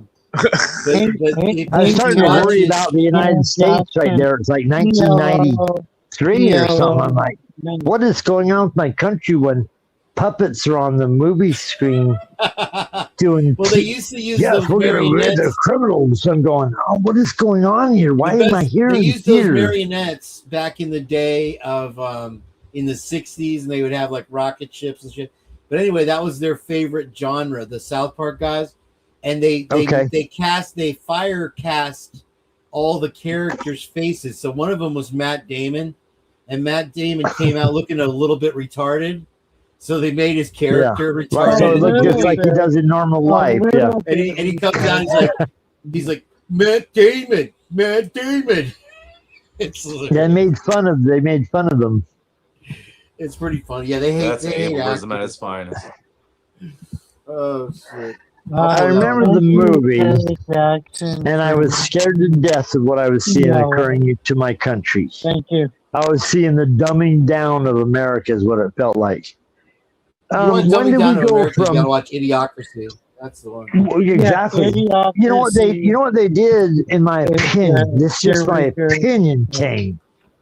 They made it illegal to do intellectual humor, but they made it like fair game and open season for every fart joke and gross bio crap Well, humor. it's funny that you say that because Fuddruckers become butt fuckers, and then they have a movie, and it's just a guy farting, and he's like, at the end of the movie, he's like, back in my day, you cared about whose Everybody ass it laughs. was and who was farting. Yeah, that's the whole thing. That's stupid. But it was hilarious. It's funny, sometimes it's funny if you fart accidentally, but on a show that fart jokes whatever. aren't that great. Family Guy, I know everybody loves it out there.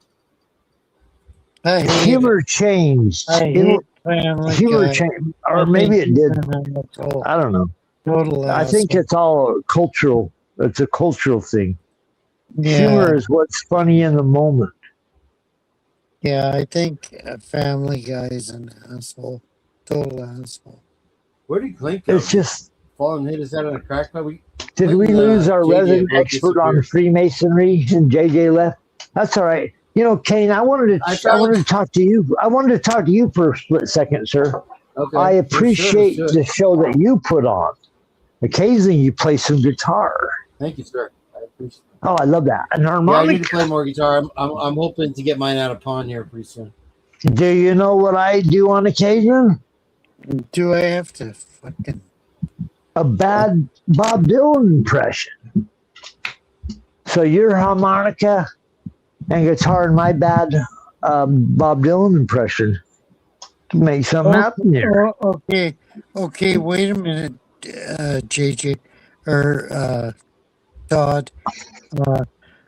On this hour has Canadian Air Force farce. They did a compilation of Bob Dylan's greatest hits. They Hey, totally people mocked say, him. win Totally away, mocked come him. back, I'm here today. Yeah, they Something got totally mocked elected. him. You gotta get used to it. Me. With time, just a fine, do the bump grind. Yeah, Now totally. you gotta get Yeah, used to totally. it. Totally. You too. laugh aloud.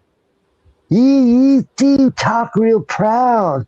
Now you lose your laugh because now you standing, baby. You want to make a deal. Wow, somebody, hey, is this you? Is this you, Spark? Where? Put $3 in my cash app. Whoever did that, thank you. You're hungry and all alone. Yeah, Bob Dylan is No easily. living home. Yeah, he's easily. Yeah. Yeah, because he's an asshole.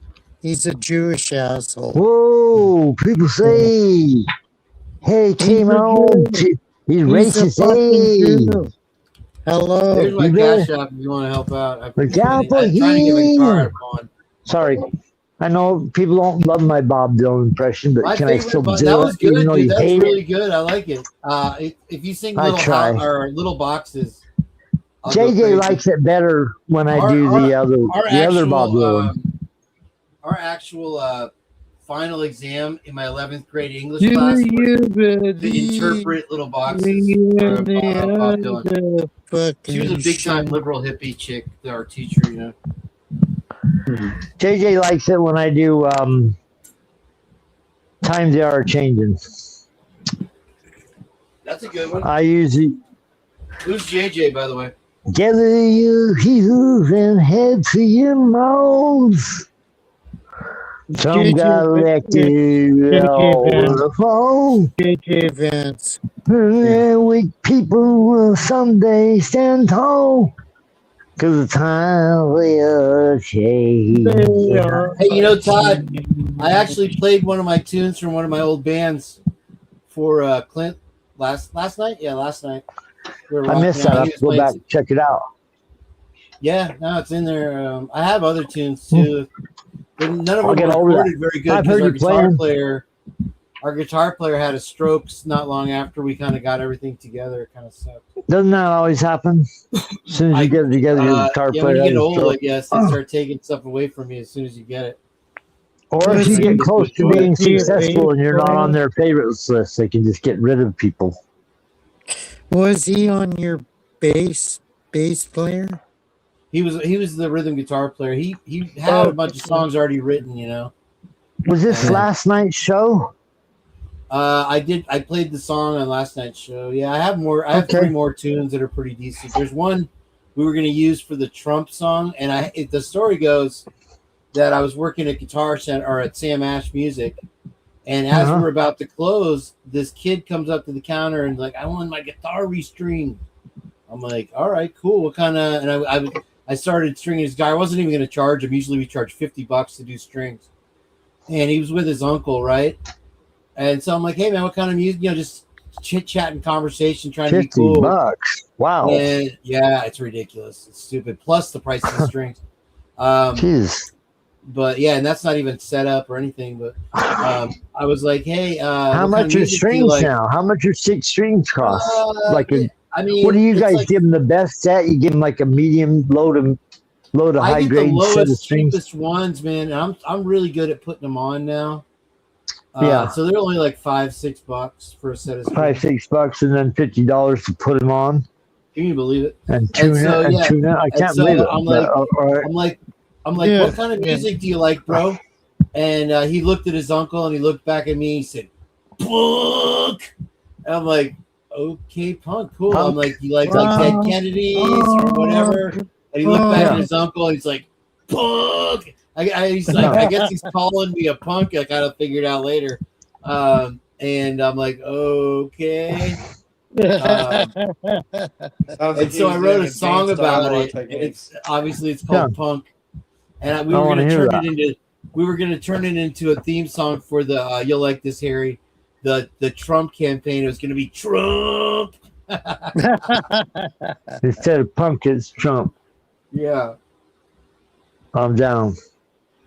I guess is it down to us? Did I Purge take over Clint's show tonight? What's going on here? Kane B just purged everyone except yourself. Yeah, Glenn's. That's right. It gives me and Todd a little time chit chat. Yeah, I love that. I love that your show's called The Purge because that's what you have to do on occasion. Purge yourself of all this garbage. You want to hear something funny, bro? I had one of those moments the other day. You ever see that show Rick and Morty? I'm familiar, but don't watch it. Know the characters. Yep, I'm into cartoons. It's pretty funny. Anyway, there was an episode where they had the Devil's Pawn Shop, and it was called Hell's Purge or something like that. I'm like, and I had one of these moments. I'm like, oh shit, I was really baked watching that show, and that's where I came up with the name for the movie for the channel. I'm like, that's when The Purge. Yeah, that's perfect. Obviously some relation to the movie, but. Do you like the one where all the squirrels are talking? I don't know if I've seen that one, Spurg. Oh, fuck. I like the Pickle Rick is good. He makes himself into a pickle and starts fighting rats and shit. It's hilarious. Yeah, that's a good I like the show you put on over there, King B. And I appreciate I like that, Tom. I like that the Confidential, your co-host. Oh, Criminal Confidential. She has the sexiest voice on TV. That's for damn sure. I like that woman. And she comes pretty strong with it. She's having computer trouble right now, so she's taking a little break. Unfortunately, we brought in, if you haven't seen her yet, Stoner Podcast, and she's the hottest thing since sliced bread. She's she's really professional, fine as fuck. Like you can't even believe how beautiful she is. Our Sabrina over here. We got Sabrina over here. Shows up on occasion. Equal to that, yes, sir. But Sabrina's questionable. And Ellie, I wish Ellie would have showed up.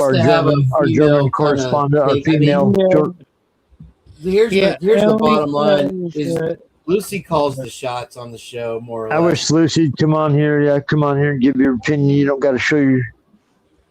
Come on here and voice your opinion if you ever want to. She was going to be on my show. She promised eventually, and then she promised somebody else, this British guy, to be on his show before mine, and then he quit.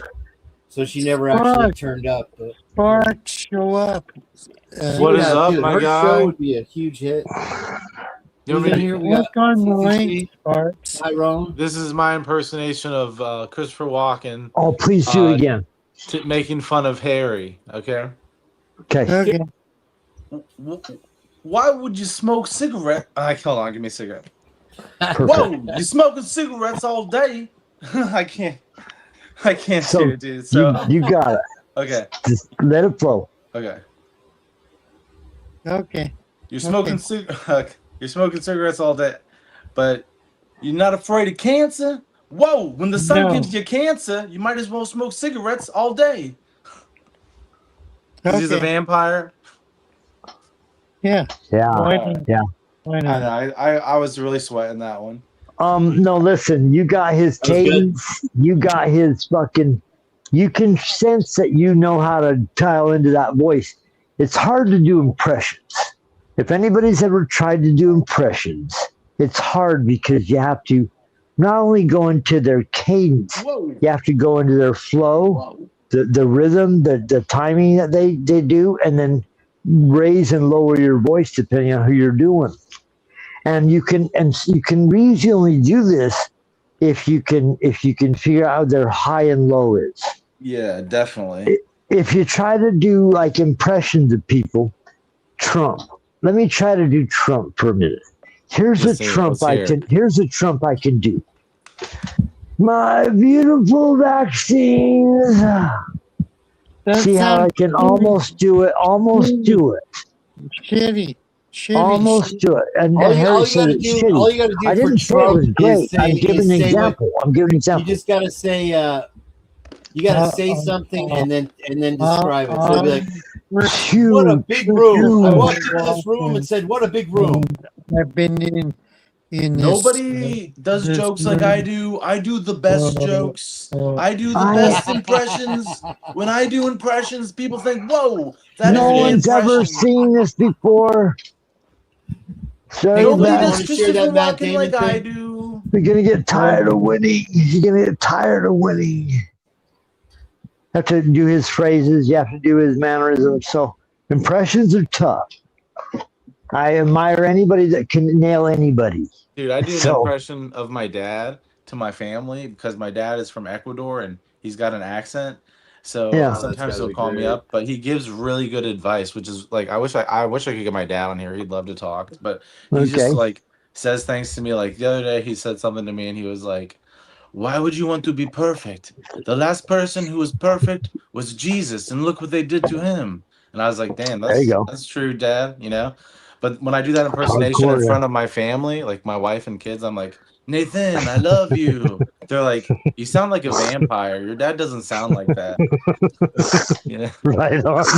Count Chocula, yeah. You sound like the vampire. Yo, Clint, And I play was this talking just about what's part of this clip real quick. everybody What am I was This is playing? the thing I was talking about, Matt Damon. this fucking vampire. Hold on, Harry. And what the fuck was Oh, going well, on? that's Can you play this, copyright. Clint? There is a No, it won't be. vampire It'll just be 1 in the second. Just 1 room. second. Yeah. You'll be good. Ready? Here we go. Matt Damon. Anyway, all right. Here, check out You ever this. watch This has something no. and just feel dumber? Did that have audio or no? No, I did can not. do- Yeah, it said had no audio? Matt Damon. I can do Russian accents. Here, watch. Play this video here real quick, Clint. I have no audio on it. No audio. This is the Christopher Walken thing. Okay. Oh, we've all seen this. Have you? But wait, when he starts doing the bunny thing, dude, that's fucking epic all-time shit right there, bro. He's a Mason. For all we know, he's a Luciferian. Oh, Who fuck. cares? He's fucking Fuck. funny as shit. I man. Well, he's love funny. Chris. I mean, I love Chris Walken. he's interesting. Fuck. That was a good impression Sparks did. Christopher Walken impression. I tell him not to smoke cigarettes, and he says the sun kills me anyway. Yeah. That sounded like The Godfather. Sparks. I mean. Yeah, that gotta did get sound Scope. more like the guy. Go no. Listen, Sparks. Go to Christopher Walken's three biggest movies. Take the biggest line from those three movies and work on those, and you got that down. If I was gonna do like You a gotta comedy play this show, clip right here. Play I this part wouldn't right here. focus too much on impressions. I do more like satire, situational comedy. Like Of course. I was talking to some girls at my work one day, and they said I was being pretty funny, but I was just telling them about this Australian Ranger I worked with when I was in the military, and we ran one day. We were doing a physical fitness test, and I'm not trying to brag, but he was the only guy who beat me. And I never really talked to him before, and I was like, "Hey, man, you're in pretty good shape. Like, what's your deal?" And he was like, "Well, I used to be an Australian Ranger and Special Forces in Australia."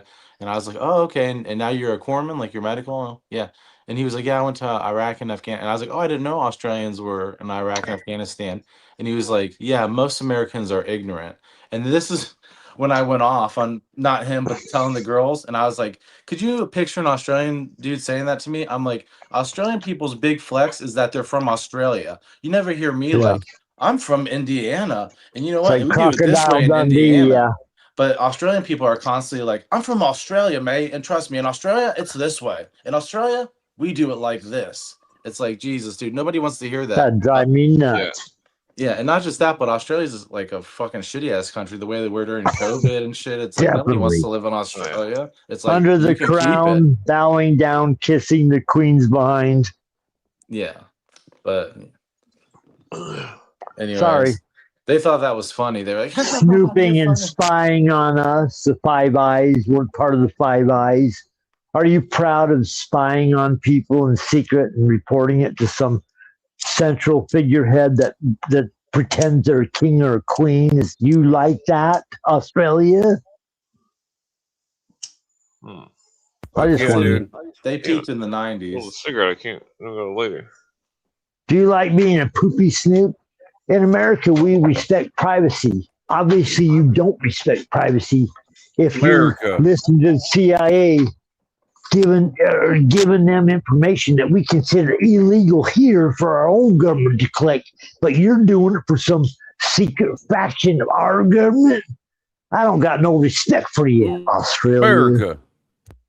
We're Americans. Americans. We got privacy rights. You're only America. spying on us. You're only spying on us because some kind of weird relationship that you've got with the queen or the Here in king. America, you have the right to be a Muppet. In America, we don't Dude, like them. South Park did the best American episode. It taught me a lesson. It was the one with the concert outdoor. And basically at the end of it, they're like, it's pretty much Democrats versus Republicans, but they're like, in America, fucking the people who are pussies have the right to protest, and the people who need to get shit done, get it done, and everybody's happy. And I was like, that's kind of true. You know, but like the shit that needed to get done stopped getting done though. You know what I'm saying? Well, that's the old 80-20 rule, right? Like 20% of folks do 80% of the work or some shit. America. How much can you get done when there's an organized effort to pay the force to work against you getting anything done? And dude, whatever. You know how I've been telling you guys for like a fucking month I've been trying to get a new job. I fucking found out like yesterday I'm not gonna get that job, so just fuck my life. it's okay. Yeah. The sun Did you try the Veterans Commission for jobs there in your state? I mean, I don't have a bad job. I mean, I would just like a different job because my job is stressful, you know? Oh yeah. Well, they have that VICAP or whatever, right? The change of fucking. Maybe I'm using the wrong acronym. They have a program to change careers. They'll Who's that train through you. the vet center? Yeah. I actually have an appointment with the vet center on Friday. So I'll talk They to pay them for about it. the Ohio Vet Center paid for me to go to trucking school. Oh, really? Yeah. Well, I'll ask them about it. It's like a 6-week trucking academy or whatever. But they paid for it. I remember I told you I had an interview with the VA a while ago and I didn't get that job either. So I'm just like, and I don't think it's really because I'm a piece of shit or anything. Don't get me wrong. I feel like it's just competitive out here right now, you know? And it's like, Well, most government jobs, they already know who they're going to select before it even goes public. Yeah. Like for the little VA job. nepotism involved, little somebody knows Little somebody Muppetism. involved.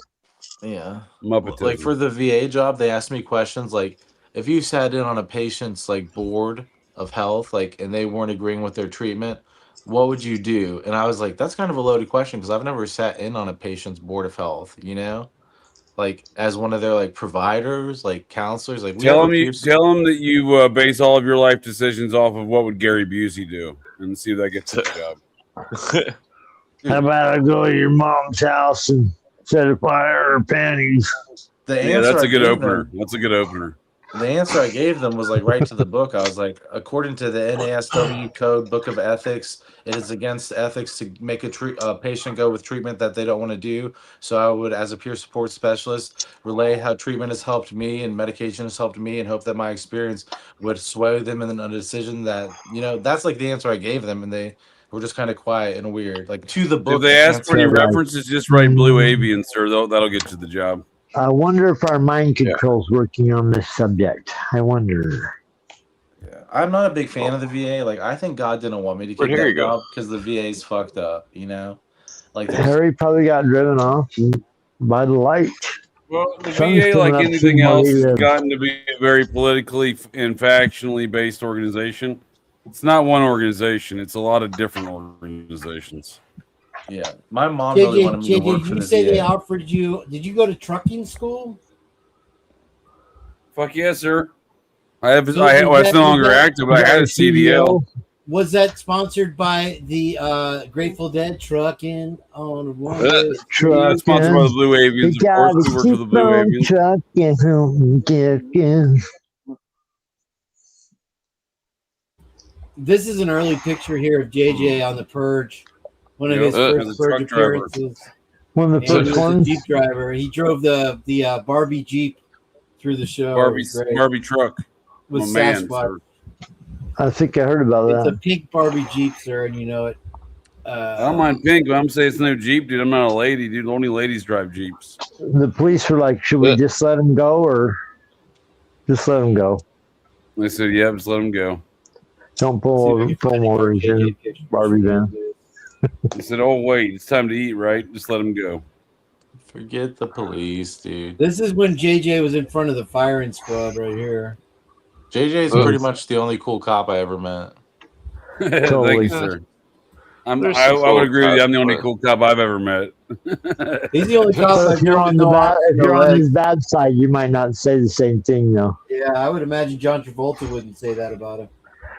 I Yeah, feel like once all the he- cops I But deal with John hate Travolta's me. he's super handsy, dude. You gotta watch out, dude. Stay Man, that's vigilant around that freaky. guy. Ever since you told me that, I'm like How far did creeped he out get? now. Did he Just get to looking like at him, first I'm like, base or third base? He got his arm around my shoulder and a weird look at him. Like, all right, John, let's take it down a notch. I got chills, they're multiplying, and I'm losing control. Yeah, where did Harry go, dude? To the fire, Harry JJ Tasker out. supplying. He was Tasker It's out. electrifying. Okay. My wife's gonna kick my ass because she loves the movie Grease. You better wake up. Oh I no! love The best bacon song in grease. Greece was the song Grease. Go back to sleep. Grease is the word, is the thing, is the motion. And then also, it's a real pussy wagon. Grease That's Frankie Valley, though. That's Frankie Valley, though. What? How dare you say That's it? That is Frankie not Valli. Frankie Valley. That is that's Neil Diamond, I think. The crappy one was John Travolta. The Grease Lightning. Yeah. They had to stop filming on Yeah. Saturday Night Sure Fever enough, because my of his wife's like, fans. Did your wife keep the just come dog. busting in? How Yep. dare you sing that song, sir? It's like, yep, it's time for you to go to bed when you start singing Grease. Oh shit! It's All like right, that. then. That's why I never got married. She loved that movie, though. So that's all. When I dishonor it by my impressions. All right. Okay, guys. I've had Take my it fun easy. tonight, like the Burbs. Have to Hey, I go was to bed about now. to rage quit. Don't you rage quit? One rage I'm quit out at of a time. here. You're gonna rage quit. I'm Will? out of here, I'll boy. just tune in later. He's leaving? That's what he does. My That's wife. all he does is leave. That's all he knows. Yeah. Yep, I gotta flap my wings, dude. I'm a blue avian, dude. I gotta flap my wings. Fly away. Have to fly All away. right. Love Aren't you gonna wait for Yeah. one more Harry Tasker? I love all you thumbnail guys. from me, JJ? The best conversations I had, the best internet friends I have, it's you guys. Yes, Thank sir. you Have a for- good evening, Todd. All Thank right, you Tom, for man. your Always a pleasure, relationships. bro. Now I expect you to carry on. I'll put a good This word one- in for you with a blue avian, sir. Tell All right, disembodied blue spirit. You got shot by What lasers, happened? dude. Oh no. You know, if you ever get arrested or if the police ever stop you, ask for a CIT. Do you know what that is? A crisis intervention team. I'm saying if you're ever gonna get arrested, you know what I'm saying? So For sure. Also, tell them Large Marge sent you. I just say I can't breathe. yeah, ask for a crisis intervention team. Say something like that. They'll have to get like a mental health professional out there. Or pump my heart, pump my heart. We played a video of a guy dying from a cocaine overdose on one of those cop cams, and he's like, "Come over here, pump my heart, pump my heart." It's looking really bad, but to laugh at, but it was actually pretty funny. Anyway, I don't think I like on that cigarettes anymore. Oh, do we lose the blue avian? Yeah, he took off too. Oh, I was gonna tell him about cops and stuff. Oh, really, JJ? I better rage quit then. I better get out of here before I get my ass handed to me. Baby. I just carry the pocket constitution. Oh, that's a good way to do it. Yeah, that always helps when you're drunk. You're I don't 4-5 drink. shit.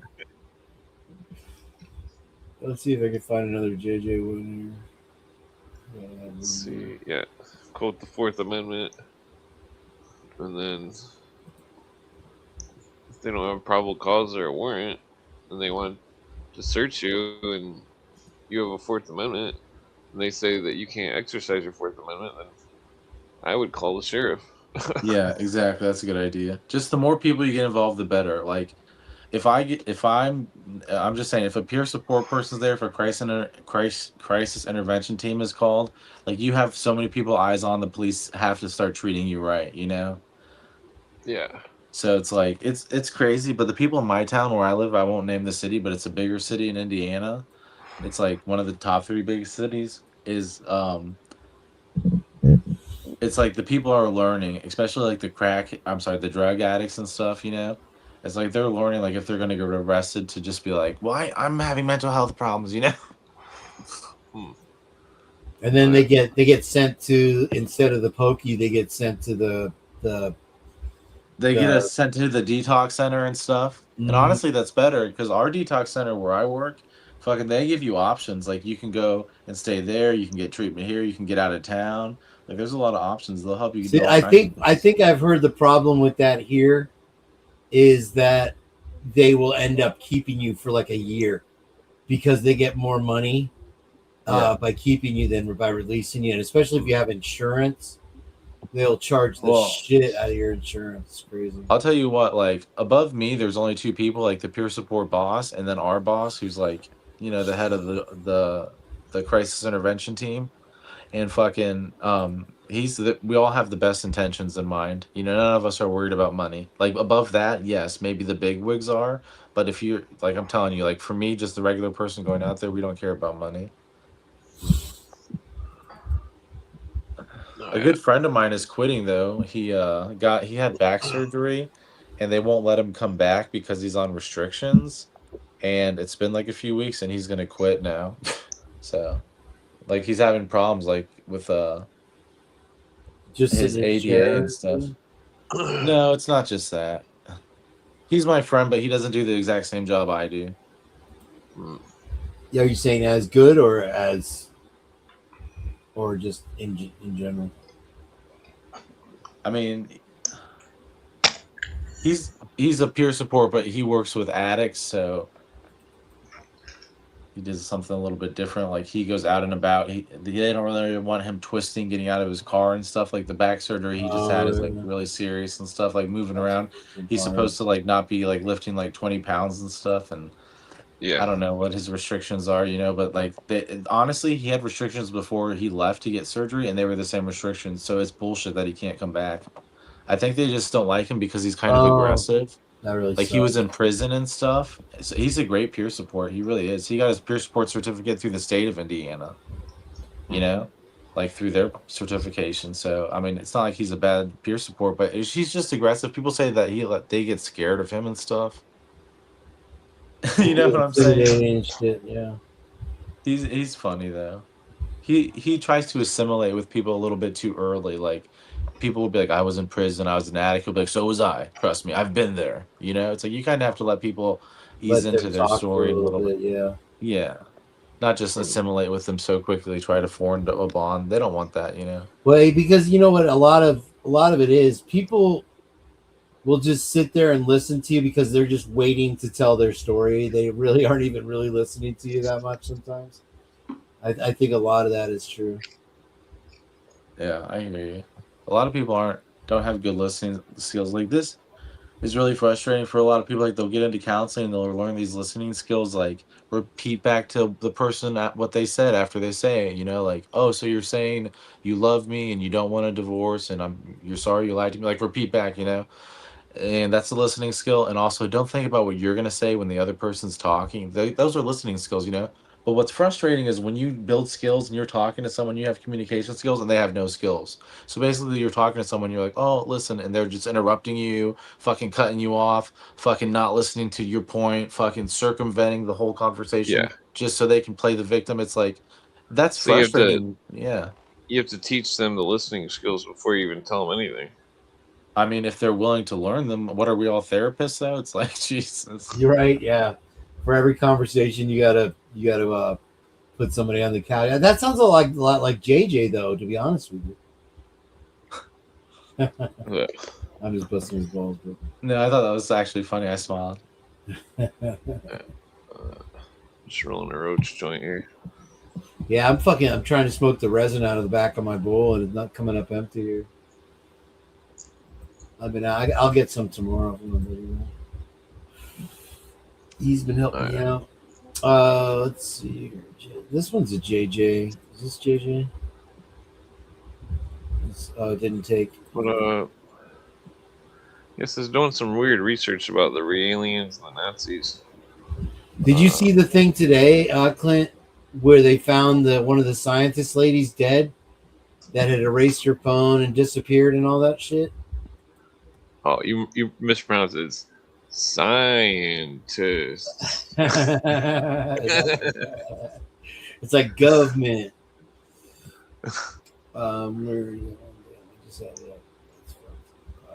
Okay, so I'm just gonna put the screen on the page. Welcome to 3:33 a.m.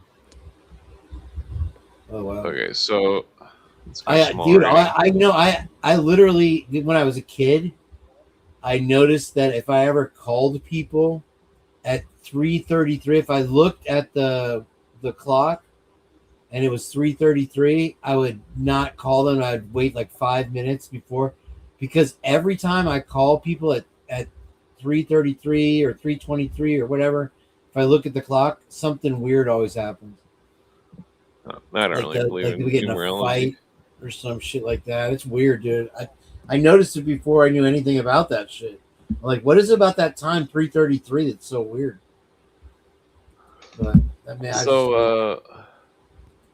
yeah, Riel himself behind closed doors said that the real cloning work began in South America in the 60s. We're only finishing what the Germans started. I thought that was bizarre. I think that they cloned people. I mean, for all we know, McVeigh could have been a clone.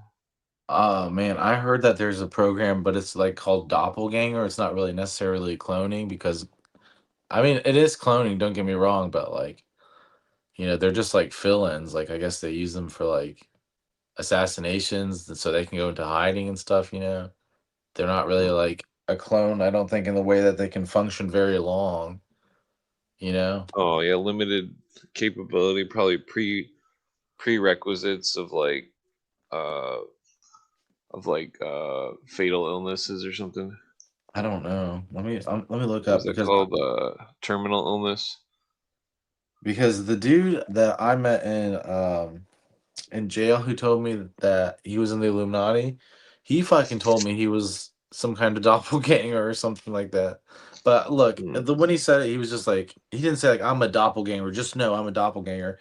He just was like, I was like, it's weird. I was like, you kind of look like my dad. I was telling him like, we look like we could be related. And he's like, well, I'm a doppelganger. Or he's like, or no, he said like, well, something I'd about a still be doppelganger. weary of anybody that says stuff like that. Yeah, I know, but it was just weird because it doesn't make you think, what all that stuff exists. It's like, when would they use a doppelganger? You know what I'm saying? For like some kind of fucking short term weird thing, Could you imagine if you fucking met a doppelganger? What if it was a doppelganger like of you? You know what I'm saying? Like, what would you do? What would your first thought be if you saw a clone of yourself? Would you think, is that me from the future, or would you think danger? I would just assume it was like a natural anomaly. Oh, I'd be scared, I think. I've seen too many like demon look-alike shows and stuff. Unless I like really came out screaming like, "Hey, it's me from the future. Don't be scared." But if I was just standing there looking like me, yeah, I'd be scared.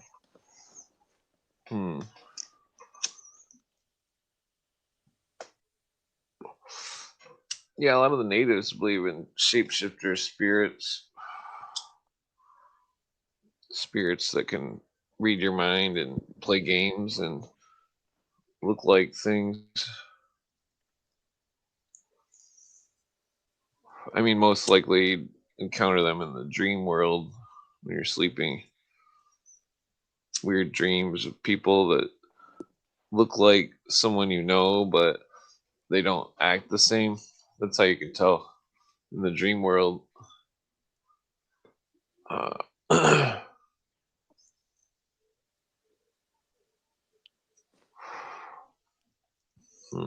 Yeah, I believe. I think I've met some people who've just been incarnated spirits, just spiritual energy that just incarnated. I really believe that. A few people, and usually they're like nonverbal. It's kind of weird. I don't know, but like I've always met them in weird places, and they just seem to know what's going on. I don't know.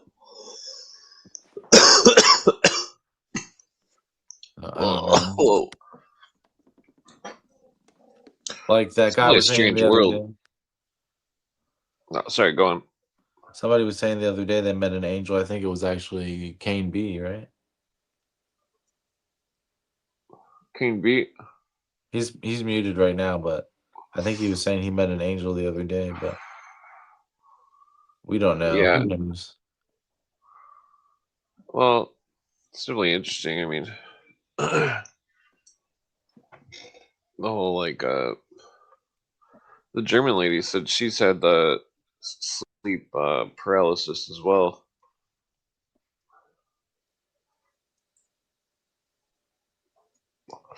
Sorry about that. Yeah, I got up for a second. I had to mute my thing. No, when you talk about doppelgangers, bro, I have my whole life since I was for some reason like 11 years old.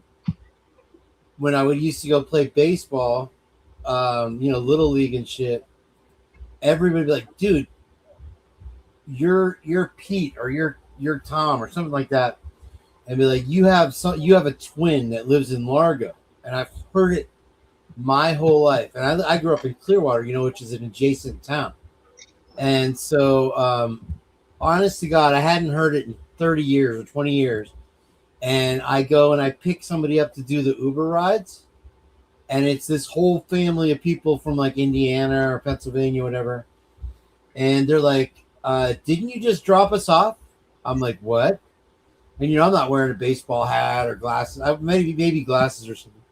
And they're like, no, your twin literally just dropped us off like 20 minutes ago. I'm like, you got to be kidding.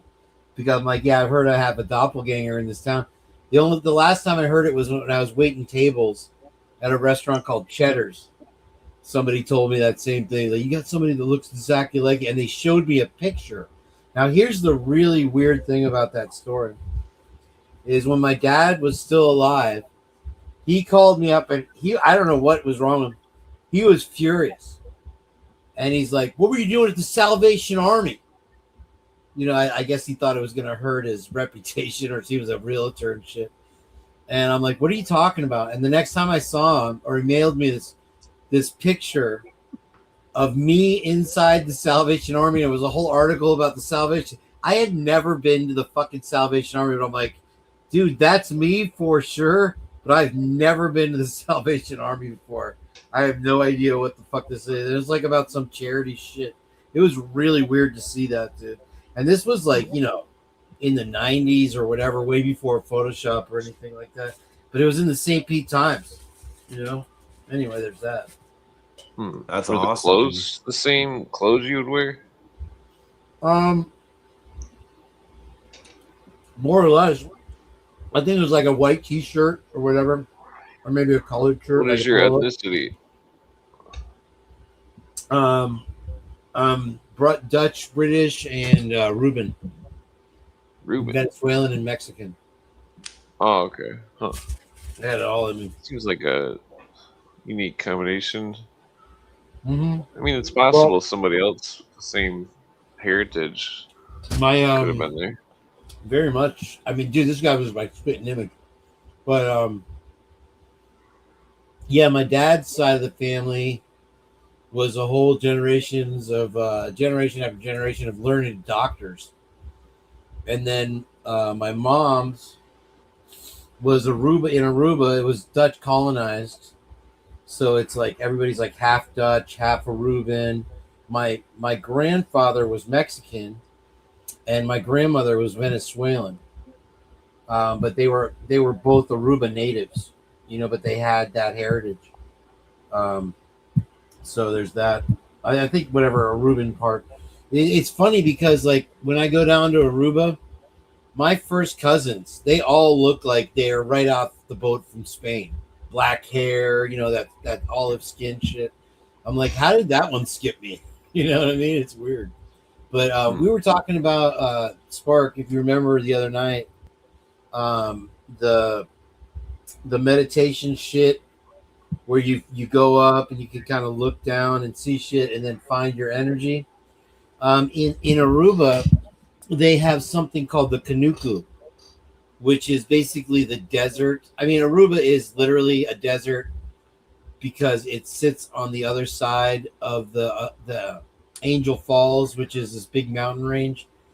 And so it's the desert side. On the other side is always lightning. Remember I was telling you that, Clint? And so in the Kanuku, the real what's undeveloped land basically in Aruba.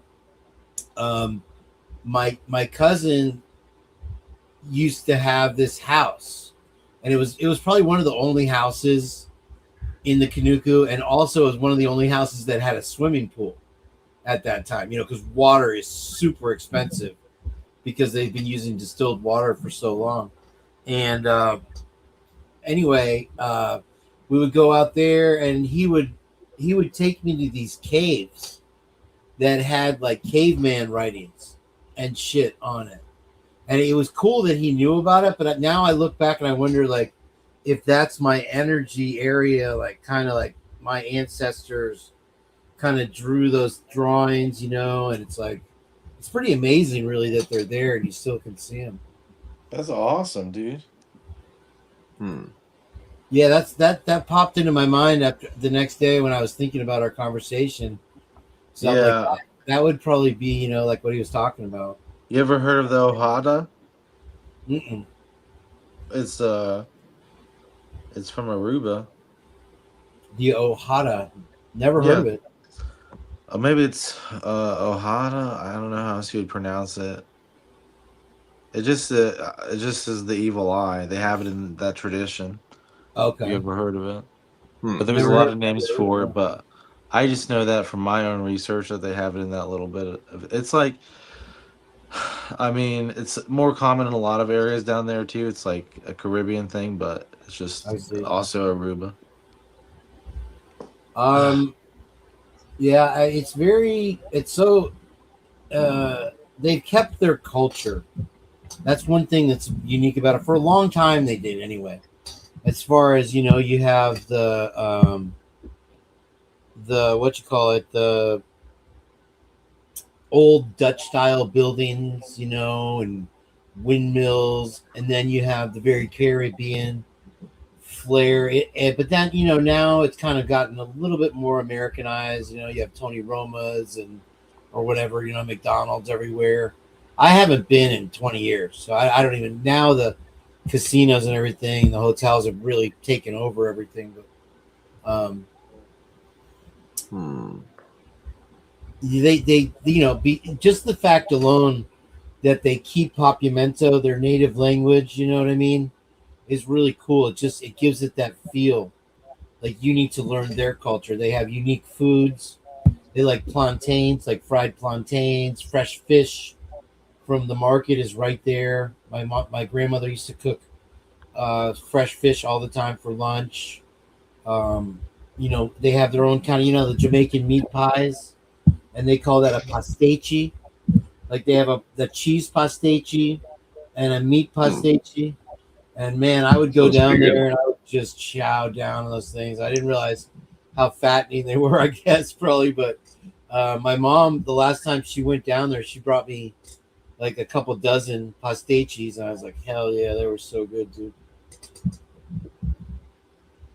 That's so you have that unique native flair there still, which makes it a one. And everybody's very friendly. They call their logo on the license plate is one beautiful island, one happy island. Yeah, that sounds like a really nice place, dude. It's like a beautiful culture. What was the name of the countryside again? The Kanuku. Kanuku. That's great. Yeah, it's actually really beautiful out there. If you go far enough out into it, you hit the other coast, and there used to be a natural bridge there. So it was just this big red rock formation, but it would have like a cave that went through it. It looked like a portal, bro. Eventually it finally collapsed, unfortunately, probably from people walking on it and shit. But right next to it was the only place I ever surfed in Aruba. My cousin took me out there. He's like, hey, here's my cousin. He's from San Diego. And the place is called Wari Ruri, right? And it's just off of the natural bridge. Well, it was very high tide, and so the waves would start to break and it back off. And so I really wasn't able to catch anything there. I think I let my cousin down. He was trying to show me off. But here's the story about Wari Ruri. When my mom was growing up, her cousins all decided that this island right off of Wari Ruri didn't look that far away. And so the three of them, they're three brothers. It was Tom.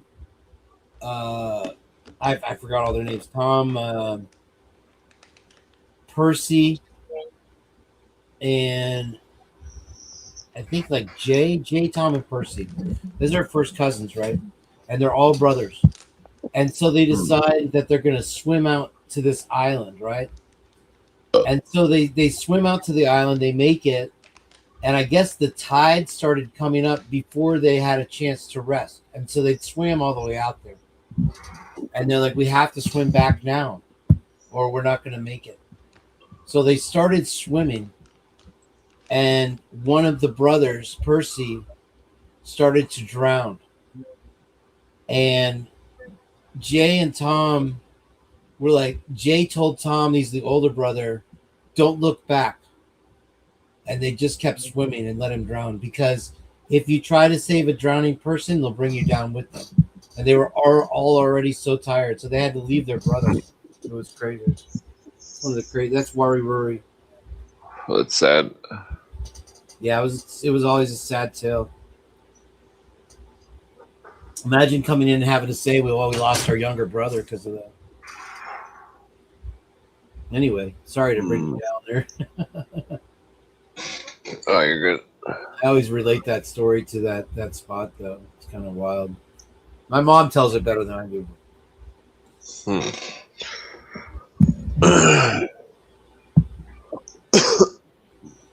Yes.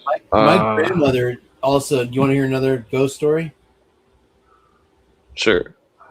My grandmother would never tell a lie, right? And I mean, she's the sweetest lady ever. And I'll show you a picture of her actually in a minute. But she used to tell this story about Mama Yinda. And so when my grandmother's name was Nana, we called her Nana. When she was 7 years old, she would take care of her baby cousin, right? And that week, this one particular week, Mama Yinda loved the baby. You know, she just drooled over all the family and everything. And so she had passed away. And Nana says that she was taking care of the baby who was sick. It was colicky. It kept crying all the time. And so they couldn't stop the baby from crying all the time, right? And so she left the room to go do some chores or something, and all of a sudden the baby stopped crying. And so of course they ran back to the room, and she said that she saw this like white hovering ghost, like this translucent ghost of Mama Yinda hovering over the baby, quieting the baby, comforting the baby. It's fucking wild, the story. This is Nana right here. Let's see if it'll come up. Oh, wait, hold on. What does Mama Yinda translate to? Mama Yinda is just Mama, and her the names are like that in Aruba. You'll have, you know, unusual names like that. This is like a surname. That's my grandmother over there. If you can see. Is it coming up? That's me when I was in 8th grade. There's my daughter. On your, I guess if you're on your left side. That's as much as I can focus. And that's my dog in the middle. But there's Nana. She was this little thing. She was so strict though. She was really strict. It's funny. But anyway, there's stories of tale of the. That's the only like supernatural tales you'll My ever dad hear. had a weird story. My dad had a story. He's like he's not really religious. I don't even know if he believes in God or not. But like he's not religious. he's never told any supernatural story. My whole life, I've never heard him say one supernatural story. Those are always the best, though. Well, so like last year, the year before, or something, I seen him, and he told me maybe I called him or something. He told me a story about where he grew up, and like that he said that him and his brothers seen some kind of big light go into the sky or something wow. in their backwoods, and like he said he's seen some kind of thing flying up or something, and like Wow. he said that him and his brothers went to investigate it, and that he said there was a big circle burned into the ground, No shit. and that there was these Oh kind man, of fuck pellets, some kind of strange pellets. I don't remember what color he said they were, but he said he gathered some of them in a jar, and then he took them to his high school teacher, and his high school teacher had him sent to the University of Michigan or something.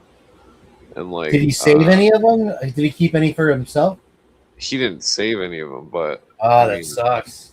The university never got back with him. Really? And that Of course. he never heard anything from it. But when I looked at the spot where he used to live, there was, because he said in the story, he said that nothing would grow in that spot where something burned it, and that when I looked on the map and the satellite image from Google Earth, you could see that there was still nothing that would grow in that spot. You could see the circle. Fuck, you need to take a rad meter over there. That's just radioactive, bro. I don't know if I want to go over there. Yeah, you should see if there's some of those pellets left still, though. That'd be sick, man. Nah, well, I don't know who owns the property now or anything, but I'd have to ask them or something if I could look in their woods. Oh, yeah, it's all developed and shit, man. Well, I mean, it's still like woods. I don't even think there's a house there anymore, but like, it's like it's a weird story because he like never had any ghost stories, no nothing far out ever, nothing. Only thing he'd ever talk about, because of your show, right? Because you do the conspiracy show or whatever. Well, he doesn't know about that, but Really? he if you were sitting in the trunk riding with him to go work on a construction site, all he would talk about is how many estimates he's got to do, how much lumber's coming to get dropped off, right? Who's working, how many deer he got, how many fish he got, and then that's it. That's like his whole. And those are all the categories that he would talk about in the truck. You literally did it enough with him that you know there for was, a fact what he had. Yeah, there was never any deviation, supernatural stories ever. Wow, that's fucking crazy. You got him when he had a couple beers in him or something, maybe, huh? Well, he was going in for some kind of hip surgery or something. Oh, okay. He's got a couple benzos on him or something. Well, I think he was worried that he might pass away or something. Oh, for real? You wanted to share the stories? Wow, that's crazy. Well, it's strange because it's like he's just such a, I don't know, just such a, you wouldn't expect a story like that from him. I mean, I didn't really talk to him as much because he was real mean when I was a kid. Yeah, my dad's same way. Yeah, it's just difficult. My dad actually chased my brother around the swing set with a hammer when he was 9 years old. Like literally, like hit him with the hammer. I mean, that story lives on in our family. That's why. I mean, my dad did a lot of cool shit for me because they were kind of already separated, and he wanted to leave it a good impression. Try to get me to play music and football. Bought me an amplifier and sent me to summer camp and shit like that for football. But that's why at his eulogy I really didn't get up and say anything because it was just, you know, because you got to read the room. You know what I mean? My brother Oh sitting yeah, right that would there, suck. that kind of thing. But, I don't like funerals. yeah, it was like a memorial thing, but yeah, they're never good. I had to do a eulogy for my best friend. He was killed in a car accident. And that sucks. I'm sorry, dude.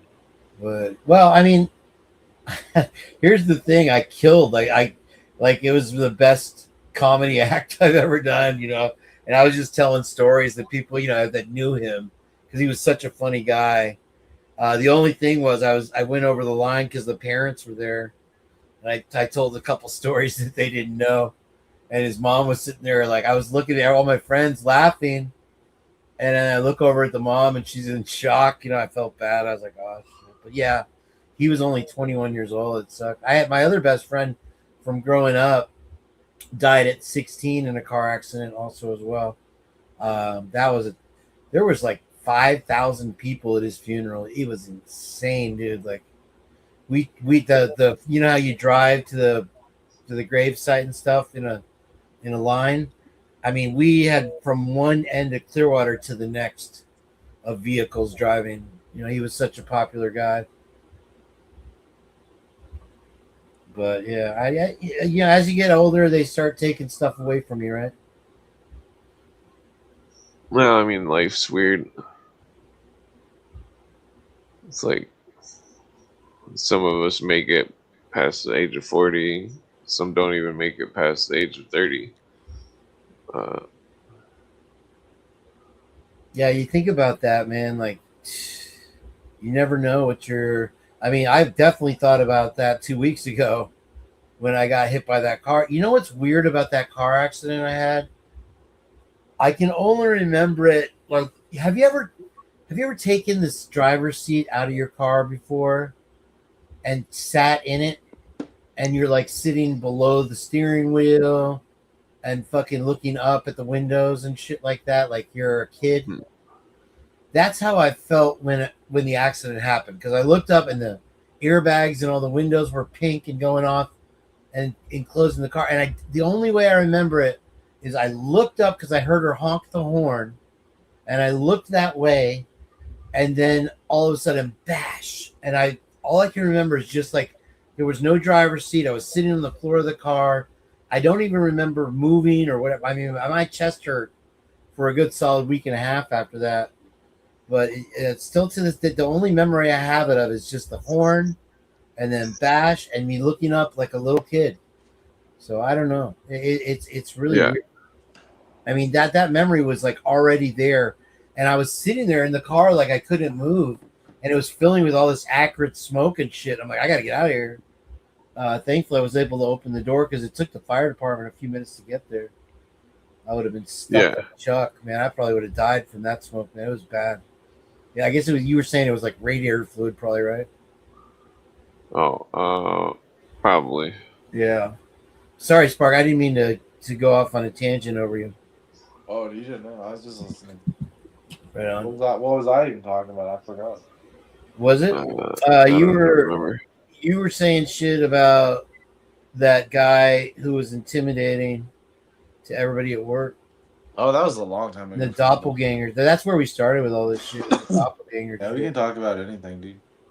Yeah, I like that topic. That's a good topic. Well, my dad's UFO story was really weird.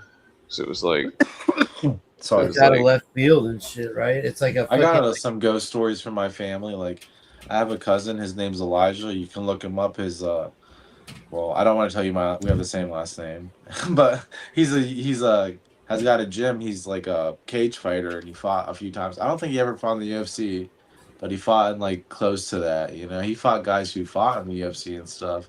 He never made it big though, but he owns a gym. That's cool though. But yeah, but he was haunted his whole life. My aunt Cindy, yeah, like they had problems with him. Like it could be his mental health or whatever, but it came off really scary. And I'll give you examples of it, okay? Like one time, this is like just a really good example. We would be like mental health or demon. But one time, something just woke him up in the middle of the night and told him like something was wrong with his parents. So he What? fucking ran into their room and into their bed, and he saw snakes crawling all over them, just all over them, and he got terrified. And Holy he ran into shit. the kitchen and he grabbed a knife and he ran back into his parents' room. And his mom woke up and he was standing over them with a knife. And she was like, Elijah. When then he said right then all the snakes disappeared. But he was Holy about to shit. stab his parents to death. You Oh know? my god.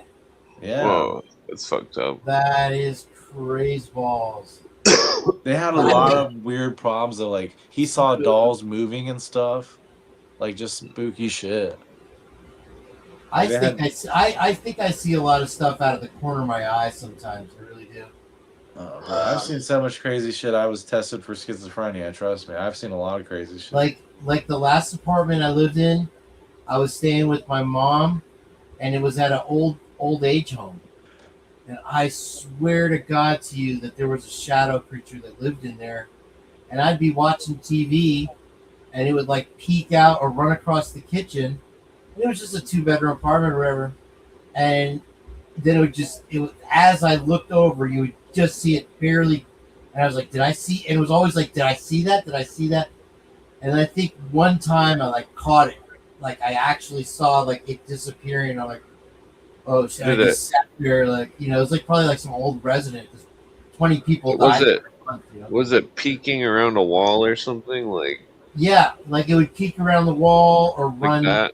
It would literally like run across the kitchen into the hallway and disappear. But I wouldn't see like in out of the corner of my eye until it was just disappearing. And then you look and it's gone. And I'd like sometimes I would get up and be like, "What the fuck is that? Holy shit!" And yeah, you can sense when something's looking at you. Bro, absolutely. Crazy shit happen, man. I think that at this point, like I've seen one of them before. I told you guys before. I'm pretty sure. I had a tapestry. I had a tapestry on the wall, and I thought I was just still tripping from the day before. Oh, that's right. Yeah, you did tell us that story. That's right. And there was, and I seen a thing. Its hands came from around the tapestry and grabbed it, and then it went like that, and then it went back really quick, and then I just looked back down and kept rolling my joint. Didn't say anything. I didn't even like make of any facial expressions or anything. And then like right immediately afterwards, my friend like he points at the spot, and he's like, did anybody just see that fucking shadow thing? Holy shit, bro. He was freaking out and fucking. Wow. I seen it though. I remember it clear as day. It was spooky. Yeah, you want to. I didn't even know those things existed until one day. It was like really windy out, and either the lights from our building in the apartment or the moon were casting shadows, and everything, all the trees were moving. And she's like, babe, look out the window right now. Shadow people. And I was like, what? And I looked out there, dude, and it looked like a million shadow people dancing. And I'm like, and ever since, whenever it gets windy, dude. Is it just an illusion?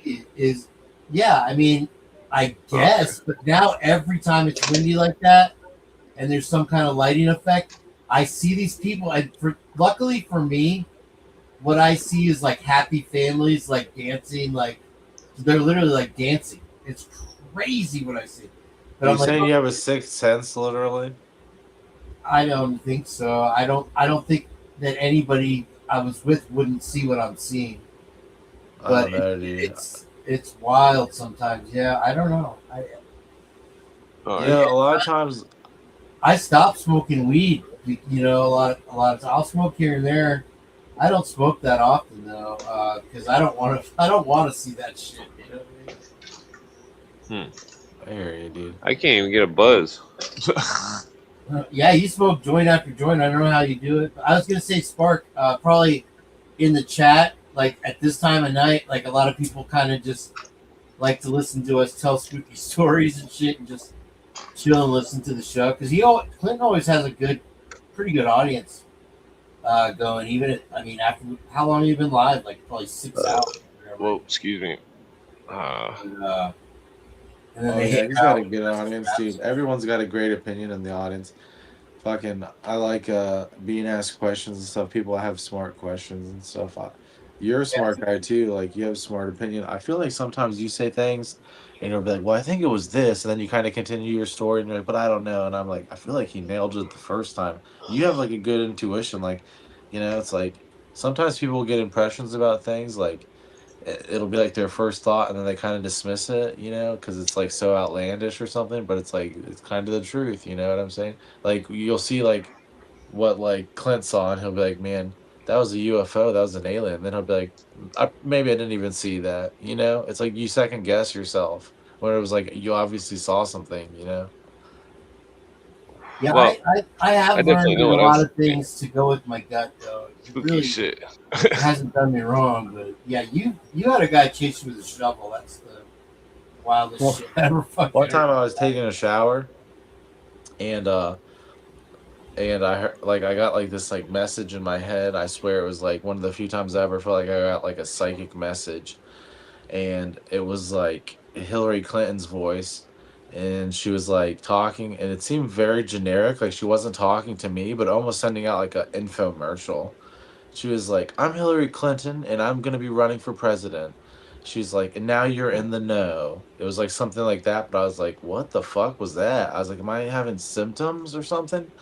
And I swear it's like a day or two later, she declared she was running for president. And I was like, I must have heard she was deciding Whoa, that she was going to run for president or dude, I something. 100% probably think that was one of these brain, because they're saying that they have the technology to transmit commercials and shit in your brain. Um, but I think I've only heard about it from like Apple and using the AirPods and shit like that. But dude, I fucking 100% believe that happened. Yeah, I mean, it It's like happened for a sure. It's just weird. it's like the psychic radio receiver symptom. Uh, Yeah, but they have like I've some heard about it transmission before. device where they can fucking. They're not going to stop them from doing it. So far, there's no legislation. They Well, yeah. have this thing that will be able to Well, transmit it could have been a commercials in your head. shapeshifter spirit though, messing with you. Well, yeah, it could have been a demon, all kinds of things, but I'll tell you what, what's funny about that, like he's kind of right. They have the technology to do that. Like alien ships that have crashed, they've learned that those alien ships respond to the aliens telepathically, and they've learned that those machines can send out signals that harmonize with electromagnetic signals that aliens produce, and humans can do the similar things, but humans usually don't receive them well or respond to them well because most humans aren't psychic and most humans don't want to receive messages. Like it would freak them out if they got a message like, buy cigarettes or whatever. They don't want to hear that. Okay, so your natural electromagnetics that you release go against that. What they've been trying to figure out is what signals will take. That's why these Starlink satellites that are up there fucking sending down all these Wi-Fi's, and they have all these data centers and stuff now. It's like all that shit is producing a lot of electromagnetic radiation and stuff. And I don't know how they're programming it, but I'm sure what they're trying to do is, like you said, brain fuck people, program people, change the way that the Earth's electromagnetic shield is, you know? How scary is that thought that they'll just be able to transmit fucking. Dude, they could completely just brainwash everyone with one fucking fell swoop if they get it right. Well, it's interesting because most of the Earth's magnetic shield is made from iron in the Earth's crust.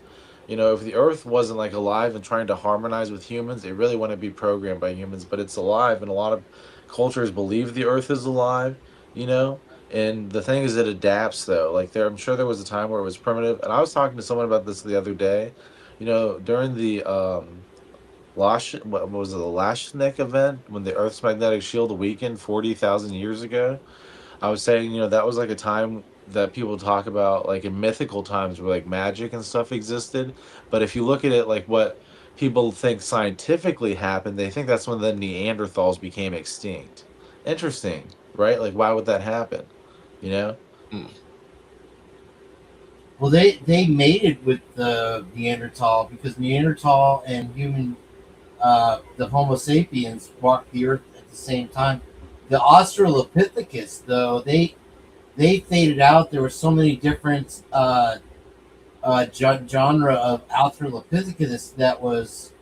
I think honestly that each different version of the Homo species has had their own power and their own connection with the earth and their own ability to survive, because there was generations and generations of all different types of hominid creatures before Homo sapiens developed, right? So you have the one of the most communal and social and strongest one were the Australopithecus, and they led up to the Neanderthal, right? And then that led to Homo erectus, and then you had eventually you got to the Homo sapiens. But there's just as much evidence that they all developed, that there wasn't like evolution between any of them, that they all just developed individually. Like there's no relation between I've heard chimp and stuff like that. I've heard other things like that ties into the story of Atlantis and stuff. Like Atlantis means like island of Atlas, okay? And this is interesting because Atlas holds up the earth, okay? Right. So they talk about Atlantis, but they don't know anything about it, okay? Like I've heard a story about it before, and it's very interesting because it actually the civilization they're talking about, just from this story that I heard from my uncle Michael, okay, and he was an opera singer and he would read a lot, okay, and he was really into um Italian stuff, you know, Italian and opera and stuff. yeah, Italian opera and Plato and just like Greek and like Mediterranean stuff he was really into. Who But was the Greek writer? Odyssey. He wrote the Odyssey, Iliad. He was the one. Homer. Homer. I'm sorry. Homer was the one, I believe, that wrote about the people of Atlantis, right? Or was it Plato? It was Plato, but he doesn't know much about it. He just mentions it. But it's interesting, like I said, he gets the name close because he calls it Atlantis, okay? So here's what's interesting is in Egyptian, they have a god who floats in the sky. Okay, there's a lot of myths about floating islands in the skies, a lot of stuff like that. Right. Atlantis technology, who knows what it was that existed. Okay, all I'm saying is it's an interesting name. But he told me the name of this civilization just translates to extreme religious zeal. Okay, have you ever heard of that before? Has anyone ever heard this legend? No. Zeal. That sounds interesting. I'm gonna have to Google this when I have some free time and see if I can find anything about it. Yeah, I speculate that Atlantis was always a symbol. It was a symbol of.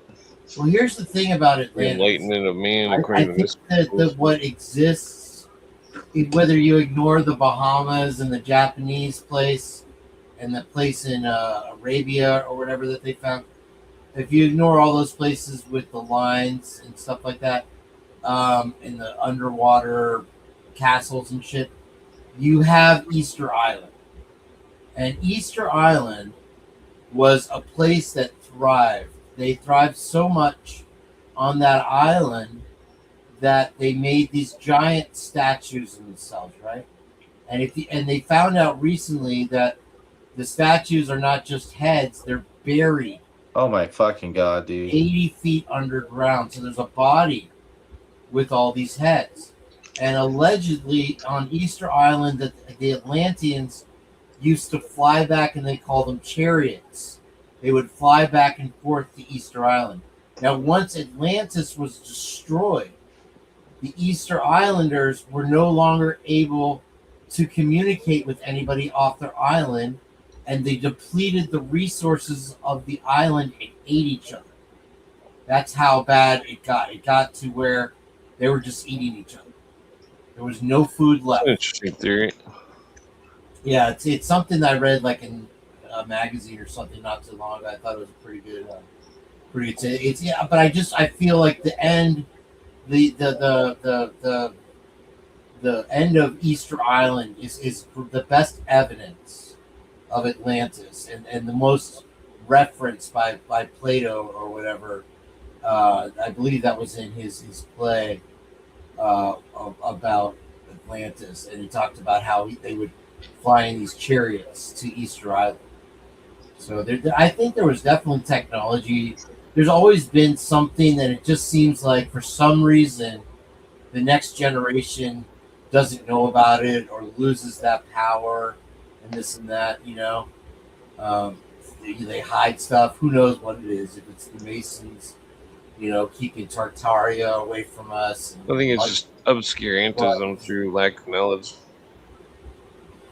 Well, I mean, with the Dark Ages, what have you heard about that? The what?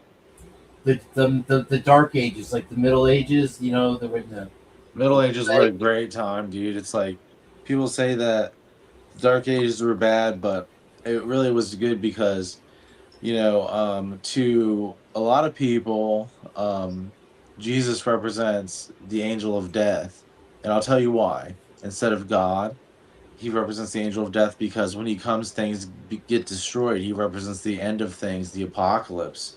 Okay? And some people think that death is the alpha and the omega spirit, okay? And in some circles, they even think that death is what gets the most power from humans, like because we think and fear it the most. That being said, what's interesting about Jesus is he comes and the Roman Empire falls. He changes Western civilization. We worship Jesus. Western civilization runs. We have Christian morals in America. He's changed the whole world. So it's like, yeah. So it's like, was it true? Did he do that? Yes, but what he really did was change the timeline because Rome was going to be the dominant, fixture on the planet if Christians wouldn't have rebelled and caused so much turmoil throughout the kingdom. And then the Germans came down and conquered Rome. It's like at that point in time, the Roman armies were divided. The only thing that brought Europe together was Christianity and the Pope. There was two popes, one in Constantinople. I know who would do a better job of explaining this is Harry. But there was two popes for a long time, and during the Third Crusade, yeah, during that the Roman Empire became mandatory Christian after Constantine. Was it Constantine that was the emperor then? Well, that's when they changed Christianity. Because before that, you had to be Christian underground. The symbol of the fish was how they found each other. But they had a bunch of different factions. And to this day, a lot of people argue which one was the right Christianity. You know what I mean? Like some were snuffed out. But eventually it became a state mandated thing because the emperor converted to Christianity after Christ was persecuted on the cross. And then he had his Council of Nicaea alter the original format of it, and then it was basically lost forever. Yeah, so they kind of homogenized it too right at that time. So that we lost a lot of stuff. That's why you're finding shit like the Dead Sea Scrolls and the Enoch and all that shit. Yeah, that was buried for so long. I don't know. Where'd my lighter go? I mean, the Western Roman Empire was only Christian for like 100 years. That wasn't a very long time. It's like there was a lot of Christianity, like in the, I don't know, in the form of like the Western Roman Empire and Roman Christianity and the Catholic Roman Church, but like as far as like Rome itself, I don't think it was Christian very long. Was it 100 years? I didn't even know it was that long. That's. Well, I don't think they were Christian from the start. They changed it. They worshiped. They stole everything from the Greeks. Well, they changed. They just renamed all the Jesus Greek into gods. Sol Invictus, which is the sun, and that Jesus. Right. Yeah, they have that. That's true, also as well. Yeah. Yeah, it says here, 380 through 476, the Western Roman Empire was officially Christian for about 96 years. No shit. Interesting. That's wild. Yeah, but they were hardcore. Like they used to throw the Christians to the lions for entertainment, right? And then once the emperor became Christian, they would persecute you if you weren't Christian. So it was crazy. It flipped on a dime. The Romans were interesting. They had forms of mysticism and stuff and whatnot, but it involved a lot of knowledge and knowing. Like the Spartans had spells. Like they said, an enemy shall never get close enough to see the campfires of their armies. Do you know what I'm saying? And they had That's spells like, crazy. well, that was a Roman thing or a Spartan thing. But what's more interesting is the spells that other people had. Like the Christians and whatnot, and what they were doing. And when I say spells, I mean like Mm-hmm. where their energy was going. Okay, because they knew that people weren't worshiping the Roman gods anymore. They kind of went with like what was getting more popular, just so they It's could like, yeah, survive. it's like Mr. T. I know you ain't been eating my Mr. T cereal. That's okay. Mr. T's all right. It's like you're not worshiping our Greek gods no more. We get it. We're gonna switch to Christianity. But yeah, sorry, that was my Mr. T impersonation. Sorry. I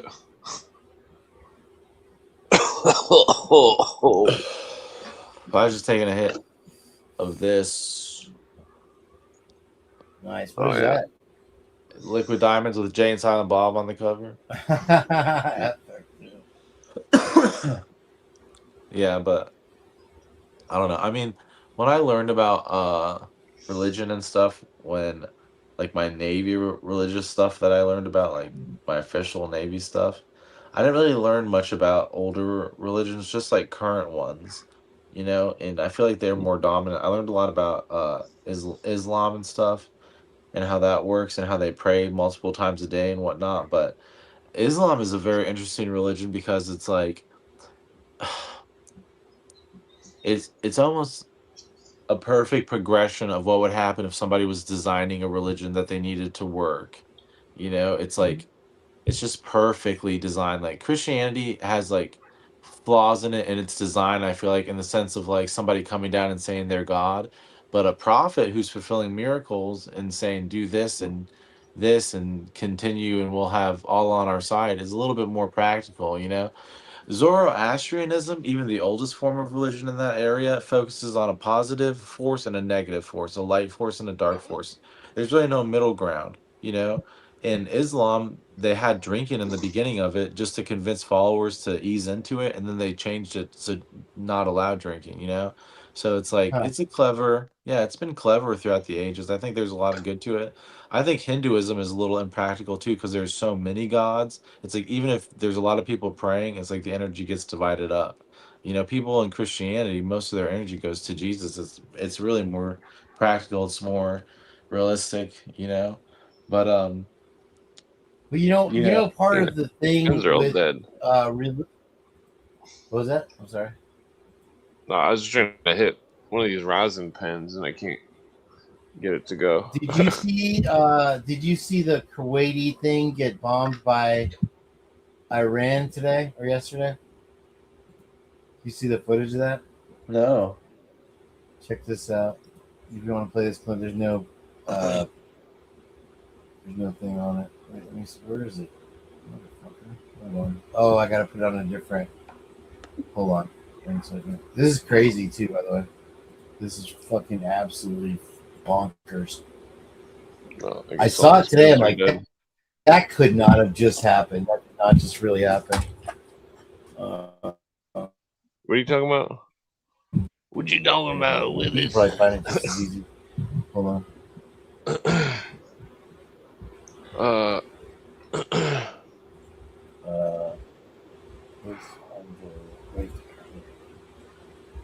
Okay, hold on.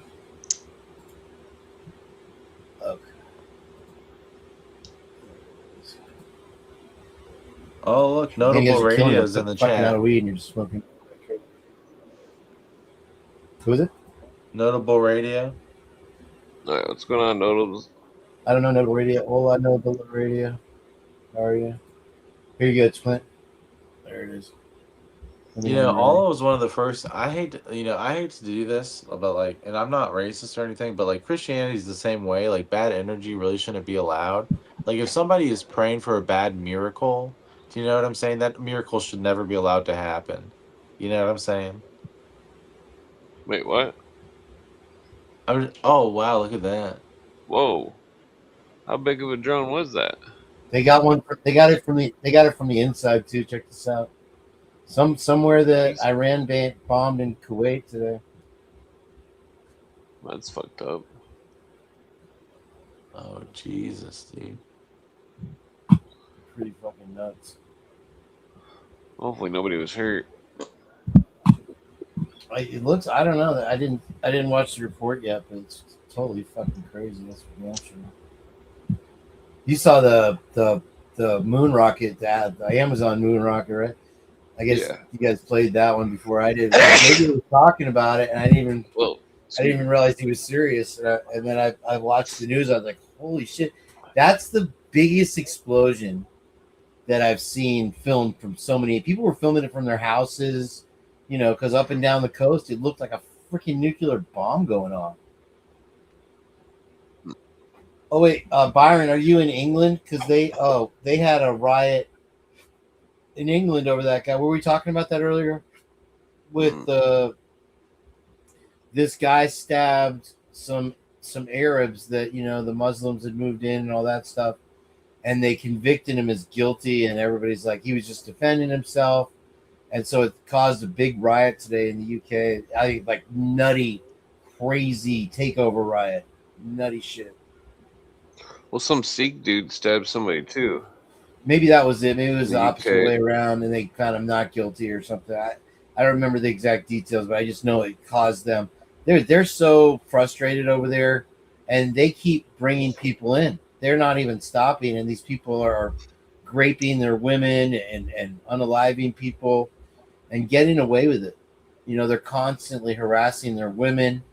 It's fucked up, man. I feel really bad. And like I said, my daughter just moved there back from Bahrain, and this is her first time living there. I guess she wasn't really paying attention to the news, and she hadn't heard about the original riots that they had. And I'm like, oh, you better keep your eye on the news because there's a lot of shit going on. And yeah, I hopefully she saw that today. I don't know.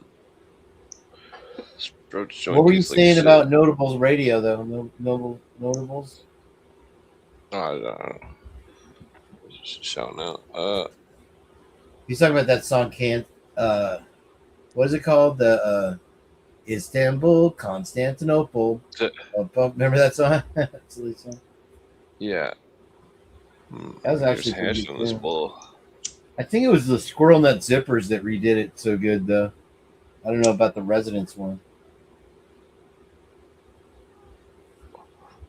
But, all right, guys, I'm gonna lay down. I gotta go pick up my car here in a couple hours to have a car, so I'm getting the Chevy Bolt with the big giant dildo on the fucking front of it.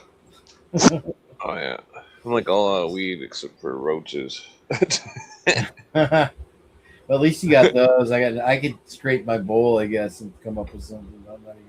I'm just gonna pass out. We'll take it easy. Always a pleasure, gentlemen. Thank you very much. Good night, everybody. Good night, chat. Appreciate it. We'll do it again.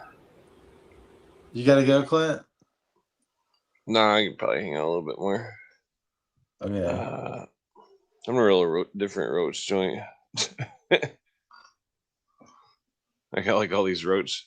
If the roach joint doesn't taste good, then I just put it out and roll a different one.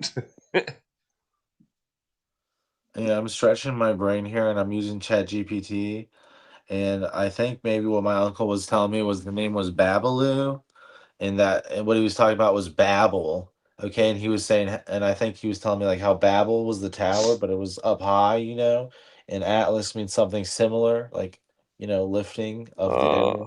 Yeah, I'm putting it together. I was really fucking drunk when he was telling me, but I looked this up, dude, and it means gate of the gods is what it means. Babaloo. It doesn't mean zeal. You know what I'm saying?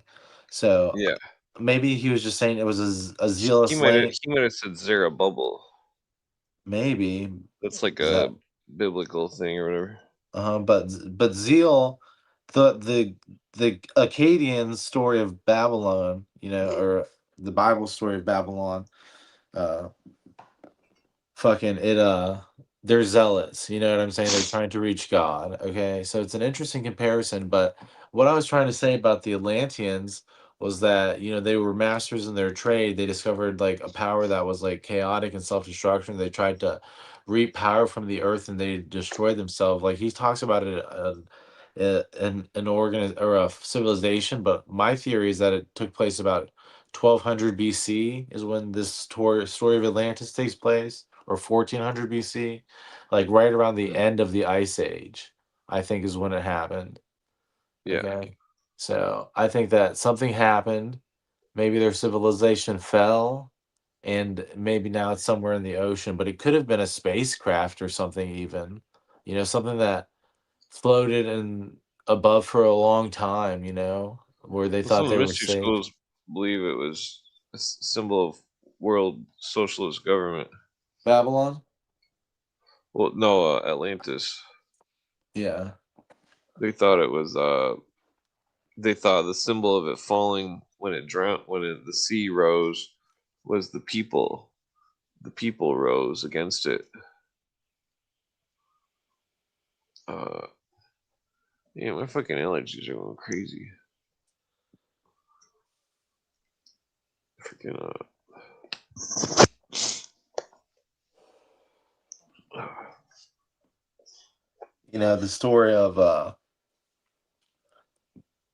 The story of Sodom and Gomorrah.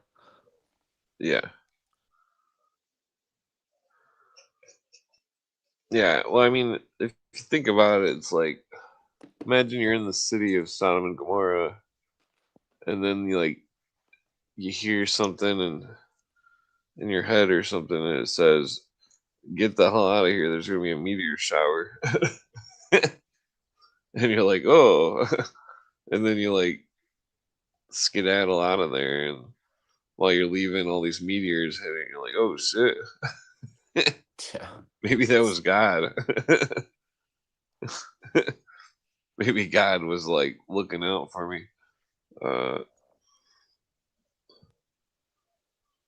That is a great story. It's like he sends two angels down, to the gates, and Lot meets them at the gates, and it's like he's the only good person in the town, and the angels go in there and he feeds them leavened bread and salt, right? Like salt and leavened bread, some shit like that, like the fine foods of the day, like the best food he has. And he basically begs them not to go into the town because he knows if they go in there that they're gonna get destroyed, and he doesn't want the town to get destroyed. And what happens? Fucking people start banging on the Lot's door, demanding the angels to come out so they can have sex with them. Yeah.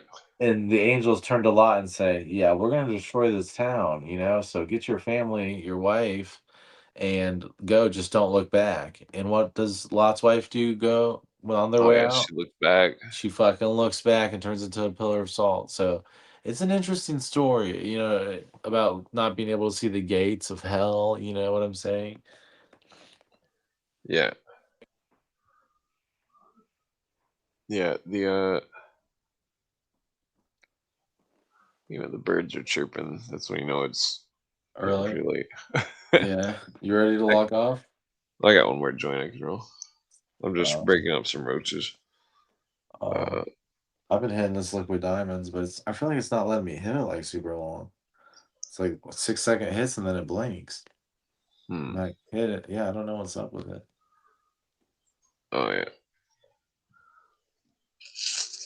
Yeah, freaking the stories are interesting. This Japanese story is similar, where it's like you're on the mountain and there's some poor old beggar and on one of the mountain trails, and then you see him and he's like, spare some change for an old man, and then depending on if you're good or bad to him,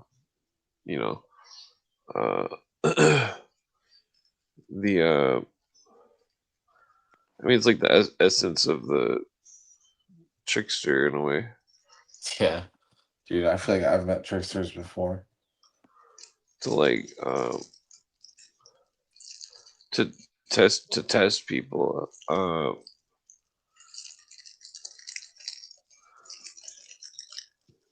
mean, even like the I don't know. Some people think there was. I mean, there was an old European myth of like brownies, and that they were. It's like the German version of elves, but each house would have a house elf or a house brownie, some supposed spirit that lived in the house or something. I mean, it's weird because it's like if I mean, think about humanity all the way up till now, where like only in the last 100 and something years did the average person have a camera, or did anybody have a camera, you know? And like, uh, and so people taking pictures of things that are supernatural the last 100 years is like a huge wave of like, and it's, I mean, look at YouTube, I mean, most of the videos are probably fake, but even then, there's still like a ton of videos that are supernatural shit that I think is real, and that so it's like all of humanity's existence, we've never had some sort of technology where we could take a picture, and that uh, I don't know, and then not just a picture, but they can take pictures of density, of heat, of like different wavelengths and stuff. I mean, we're bound to find something, you know. I don't know. I think that this age of technology is gonna turn up something weird. I think all the surveillance it's not about us; it's about the UFOs. Uh, they want to watch the UFOs and make sure something weird's not going on, or who knows what. I mean, nobody really knows. It's all We're about in. aliens right now. What's that? It's all about aliens right now. Well, it's interesting. I mean, is it all an app or is it not? Everybody knows they think it's all an app, but it's like, um, I don't know. I've just never seen anything that can fly that fast. Yeah, dude. I'll tell you something, and you'll tell me to go to the doctor, but fucking and I did tell my doctor about this before you even tell me, because I always tell my doctor everything because I just want them to document it because I get benefits and stuff, you know. But anyways, fucking when I used to be homeless and stuff, and I would think I'd see things. Sometimes I would see the Navy SEAL sign, like before I would see it, and it would almost be like, okay, like the Navy SEALs are telling me a message or something. But I didn't really hear things. I would mostly see things. That's why that's why I told you before, like when I went to therapy and stuff, they told me I probably don't have schizophrenia because only 10% of people with schizophrenia only hear things. It's a very rare type of schizophrenia. And then they said, you know, not just that, but well, there's other. I don't want to go through my whole thing, but anyways, I would see this. Well, I stopped seeing it when I retired, but I saw it a while ago, just recently. Okay, and I was like, I really don't want to indulge this. You know, it makes me feel crazy. It's been like 7 years, and I hadn't seen it for a long time. But I was like, I'll just dig into it and see what it says. So I was like, okay, what's up? And basically, they were like, look, please, aliens. They're like aliens on the verge of invasion. The shield is falling, and I was like, don't care. I was like, I'm retired and this shit makes me crazy, you know? And then I told my doctor that same thing. I know you're thinking, yeah, dude, probably a delusion and you should have told your doctor. But it's just funny because it matches up with all this shit. And then I like was watching on YouTube and there was this crazy guy saying alien invasion on Easter and blah blah blah blah blah. Aliens will be coming out of the fucking ocean and all this stuff. And it's not that I believe he's right, but what's funny is this. If people believe that, because the way that I believe things work, if a lot of people start believing in aliens, start believing aliens will come, oh, I want aliens to come. Aliens are who made humans. Aliens are gods. Aliens, aliens, aliens. too much psychic energy. You know what I'm saying? It's like they're gonna get what they want eventually, and aliens are bad. So it's like I can believe that it's headed that Yeah. way. You know? So we don't even know if the aliens are made out of matter or not. I mean, or if they're. I mean, from my understanding, Cooper says that. He says that when he read the documents on the ship, he says that the aliens were known to be liars, the Greys or EBE, and that they could read your mind and they would say what you wanted them to say. They would read your mind and just tell you what you wanted to hear.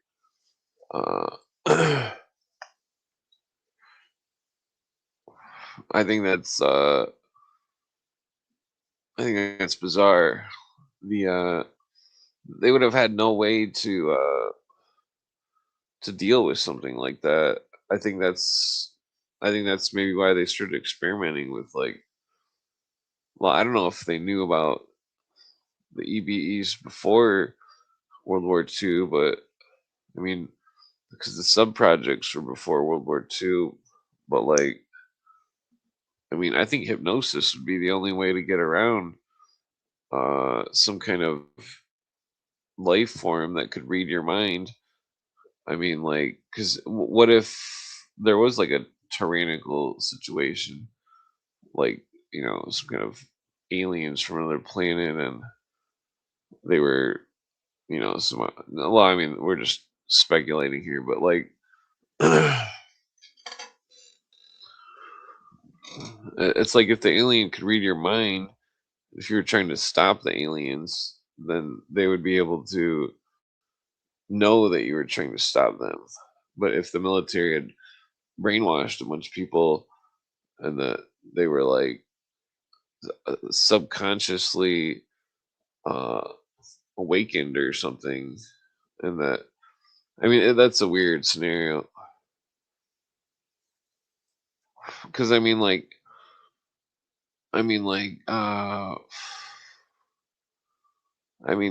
okay, so imagine just any scenario and some crazy shit happened, and that it was some kind of complex thing, and that uh, that even if well, I mean, I think there's a lot of scenarios where it's like the intelligence agencies, there's some kind of crazy shit that happened, and that they just cover it up the best they can, and that and it becomes this like unsolvable riddle because all the pieces have been moved around so much, and like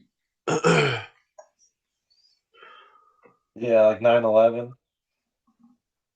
well, I mean, 9/11's. I mean, for all we know, they got rid of those buildings to hide the alien bodies. Dude, yeah, who knows what was up there? Like on the X Files. Damn, my nose is running. Oh. Yeah,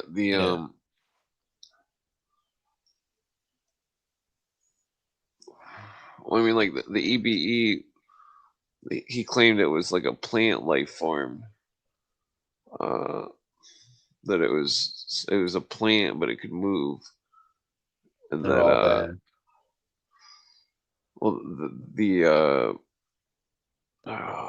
well, I mean, according to Cooper, like before he quit believing in the alien stuff, before he wrote his book, he said that the Navy made a deal with the Greys, and that there was some kind of allowed numbers, excuse me, people that were able to, that the Greys could test on, supposedly. That the what was it, the some kind of Alpha Draconi, Yeah, dude. Pleiades. They did, and this is just terrible. I have a memory of going to the moon, and I heard of, like I told you, another Navy SEAL talk about it.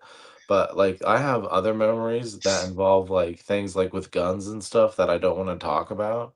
Okay, but like guns and aliens is an interesting combination because what you're talking about, I'll just tell you this. That was a terrible, terrible idea to let aliens in because what they did is took over those underground bases and fucking just ran those programs. And have you ever heard of aliens in underground bases and bunkers and shit? I've heard rumors. Yeah, they took that. Those were true. Like Area 51, luckily didn't get taken over. You know, don't get me wrong. From what I heard, but in Utah, like I had to go to Utah and fucking the best way to kill an alien is to use special powers. Like is honestly because they can move things with their mind. Like I said, they can fucking control your Yeah. mind. They can do all Cooper kinds said of that things. It's hard to before get close to Cooper them with a gun. You know. before Cooper quit believing in the alien stuff. He said that in that one video. He said that the aliens are controlling the religions, which I thought was a strange statement, but it's very interesting. Well, the Mormon church has had contact with aliens, like from what I talked with them, like not for a long time, but in the beginning I heard that they did. That Joseph Mm. Smith, some of the first channelings he got was actually not from the Holy Spirit. Technology. Yeah, but from like something like that. And if you ever read the Book of Mormon, he says something in I forget how it goes. But Hmm. I don't remember how it goes. I'd have to read the Book of Mormon. But basically, he's like responding. It's really interesting because he points to the way that Jerusalem is. Like in the book, like he gets up and points towards Jerusalem. But it's like if you were an alien, it's interesting. I explained this to this one person one time after I read the Somebody was an text. alien, and they were What? talking to Joseph Smith. they, they would obviously read that he's like some kind of simpleton, and then they would be like, "Look in your hat" or something. That's not, yeah, but what they were doing is they were just really kind of using him to try to get somewhere else. It's hard to explain. He was just the most powerful energy source in the area, and the aliens weren't close. So they were like, "Well, where's Jerusalem? We're trying to get to Jerusalem, like the pyramids." And he was like, and he gets up and he's like, "That way, Jerusalem." But it's like he continued to be like a vessel for them. I feel like I don't know the whole story. I didn't read the whole Book of Mormon, but there's a lot of flaws in it. But the Book of Mormon is interesting because it's like some things that they say are kind of true. Like I could see like the spirit of Christianity reaching the shores of America and the Native Americans not responding well to it, even in their spiritual auras. It's like them not accepting Jesus's message because maybe they had their own, identity and whatnot. So some things that Well, there he was says, already like Jesus myths in the Native American lore that yeah. predated Jesus. Uh, I mean, it didn't have the same name, but it was same like some kind of hero that was like, you know, uh,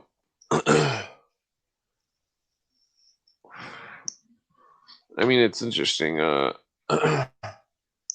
The whole Todd kept bringing up the Cassandra effect. It's like the ability of reading the future or something, but not knowing if it was real or something. How did that? Let me just look up the definition. The lady said the definition in the movie, the 12 Monkeys. Uh, oops. Yeah.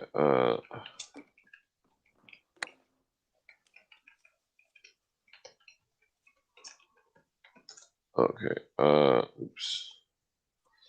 Someone accurately predicts or warns about the future, but is ignored or disbelieved by others. Oh yeah, the Cassandra effect. Well, I warned one thing one time, and I kind of got taken seriously, but I don't see the future very often.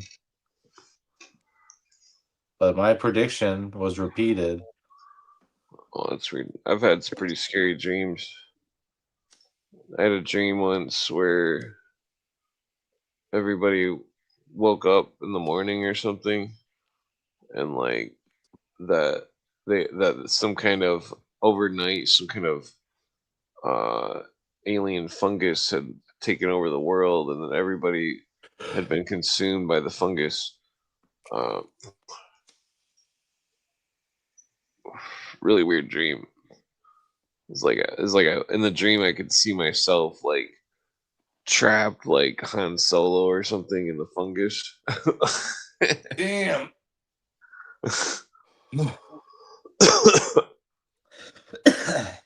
I've had weird dreams, spirit dreams, where there was some of the spirit dreams, some of the things would have red eyes, and it wouldn't always be a person though. Sometimes it would be an animal. The animal would have red eyes and it'd be watching you, and that I don't know, the spooky dreams. It's like I've never seen anything like that in a movie or anything, you know. Dude, I'll share a really personal dream with you I had one time, and it connects me to a past life that's in the Bible. And basically, I'm Jesus. No, I'm just kidding. That's not it. I swear that's Yeah. not it. I just wanted to say that because I was like, that would be funny as fuck if I was going that way. But okay, so in my past life, I'm like running through the forest, okay, like in the jungle, and I look down at myself and I look like myself, but I can't see my face, but like everything else looks like myself. But I look young, like I'm kind of young. I don't know, maybe I'm like my early 20s, like pretty young. Okay, but I could do like magic in my dream. Like I'm moving the clouds with my hands and other things. Like I can't remember what else I was doing. Like just like I knew in my head I could do magic and stuff. But it's like I was running, like I think I was running even maybe just for exercise, like for fun. And something tells me to like I have enough energy to like in my dream I'm like you can do this, you can open a portal. But even though I feel like usually I can't in my dream, like in this situation I feel like I can, right? But when I go through the portal that I open, it's like bright. On the other side is like a deserty area, okay? And what I see, this is so personal, dude. But it's what I see is a tomb, okay? Like Jesus's tomb, right? So that's my dream. But anyways, I've always thought that was really cool. So I don't know if that like happened like when he was alive or what, but it's like I see the circle tomb and it's been moved and I'm like All right. climb up on the top of it and stuff and I'm like looking for him but I can't find him anywhere. And it's like I just like know there's like because it's weird, but yeah, it's just really I've had weird. dreams that were similar. One's about Egypt, like ancient Egypt, and then one's about like uh about being in the ancient world and like there was like a giant some kind of mold that was in the dream that we were pouring I don't know who was with me, but we were pouring a giant thing full of molten brass, and we were like pouring it into a pillar mold, and it was a really weird dream because it wasn't because I've never like poured metal or anything. I mean, I poured cement, but like never like the way that we were pouring the metal in the dream type of thing. It was a really weird dream. It was like Making an Iron Man suit? well, I mean like a giant brass pillar. The I mean it's weird because it's like if there was any metals, say like there was a whole temple and it was all just strewn with gold or silver or anything, that over a matter of time eventually the entire temple will become barren wasteland, or it'll become abandoned or something, and everybody will just pick away at anything worth money, any gold or silver or any jewels or anything, and that so anything that was made with, say like somebody had some golden books or something and there was some kind of ancient stuff on the golden books and along the line somewhere somebody's just gonna be like, oh, let's just melt it into gold and turn it into a cool necklace or something. But I mean, I think that's where a lot of a lot of the precious metals and you know, like I mean, there's copper scrolls in the ancient world. I wouldn't doubt that there was a gold scroll somewhere. Yeah, the scrolls are interesting. I really believe he was reading the Akashic record, but I'm not sure if he did a good job of translating things well. I think like certain terms like that are just symbol terms for some kind of psychic ability to be able to pull information out of the air. Yeah. Some people can do that, you know. Some people are sensitive. I mean, that's what I wondered about that Rain Man dude. It's like, I think I told you that story about the Rain Man. He came to my high school, and that there's like a school assembly or something, and like everybody was in the bleachers in the gym, you know, and that like the Rain Man dude came in with some other dude who was like his like nurse or something, and like that people got to ask questions, and like I raised my hand and I got to ask a question on microphone, and then I was holding a calculator, and I was like, "What is like?"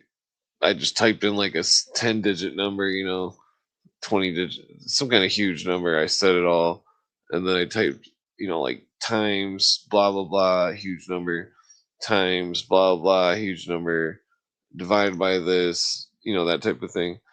And then when I pushed enter, it was like as soon as I finished the last number, the guy knew the answer, and he said it out loud, and like there's no way he could have calculated that fast. I mean, it's possible, but it was. I don't think he calculated. I think that he knew the answer. Uh, I think that he knew it. He didn't have to calculate. It reminds me of the X Files, where it's like the Mulder. There's a psychic kid, some kind of chess player, and the kid is playing chess, and that there's like some kind of the kid is being targeted to get hit, and fucking there's like a sniper in the chess thing in the X Files, and that the kid knows he's about to get hit, and so he moves, and then it hits the other guy, and like Mulder's seen the video, and he was like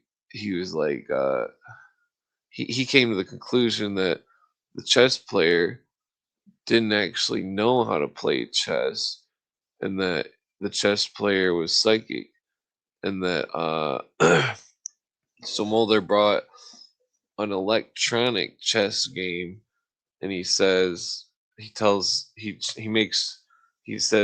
try this, and the you know, but and then the psychic said no. He's like, why? Because you can't beat it, because you can't read its mind.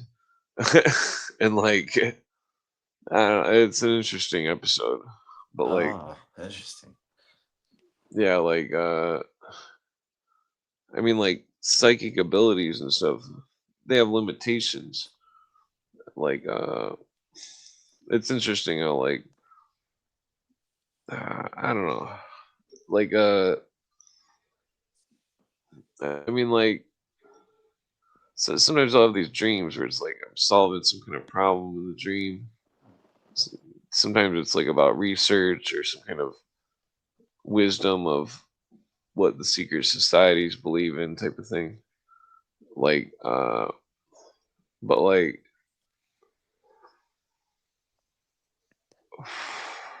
it, I don't know, it's like it seems like it's difficult to like bring some sort of idea that you're like creating while you're in your dream world or whatever, and then bringing it to the real world, like knowledge or an understanding, or like a math equation or something like. It can be hard, but I mean, as long as you can talk about it, like I can talk about anything with my wife. Like we talk about anything. Like You know, even the stuff that's like private from my work, I talk about with her. Like as soon as I get off the clock, I call her and I'm like, "This is exactly what happened today." So it's like some people you just need to bounce stuff off of. And like kind of just say like I've had a dream like this, but I'm not sure what it means. But and then you can kind of like remember more of it. You know what I'm saying? Like as you go. But they say like you remember the most right when you first wake up, and you should write it down. Have you ever heard that? Oh yeah. Yeah, I mean, if your dreams are giving you a sense of like I'm solving some kind of puzzle in them, but then I'm not getting the answer when I wake up, I would definitely want to write them down when I first wake up, and then try to navigate them later and be like, what realization did I come to? Because I had this problem with white rooms, okay, and it was the most interesting thing to me, but I had this problem with white rooms. And basically, when I would die, I'd be in a white room. When I would reach the peak of my meditation, I would be in a white room. And I wanted to know what the fuck this white room was. You know what I'm saying? That I kept ending up It's in. And I'm bizarre. like, it doesn't feel like nirvana. Do you know what I'm saying? But I have kind of a theory about it. But Maybe you um, accidentally went to the Great White Lodge. maybe I have a theory about it there. But basically, they say that hell is a fiery pit. Have you ever heard that? Yeah. Well, the closest fiery pit to us is the sun, and it sends off the most amount of electromagnetic energy. It's the biggest source in our solar system. Okay, so I'm sure it has an influence on the planet. I'm not sure what. Do you know what I'm saying? Or if the sun's Oh yeah. alive, I don't know what it is. But I was doing some research, and that's why I have this Egyptian stuff up on my picture about using the sun during spells that the Egyptians were using, and just it was interesting to me. But anyways, the realization I came to was that if you were going to burn in hell and your soul was going to be erased, from existence or whatever, so you wouldn't reincarnate again, the easiest way to do that scientifically would be to send a signal through the sun, an amount, a stored data, like an electrical signal, like would be erased or reprogrammed. The storage would be, Yeah. so yeah, basically that it would. Well, And I like thought to myself, it's relative to my spirit journey that I had when I took the Terrence McKenna dare back like 15 years ago. It was like I think I told you part of it about a blue lady. Uh, that I mean, to tell this whole story, I'll try to sum it up real quick. I heard the dare because from listening to Terrence McKenna, I pieced it together through what he was saying, and I was like, okay, 7 or 8 grams psilocybin cubensis mushrooms, silent darkness, alone, and then you have to ask out loud to speak with the mushroom ghost, and that those were his like 5 rules of the dare or whatever.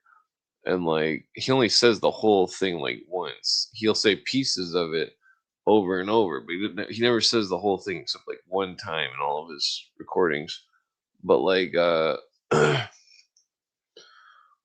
so like I go skateboard and I find you know some psilocybin, like I think I got like 8 grams of it like back like 15 years ago, and then I went back home, and it all kind of lined up where it was like somehow all my roommates were gone for the weekend. There's nobody in the house. Uh, that I had fasted for like not really fasted, but well, I had only eaten like plantains and like fish that was like like not fried in butter or something, like lightly cooked, but like and then the day of I like fasted and I didn't eat anything and like but so it was like 9 or 10 at night or something. I got some like I can't remember if I drank it with orange juice or just water. I think I just drank it with water or ate it with water, but like I rolled up like 10 joints that were like really big joints, you know what I mean? Like fucking hog legs. and fucking like, and like, wait, did I roll them before I ate it? Yeah, I rolled them before I ate it, and then I took all then I took the mushrooms and the psilocybin, I ate it, and I chewed it as long as I could chew it, and like then I swished it down with some water and stuff, and like I ate all 8 grams of it at once, and then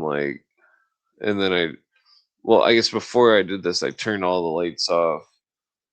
Right, like made sure if there was any like little like lights on any electronics, I put a piece of black tape over it. I like put a blanket over the window. The basically made it so it was pitch black, so it was nothing, so you couldn't see anything. And then and then so I took so then I ate the mushrooms. I'm sitting on like this white leather couch, and like the yeah, so I sit there, and I think I listened to one song before I started smoking or whatever, and like so the computer was off, everything was off, and like I started smoking my joints. I had like 10 of them or something, and like uh I'm like at like the 5th or 7th joint or something. I'm at like I only like three joints left or something, and like and I'm like sitting there, and it all seemed really weird because it was like I was sitting there for a really long time. It was like I was like smoking these joints. I'm like the 7th one in, and I'm just like the whole time I'm just like thinking like this is a waste of psychedelics. Like it's not gonna do anything. Like Terrence McKenna is an idiot. Like these were all the things I was thinking. I was like, Terrence McKenna is an asshole. I'm like, he fucking made me waste my money on this shit, and fucking. But like, so I'm like sitting there, and like I'm smoking joints, and like basically like the first joint, I was already like just really just annoyed at thinking about how like I don't know. That's a long story, but I'm gonna try to condense it. So I'm sitting there in like the 7th joint, and then I heard this noise, and it was like it sounded like carnival music or something, and it was like it was coming from the living room at my old house, and it was in the downstairs, and like it was like you could hear it. It was like it sounded like some kind of circus wagon or something. It was like an ice cream truck or something. It was like this weird music, but it sounded like it was alive. Like the music was actually the breathing of some kind of strange creature or something, and like it Oh was wow. really creepy. But like, so I heard this music, and I kept looking. I kept leaning forward and looking because I could see the walls. I could see everything still, even though it was pitch black, because I could still see it like somehow, like and like I mean, I could see the cherry on my joint, and like like a little bit of smoke in front of my face. But like, uh, there was nothing out there. I light my lighter and like look to see if I could see anything out there, and there's nothing in the other room, and I'm like, man, that's fucking weird. Like there's some kind of weird ghost music coming from the other room. And I just kind of sat there and listened to it, smoking weed, and I'm like, this is fucking weird. And like but then like I started smoking more weed, and then I was sitting there, and the music like went away eventually, and like I was just like, man, that's crazy. Like thinking about it, like who the fuck, I don't know how to explain it, but it was like all of a sudden it was like I was smoking this joint, I don't remember which came first, if the entity appeared first or if I was like hitting this joint and like it seemed like everything kind of like it seemed like there was like some kind of warp or something. It was like it's I don't know, something seemed really weird and like but then all of a sudden like this entity just shows up. He's like standing right in my room and like I could see him, you know, it was like I could see the dark outline of a person that was standing right in front of me and like and it was like it said the voice was really fucking weird. It said how are you? Or something like that. And then I can't imitate it very good. And then it was like, oh, it talked to you, huh? Well, then it was like I think you should go to sleep. Like it was saying that, and I'm like, and like it seemed like the second I seen it, it was like I no longer it was like I don't know how to explain it. It was like it put some kind of spell on me. Like I wasn't nervous that there was an entity standing there, and I was just treating it like it was some kind of house guest or something. I was like, because it asked me to go to sleep, and I'm like, why would I go to sleep when I have a guest like in my standing in front of me, you know? And the thing was just like kept trying to insist that I could fall asleep, and I was like sitting there like, well, I'm smoking a joint. I'm not going to sleep until I smoke the rest of these joints. Like, you can fuck off. And then I kept like trying to hand it to it, you know. I'm like, hit the joint, and like, it was really weird because the thing was like, what are you doing? And I'm like, I'm waiting for the mushroom ghost to appear. Like it put me under a spell. I didn't realize I was That's talking to crazy, the dude. mushroom ghost, and that fucking it's just like it didn't really say much. It just kept saying that it thought I should go to sleep, and then I was just kept arguing. I was like, well, eventually I was like, well, fine, I'll go to sleep after I smoke this last joint or something, or it wanted me to lay my head back or something because I was sitting on the couch and like around like the last joint, it was standing in front of me, but then it moved really quick and then it sat down next to me and like it was like its face was like right here by my face, and it was like, but you couldn't see its face. All you could see was the outline of the face, and it was saying, and then it was like saying in my ear, like up close. It was like, I think you should go to sleep, and I'm like sitting there like uh unshocked, or there was nothing. It all seemed totally normal. Like, oh no, you know. Oh Jesus. And then but eventually, so I put my last joint out, and I'm like, okay, I'm gonna put my head back now and do whatever you want me to do or whatever, talk to this entity. And then the second I did that, I like put my head back, closed my eyes, and then the second I did that, it like you could feel it like grabbed my arm or something. It was like, and then all of a sudden it was like I was standing behind the couch and I was looking at the back of my head, and I could see myself sitting on the couch, and it was, the room was dark, and it was like it reminded me of like a movie, or it was really weird. It was like the thing grabbed me, and then it was like pulled me out of my body, and then it just started like floating through the ceiling, and then we were like in the sky, and then we went like, and I mean, it sounds crazy. And the thing took me to fucking outer space or something, and then like and then it was like everything was gone, and then I was and then I reappeared somewhere else, and I was the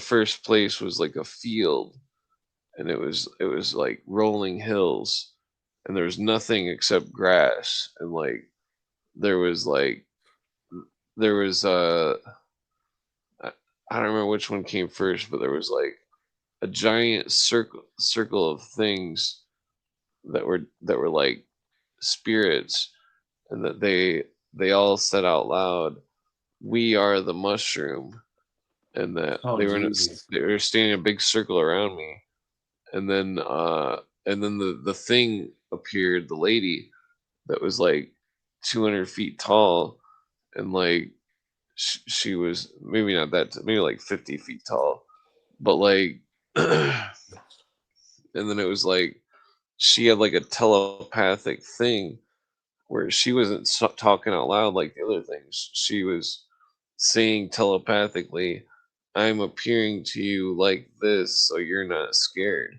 Because it was a giant blue translucent naked lady, and like and then like I said something retarded to it,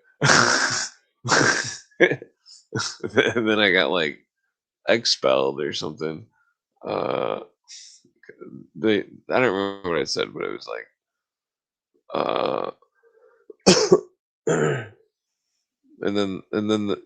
it was like I said something to the thing, and then it was like insulted or just I don't know what, but then all of a sudden it was like all of a sudden I was on the ground looking down, and there was snow, and then like and I could hear this crunching noise, and when I looked over, it was reindeer, and they were standing there in the snow, stomping their hooves, and they were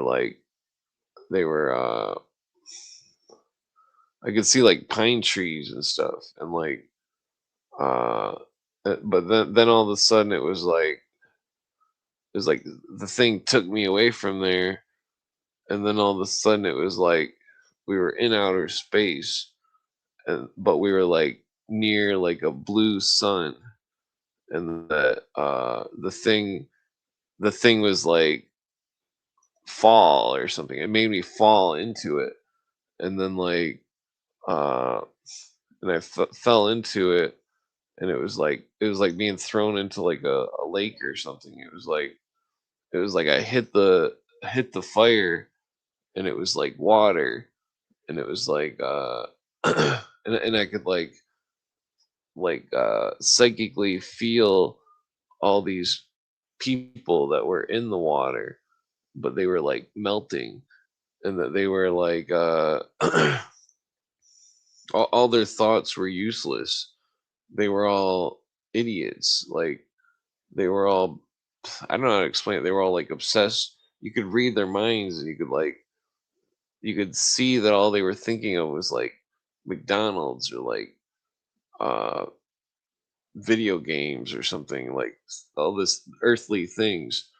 And then like and then it was like after I had like experienced the people like melting and disappearing, because I could feel them, like it was like I couldn't see anything, but it was like I could like feel the people, they were like burning, and like it was fucked up, and like the thing came and grabbed me, and then it like pulled me out of the fire, and then it was like telling me these three things, and it was like, never forget these three things. And then I forgot, but like Oh my but god, like you forgot. yeah, but like and then it was like it threw me from outer space, like into my body somehow. It was like I was falling, and I could see the like continent, and then it was like the state of Michigan, and then it was like my house, and then I'm like like I slammed right into my body, and then as soon as I like hit myself, it was like I instantly woke up and was like, and turned the light on and was like, what the fuck? And everything looked totally normal, except all the blank walls looked like they were like plaid. And then I went in the bathroom and I'm like looking in the mirror, my eyes are all huge, you know, and then like, but everything looked normal. And then like, I went back into the other room and it looked normal and I didn't see any plaid. I don't know, it was weird. And then I like, and then I called this chick, the cougar that I was dating, and I was like, I called her up and I'm like, oh, I just want to let you know I'm okay. I was tripping or something, and like, cause I don't know, but then like she was trying to talk, but I couldn't hear anything she was saying. because all I could hear was the number 11, 11, 11 being said over and over, and I was like, and then I was like, okay, I gotta go. I'm too funked up. Just hung up. Like, 'cause as soon as I hung up the phone, I didn't hear the number anymore. It was really fucking weird. And I was like, what the fuck? And that's the same chick that I seen the fucking that fucking flower of life pattern, like it was like it was like honor or something. It was weird. It was like a ray or something that was like pointed through her or something. And when you look directly at it, you could see the flower of life symbol. It's very strange. I have no idea what it was. I mean, I know it's the mark of Temple of Abdos and the pillars of Osiris. I mean, it becomes a weird thing 'cause it's like, was the ghost that I seen the same mushroom ghost that John Allegro talks about with Jesus? You know what I mean? Like, it's, and then to say it to anybody, it sounds fucking cuckoo as shit. It's like, oh, you claim you had a mushroom trip and seen some kind of ghost. You know, it didn't look like anybody because I couldn't actually look at his face, but it was like, it was humanoid form and it was seemed friendly and nice and stuff. Like, had a good vibe. Like, it was some all weird that shit. makes so much sense to me, dude. It was the weirdest. And then after that, every trip became weird, even though none of them were ever the same. I never like when my friend read my mind and he's seen that whole trip, and because he's seen the whole journey, and he just was like freaking out because he's like, you weren't making it up, and I'm like, why would I make it up? It makes me look like an idiot. Yeah, that's how I feel about my shit. Trust me, like, it makes me look like an idiot. Really. Yeah. So I mean, there's no motive to like be cool or something. There's no. It's like people. It's like people don't believe something unless they experience it themselves, and that most people are never going to experience anything, and that there's nothing special about me or anybody. It's just, I don't know. I mean, I've never been able to get fucking. I've never heard anybody. You know, I tried the dare a second time with a different strain of mushrooms, but it didn't work. It didn't do anything. And like, you know, I haven't really tried it since because it was like too too well, I mean, I've tripped since, but like, I don't know, I just never took the mushroom dare again. The and I've never heard of anybody ever taking the mushroom dare and talking to the mushroom ghost, because I was definitely talking to it, but it was like not talking to me. I mean, it talked to me, but it just kept saying the same thing over and over again, like a broken record. And I was like, "What the fuck? like, because Terrence McKenna claimed he was having conversations with it, but like I think I pissed it off. Why do you think that? You think you're too smart for it? Well, no, because I kept cursing it out before I even. I was like, "Fuck Terrence McKenna, fuck his mushroom ghost. This is all fucking bullshit." I mean, that's what I was like. I don't know. That's what I was thinking the whole time. Like, this is fucking bullshit.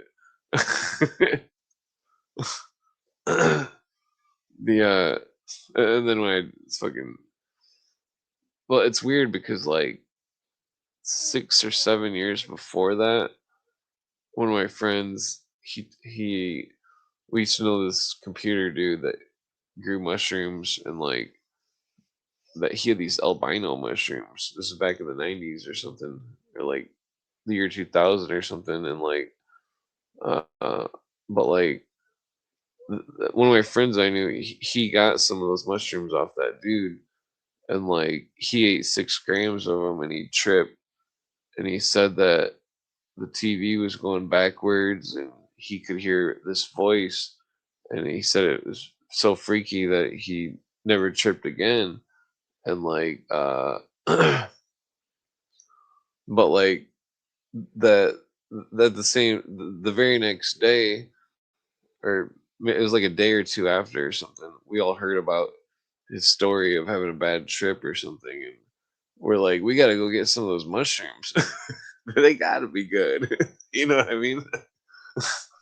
Or my friend, I go to my friend's house. I don't even think I went to go with him. I think he just went and got them, and then I went to his house, my friend, and he's like, we're like sitting there smoking a bowl of weed, and like and I was totally broke, and fucking he's like, you want a trip? And I'm like, hell yeah, badass, you know? And he's like, he like busts out like 50 grams of mushrooms, and then he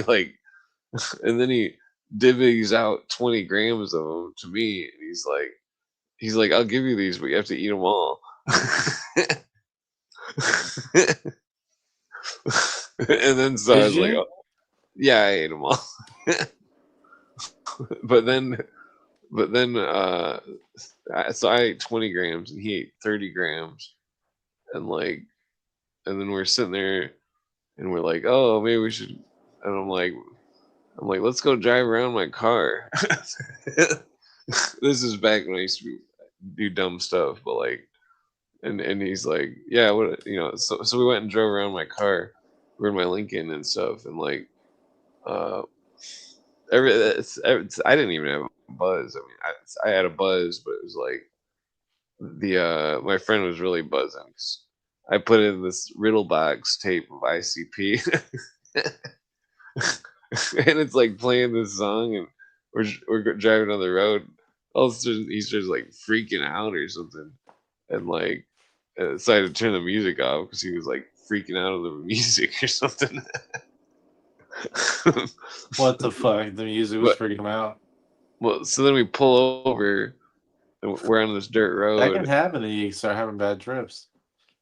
Yeah, well, like, so we pull over, and and we get out of the car, and we're like sitting on the trunk smoking weed, and we're just sitting there for like 2 hours or something, and like, and then he's like standing in the road, and then all of a sudden, it was like, and this was like back in 1999 or something, but like he was standing there, and then I seen this. It looked like it was like a purple ribbon or something. It was like that wide, and like, and it came. It was like see through though. It was like a ghost ribbon. It came out of the ground by his feet, right out of the dirt road, and it wrapped around his feet. And then it like went up under his arm, like right by his face, and then it went like straight up into the air, and it was like this 30-foot thing. It was like a giant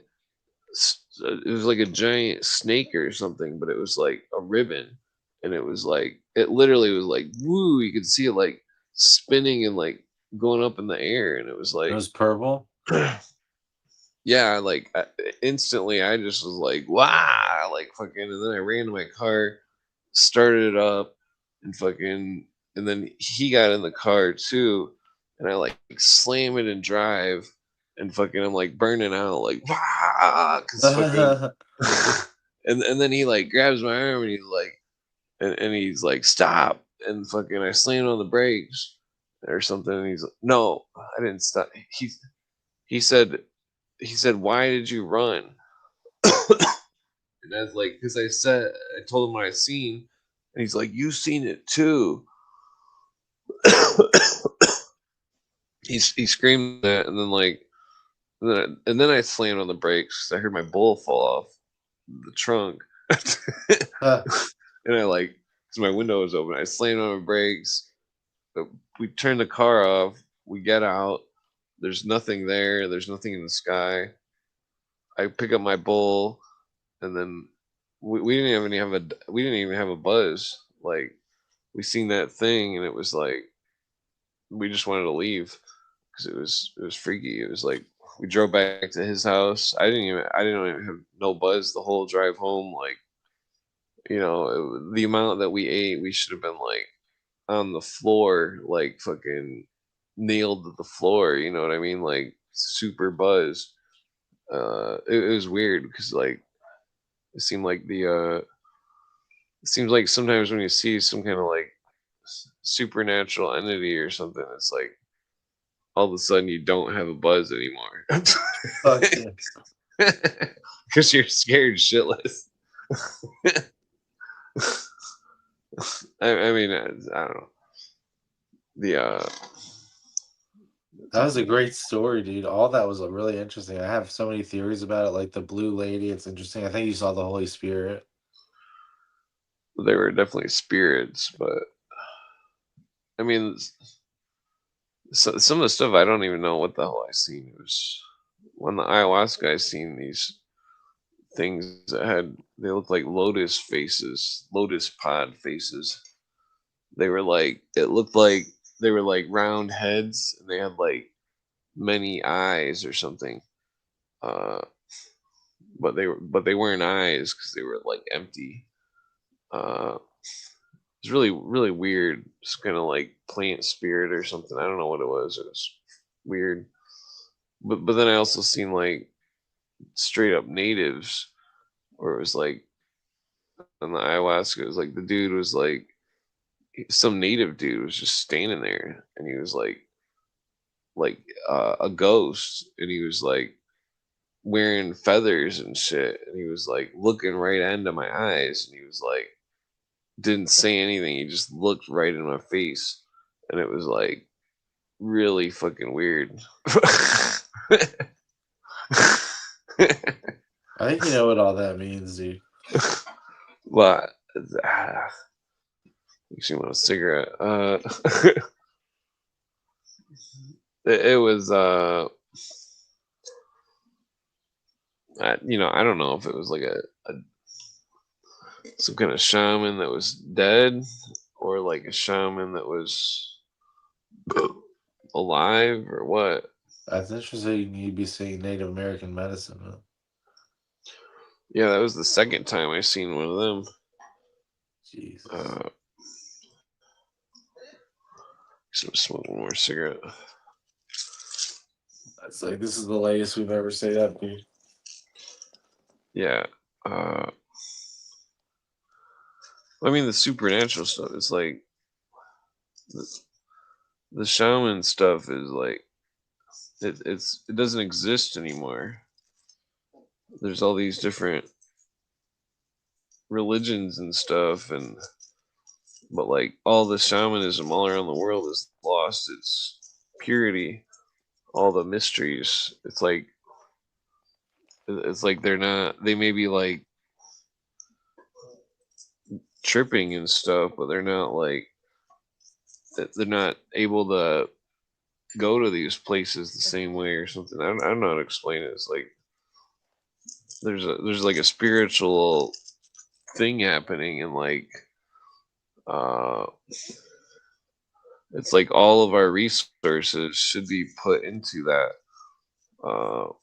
into the researching of the psychedelics and these entities and whatever is occurring. I mean, like, it's spooky. Fuck yeah. Like, I mean, there's a straight up. battle between the spiritual world and the real world. It's almost like Constantine. Well, I mean, like, I don't know. It's weird. It's spooky shit. It's like makes you wonder if, like, when I was young and I used to be real stupid and do all sorts of crazy shit, like, if it was like I was protected or something just to like make it this far or something. Probably. I don't know. I mean, that's all just speculation. Oh,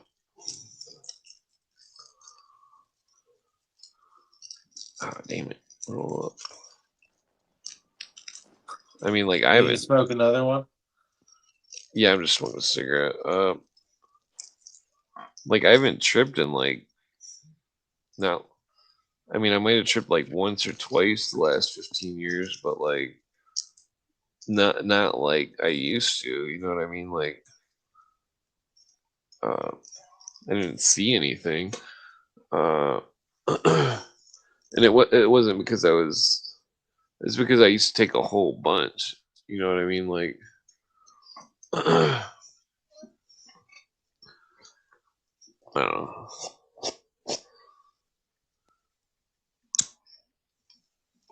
Yeah, like if the end of the world ever happened, we'd have to just find some psychedelics and trip.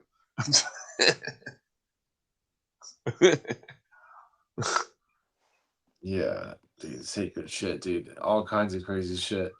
I don't know how the world works, but it's like it's just interesting. It's interesting the things you're seeing. You know, it's like long before history remembered its own name. You know, the fucking world was written by fucking shaman and ancient medicine men. You know, it's like always been protected by this unseen shield that wrapped around the earth like a sacred veil. You know, kind of holding back the forces of heaven and separating the world from the wild powers that sleep beyond the stars. You like my poetic speaking? Well, it's like this one dude that he was like a new ager, and he was like totally engulfed in the new age religion, and he thought that he had a serpent inside of him, and that he thought all these other people had serpents in them, but he thought that I didn't have a serpent in me. He's like you're different. You don't have one. And like I don't know what he meant by that. If he meant that he literally seen something inside of himself or other people, it was very strange. But because that was before I had ever drank the ayahuasca, and like when I drank the ayahuasca, I seen the serpents, and Oh, that really? they were communicating with me. They were showing art or something. It was like different cultures, different objects from different cultures or something. Like they were mutate. They were crawling together and then changing into a picture of like some kind of object or something, and like and then they kept just showing all these like images that none of it really made sense. It'd be like if I showed you like flashcards with like a mailbox and a car and a chair or something, and you're like, "What?" That's what you saw? Well, it wasn't that exactly, but it was just a bunch of random shit that didn't make any sense. Yeah, dude, it's probably the way that people have like done ceremonies and stuff throughout the history of the world.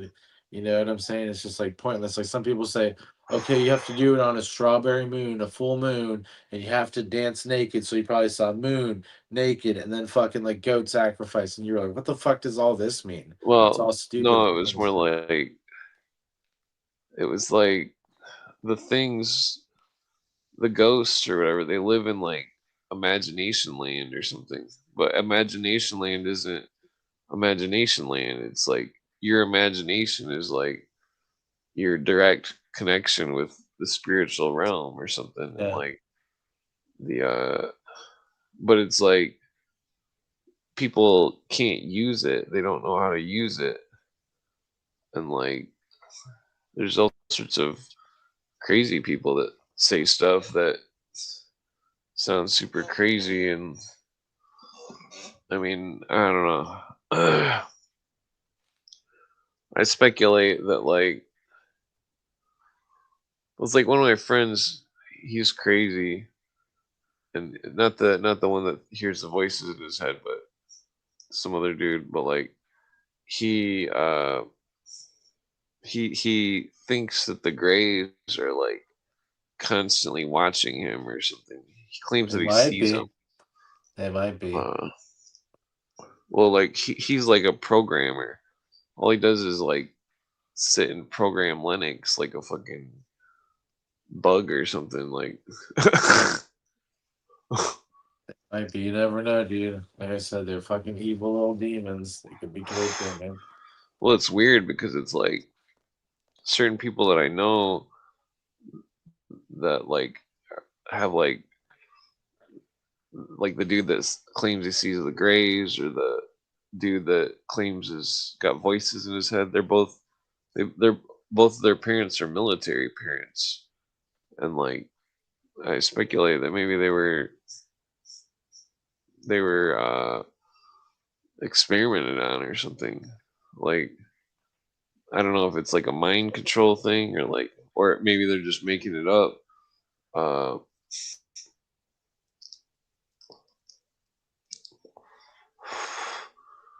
I don't know. It's weird.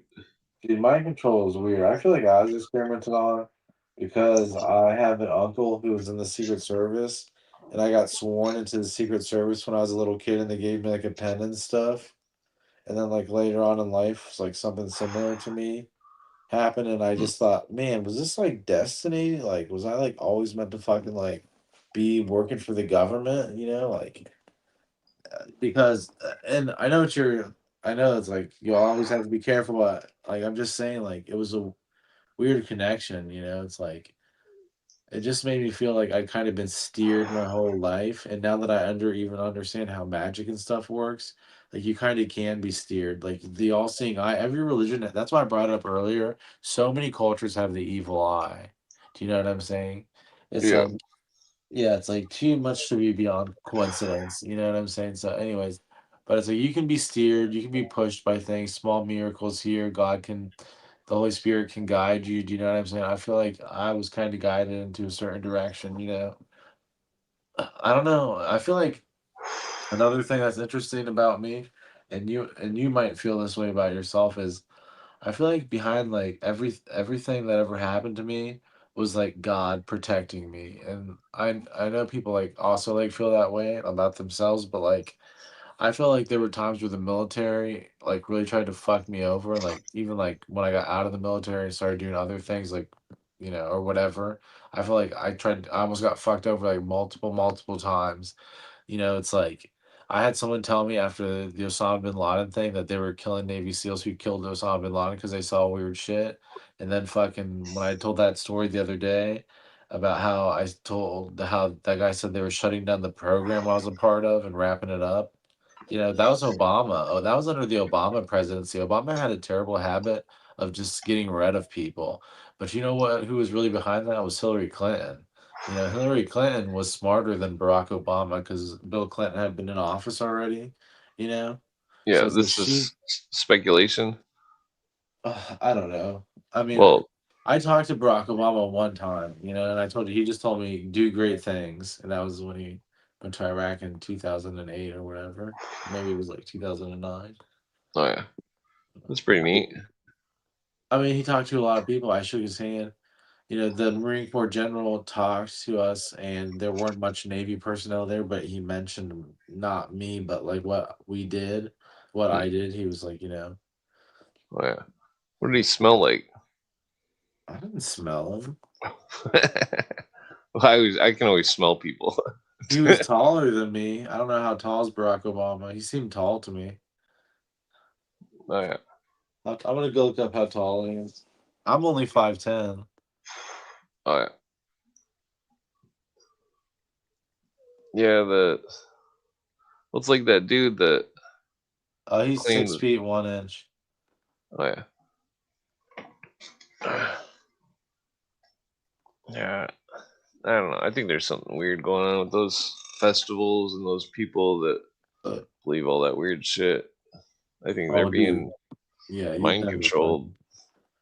You'd Like, never fucking believe it. I mean, I think that they're self-hypnotizing themselves with the New Age doctrine, and then there's like levels to it where they're doing something in their mind or something. They're doing some kind of spiritual exercises, which lead them to this like insanity or something. Like, I don't know. Well, most people. It's like what that Swedenborg guy said, which I thought was so weird because it was like most of the Illuminists were like atheists, and then the Swedenborg guy, I don't know if he had the gift or whatever before or after he was indoctrinated, but he claimed that he could see spirits and that they were constantly trying to get his attention and they were constantly trying to tell him things, but the things that they were telling him weren't true, and that they were only telling him those things to try to get his attention or something, to like take his energy or something, I'm assuming. And like it's weird. It's like I don't know. I don't know if the dude was just crazy or what, but like the uh the stuff that you see in the psychedelics, like the entities and stuff, it's like you could see them and you could see them like make people think stuff or something. I don't know how to explain it. It was like that they that there was like some kind of trick they were doing or something. I mean, it sounds crazy, but like it's like if you were to see a spirit and like and then you see it like look like one thing, but then it like dissolves what it looks like, and then it just looks like a blank ghost thing. And then it's like, well, what is the motive for a spirit to do that? Like, why would a spirit try to like hide itself from you seeing it, like in its real form? Yeah. Like, because I never really like, because one of the times I seen one of them, and it was like when I was tripping, and like it did just like an octopus with ink. It was like an orb. It had all these orbs around its body, and each orb was like you could see into the orb, and you could see like some kind of landscape or something, but like each one was a different genre. And then it was like the orb, it was standing like 6 feet from me, and one of the orbs came off from it and then flew right at me. And then the second the orb hit me, it was like all I could see was like Candyland, like the board game or something. Like it like threw an idea at me to like camouflage itself to make an escape. I mean, that's what it literally did. It was like, voof! It like threw something in my face, and then I couldn't see, and then it was just gone. And it was like, and then the stuff wore off like 5 minutes, So it was like, and I didn't have any more of the stuff to the DMT or whatever. But like, it was some spooky ass shit. Like, I mean, they should have like teams of like people that are doing that stuff to try to map out what they see. You know what I mean? Like, yeah, dude, we should have a talk offline one day, and I want to talk to you about something. But oh yeah, I'll talk to you a little bit about it here, just what I can. But I should just tell you about it because it's like I really don't give a fuck about much stuff. Yeah, it's like we can talk about whatever. What'd you see? It's not really what I saw, but it's like there are secret societies. Have you ever heard of a secret society? Yeah. Every secret society that I was ever really interested in, I was interested in because they could do magic. And and when I first saw the Illuminati do magic for me, I was awestruck and it was very impressed. But their rules were weird. Like he told me like it had to be for like something good and a productive like he made the trash disappear. It was weird. So it was interesting, but like what he described to me was like interesting, like the rules. And I disagreed with him. I didn't really think it was magic. I was like, this is electromagnetic energy. I think you guys worshiping the devil is a waste. That's just a few problems I had. But look, I met with the Navajos. I met with the Catholic Church, the Sacred Order of the Cross from them, the people who do exorcisms. I met with the Mormons. So I met with a few different organizations that like showed me some different like tricks. That being said, there is one secret organization I don't like to mention because I kind of liked to think I'm associated with them a little bit. Have you ever heard of any other secret organizations? Oh, I mean, there's quite a bit. I mean, You ever heard of the Iron? Iron, like IRON. IRIN. I've never heard of that.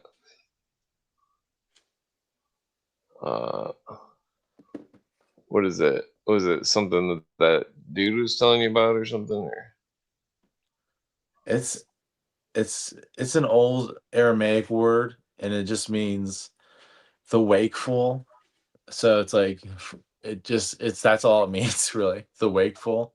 It doesn't even really mean the enlightened or anything. But I think I always thought that was relevant because it's like I stayed up late and I thought that was funny. But you can look the word up if you want. It's just IRIN and just say Aramaic and it'll come up. It's not like a mystery. You know what I'm saying? Yeah. That's interesting. Yeah, but anyways, when I was approached by this guy, he really fucked with me.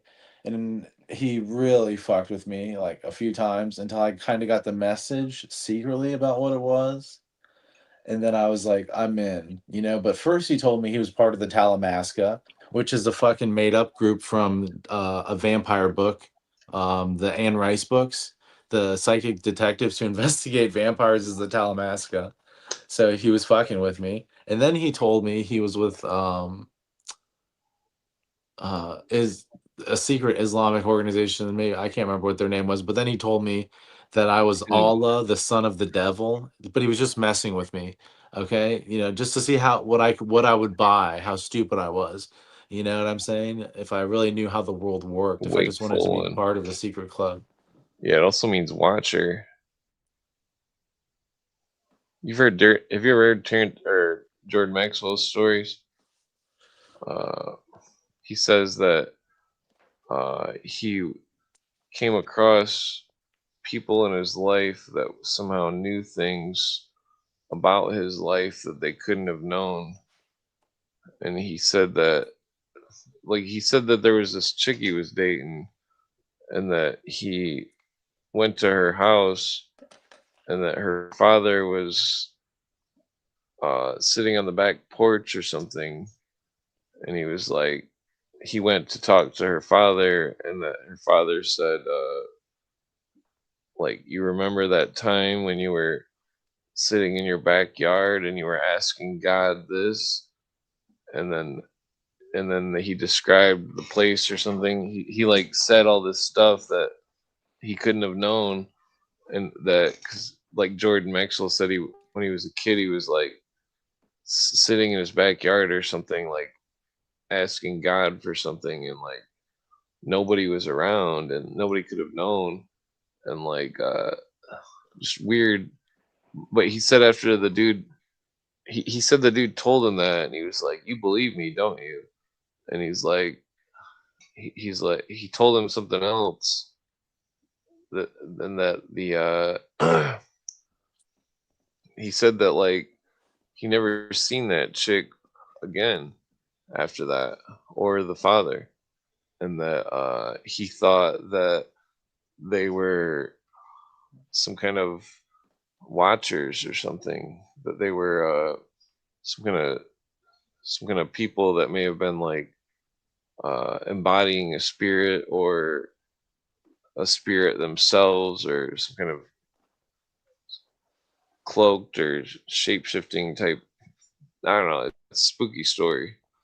Well, I mean, I had a story that was similar, but it wasn't really like the same. It was like, I was like, the only time I really got in trouble as an adult was with one joint of weed, and like I was in jail, and like that there was the Peruvian guy in there for some reason, and he was like really goofy. He was like some old dude, and he was like, he kept saying all this weird stuff, like claiming that he invented the Nike slogan, "Just do it," and that he was like,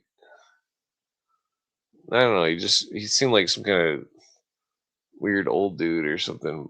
But he was like, he kept saying, or he came up to me and he's like, "Oh, you're special," or something. He said something weird like that, and I don't know if he was just messing with me or what, but he seemed really weird. It was like, it seemed pretty spooky. It was like, well, how'd this guy from Peru get all the way up here? You know, I mean, there's really nothing spooky to the story, but I'm just besides the part where the dude walked right up to me and was like, "There's something different about you," he kept saying, and he kept saying it or something.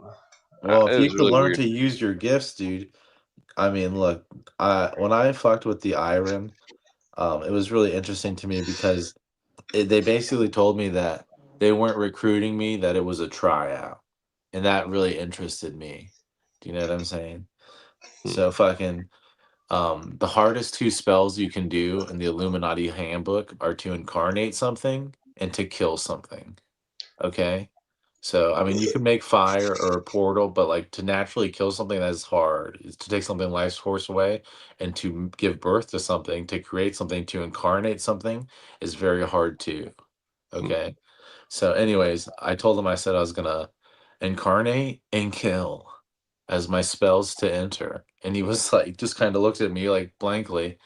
And I stuck out my hand, and a moth flew into my hand, and I squished it.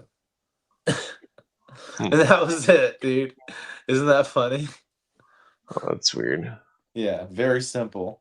He couldn't prove that the moth didn't not incarnate, and then it flew right into my hand, and I killed it right when I like said I was gonna do it. So it was a white moth too. It seemed like it was glowing. I remember it was cool.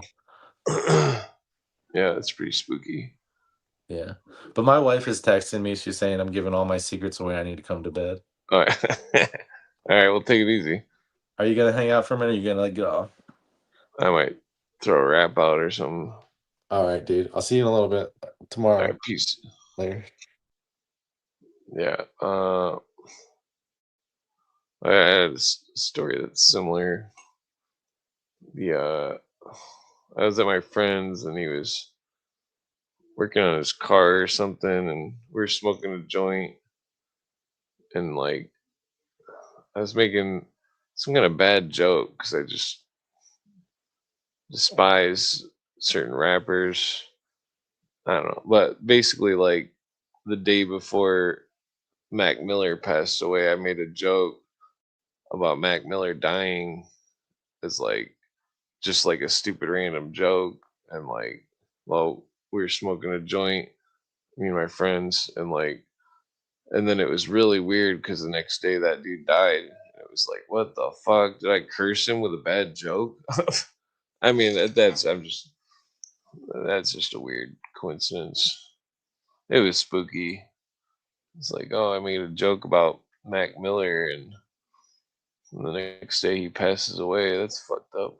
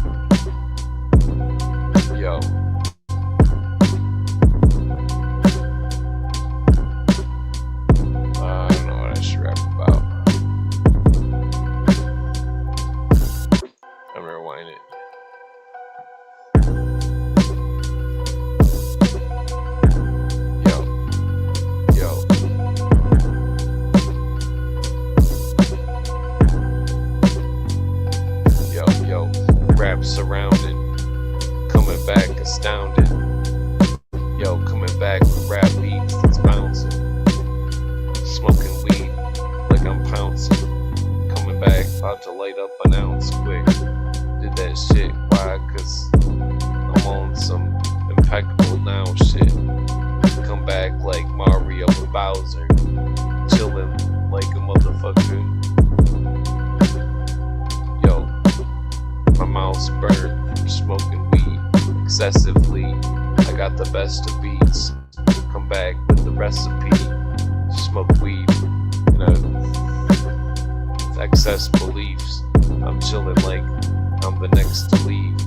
And I've got an extra leaf of papers to roll up. So I say, so what? Yo, I got no blunts. And I got no buds. Yo, and I'm pouring out some old suds. The OG homies that passed away. Come back, smoke a J and relax today. Yo, and say what I have to say. Yo.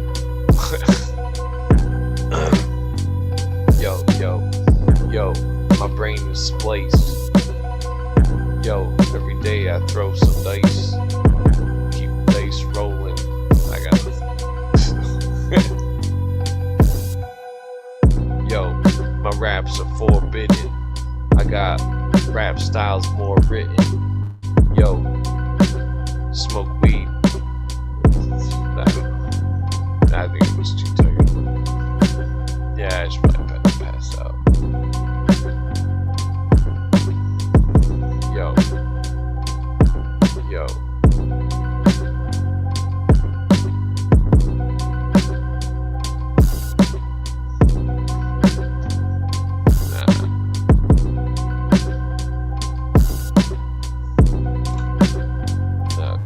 I think I'm just gonna pass out. Maybe I should spit one good rap.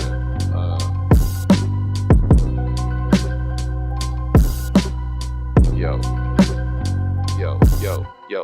I speak in repetition. Talk about religion. Yo. Sitting here just chilling and you listen. Come back with the microphone glistening. Yo, talk shit while I'm whistling. Yo, keep it Detroit like the Pistons. Yo, chillin' with the wisdom.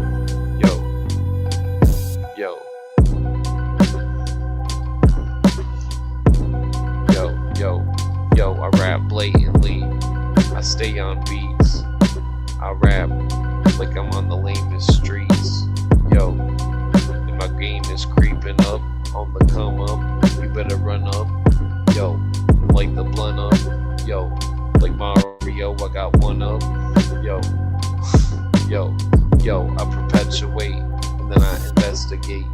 Then I smoke some weed and delegate. Yo, and I'm living on hella hate. Smoke weed like I relish fate. Yo.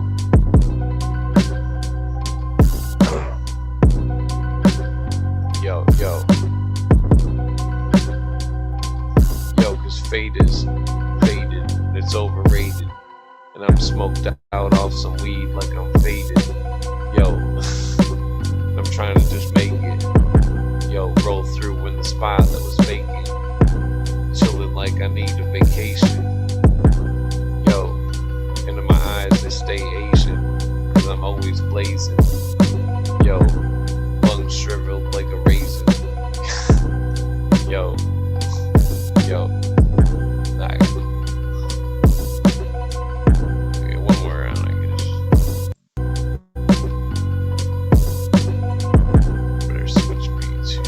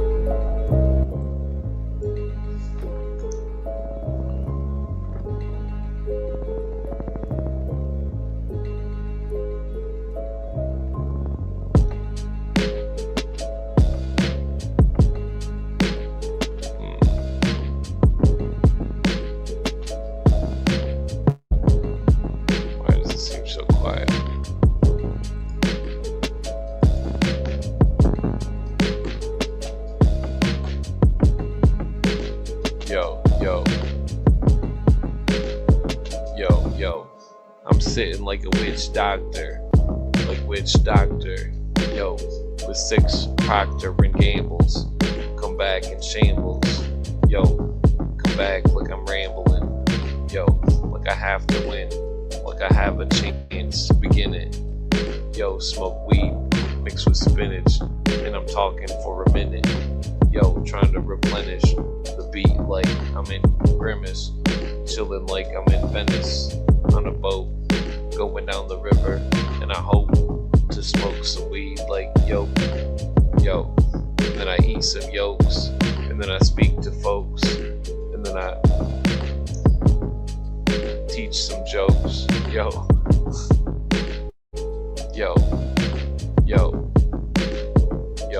on the streets, I seen it, fiends bulimic, y'all talking shit, I heard that you squeamish, roll through on some pizza like deep dish, straight from Detroit, talking shit like I seem annoyed, yo, like my rhymes be deployed, yo, like I rap repetitive,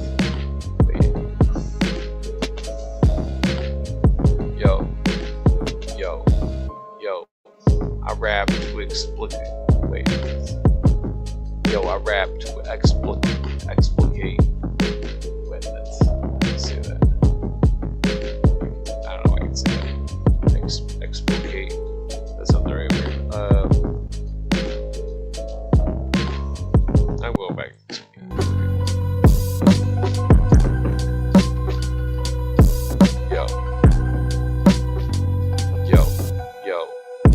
I roll through,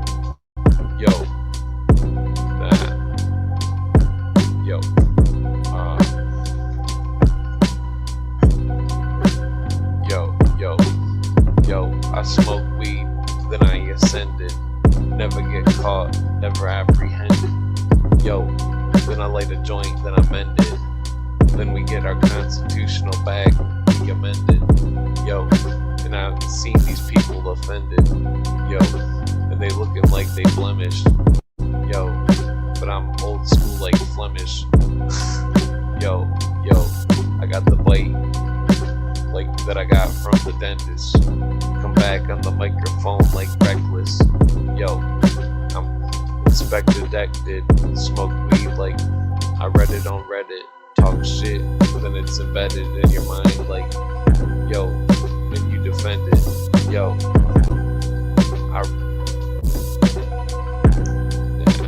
I'm going to see.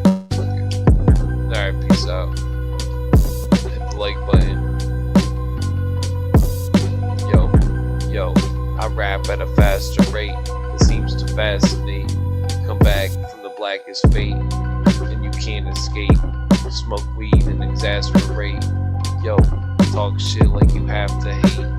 Now you waiting, talking shit like you left with Satan. Come back, motherfuckers, you belated, and then I heard that you related, and that you got some frustration, that you had enough, but you better get some patience, chilling like you waiting, coming back, debating, I get blunted out, now I'm faded, and I keep it old school like Big L said, everyday kid, I'm chilling and they put the brains in, cause my brain's in place, and I lay the ace, and I got you pacing back and forth, and I'm bad like Norsemen, come back like 4 horsemen, talk shit like motherfuckers, driving in a Porsche quick, these rap lyrics, I forced it, I'm a dog with more pit, talk shit like angels that's morbid, come back like motherfucking smoke weed like 7 years later, I'm keep elevated like an elevator, and I'm chilling in the sun, standing next to pavement, and I wave quick, and I talk shit without engagement,